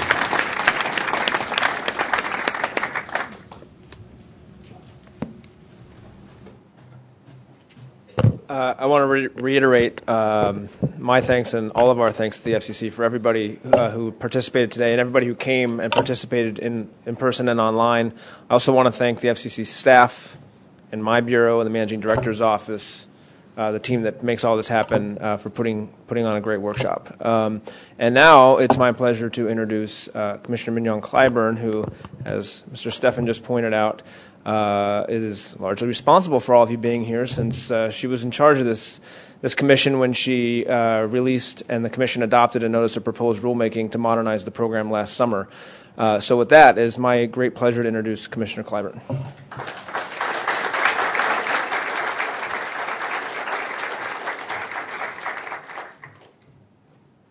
Thank you so very much, and good afternoon, everyone. I am pleased to join you here today as we thank the Wireline Competition Bureau and the entire E-Ray team for such a productive and engaging workshop with this incredibly diverse assembly of speakers. Thanks are also due to the leaders in the room from the library. I have a special connection to libraries as a daughter of a librarian. And she was really acting like a librarian when I saw her on yesterday. And please don't tell I said that. Oh, and an education community who came here to lend us their expertise. I thank you so very much. Many of today's panelists represent state, local, and tribal schools, libraries, and governments. And knowing how tight your budgets are, I want to especially thank my gratitude to you for coming here and for sharing your valuable experiences, views, and recommendations with the FCC. Your voices can and will continue to make a difference. This morning, we heard about the exciting opportunities enabled by high-capacity broadband, from libraries across Tennessee to schools in urban, rural, and tribal areas. I had the opportunity to visit Muir Middle School, and sat in the library. I have grown a bit since middle school, so the chair wasn't quite as comfortable, but it was a beautiful resource center that looked much different than the one I encountered back when I was, however old you are in middle school. It's been so long I've forgotten what the age was. But I sat in there and got to visit with their version of the Geek Squad, and got to see how math was made more exciting by the enabling technologies in which we funded. But I also spoke with a former FCC commissioner, Rochelle Chung, and others, a room full of decision makers. I sat across from the principal, and I was so happy not to be in his office. You just don't know what that means. And they were excited about being able to provide connectivity, to provide working with the private sector to provide laptops to these students. But they were very concerned about the next series of phases and about how that extremely large school district that has its own police force, which I'm not sure how they interpret it. Los Angeles is a very significant school district in this nation, and they've got serious disconnects. So the disconnects are not simply in our rural communities. They're in our urban communities. And sitting across the table, sitting here in this room and talking about the communities and the needs in which all of this, all of us in this nation that we have, I think is very important. Libraries have moved from rooms full of books and what's physically on the shelves to areas full of connectivity with massive amounts of information available to anyone on demand, limited only by the amount of bandwidth capacity available. But those limits, as you have noted, are there. We have heard how connectivity in schools, how connectivity is giving students the tools they need to achieve, and is boosting their confidence so they can help change the world. There is little doubt that robust broadband can break down most of our divides and act as a great equalizer for our most challenged and vulnerable communities. While all of these stories are inspiring, and I am so inspired what I saw in LA, we need to make sure that the opportunities we heard about today become the norm and not the exception. Indeed, for we also heard that far too many Americans, the schools and our libraries, are the only sources of connectivity, and for other, even this level of connectivity is beyond reach. This is unacceptable. So we each have a role in ensuring that this ideal becomes a reality. For example, here at the FCC, with your input, we need to make sure that we modernize the E-rate program so all of our schools and libraries are able to take full advantage of the available benefits in order to unleash even more possibilities as technology continues to evolve. The roundtables discuss ideas on how to overcome our current challenges and meet these goals, including how best to modernize E-rate and do so in a manner that maximizes each dollar of E-rate money spent and makes the program more efficient and simple. You also highlighted that achieving the goals of increased capacity and connectivity to schools and libraries is a partnership between the FCC, the states, as well as the private sector. And we should always encourage more states to take the lead and act as those incredible key innovators in connecting our communities and educating tomorrow's and today's leaders. For me, this workshop underscores the tremendous need for E-rate modernization.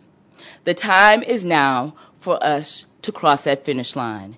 And I look forward to working with the chairman and my colleagues, with, of course, your assistance, as we move quickly to achieve these most worthy goals. So I thank you so much once again for your incredible contribution today. And then please enjoy the rest of your afternoon and travel safely. Thank you.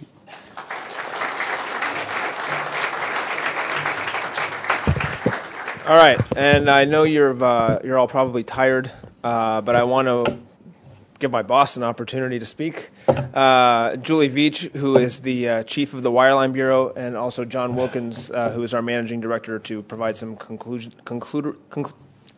things. It's been a full day, hasn't it? Thank you to Commissioner Clyburn. I think she very eloquently summed up the value of today's workshop. I won't repeat all that. I'll just incorporate her thoughts by reference into my own. Thank you so much. Thank you to all of our speakers and our panelists, who I'm sure suffered great inconvenience and expense to be here with us today. It really matters. Speaking on behalf of myself and the staff of the Wireline Bureau, and I think I can also speak for the Office of the Managing Director in saying this has been a long process.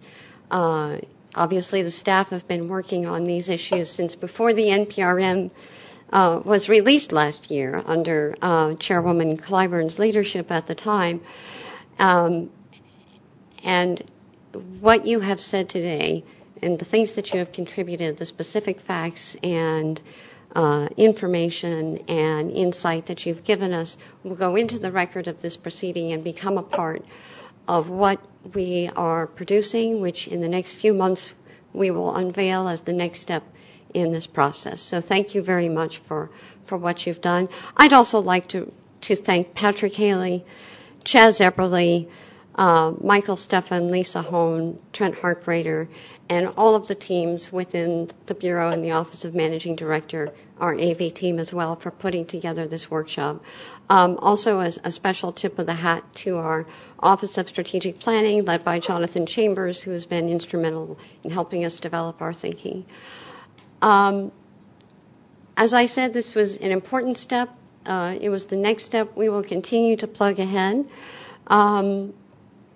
And I'm sure we'll be in touch with you as we have specific follow-up questions and other things. But meanwhile, please stay engaged with us. Please stay active.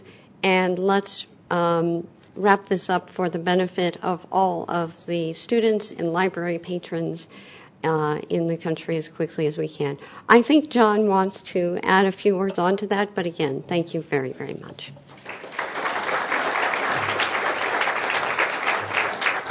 Thanks, Julie. So I'll wrap up quickly. Let everybody get out and enjoy the nice afternoon we have here in Washington. First, I'll just say thank you one more time. Everyone said it, but collectively, everyone in the room and folks that were here this morning and aren't in the room now, I'm relatively new to public service, joined the commission about 6 months ago. It really is inspiring just seeing the collective effort and wisdom and energy that's put into this really important area. I've had the privilege now of working for Chairman Wheeler for a while. So as you know, the next step in this whole journey is Chairman Wheeler is going to come up with what he wants to propose to his colleagues on the commission as some of the changes to the program. And so I just thought I'd close with just a couple thoughts on that piece of this process. So those of you that know Chairman Wheeler would agree. He's sort of a man of his word. He says he's going to do something. He really is going to go out and do everything he can in his power to do it. In this context, I think that has a very specific meaning. So we've been a lot of talk about goals. 99% of students, 100 megs, going to a gig. And the marching orders he's given the staff is, it's not that that's a great aspirational goal, and let's see how close we can get and use it as a rallying cry and pass some new rules, and then we'll be done. No, he actually means we are going to achieve those goals. And so while I know there's a lot of focus on some upcoming rule change proposals, and those are really important. That is one piece of many, many other things going on. He talked a little bit this morning around some of the good progress that we've made with the application process at USAC. I'll tell you a quick story, actually. So the chairman came over and joined the board of USAC last week for their quarterly meeting. And so the actual story was the last time a chairman of the FCC met with USAC to talk not just about E-rate, but for those of you that were there, mostly about E-rate, Tom Wheeler was also in the room. He was there as a board member, and Reed Hunt was the chairman. So it's been a while since you had this level of real, true focus and engagement from the collective leadership of the FCC on this issue. And I can say from the staff perspective, you've got 2 office chiefs and 2 bureau chiefs. I think about half of Julie's bureau is working on this item. The other half is working on open internet and IP transition, and the other half is working on other things. So, I mean, it really is a huge collective effort from the commission. And I think those of you that have been part of E-rate for a while would agree. It really is a true next chapter in what's been a really successful journey. So last thing, just my thoughts on the workshop. So the thing I was most struck by, around this table and just the questions, it really is an extraordinarily different picture. When it comes to technology in the schools and connecting classrooms, I was a young staff person in the Office of Plans and Policy back in '98 when early schools and library stuff was happening. The issues that we are talking about now and the level of expertise at this table, it really is stunning and extraordinary. And I would just say for myself, if the collective program around the country, all of the decisions were being made by the level of expertise at this table, we'd be pretty much done. We'd probably make a few changes and the program would be in great shape. But the reality is the complexity of what we're trying to do out there in the world of schools and libraries is really hard and challenging, especially compared to some of the original ways the program was conceived. And so that's really what was so important about today. We have heard so many not just interesting and insightful, but real-world, validated, factual things that is really happening out there in the real world. Chairman has charged us to figure out what is working best and then try to make the program fit as well as possible to enable those things to be done around the country, and that's how we'll achieve the goals. So with that, I'll just conclude, say thank you, everyone, so much for the time and energy, and this will not be the last time we're going to be asking, so get ready for the next round. But thank you, and thanks again to everyone that organized it. And thank you.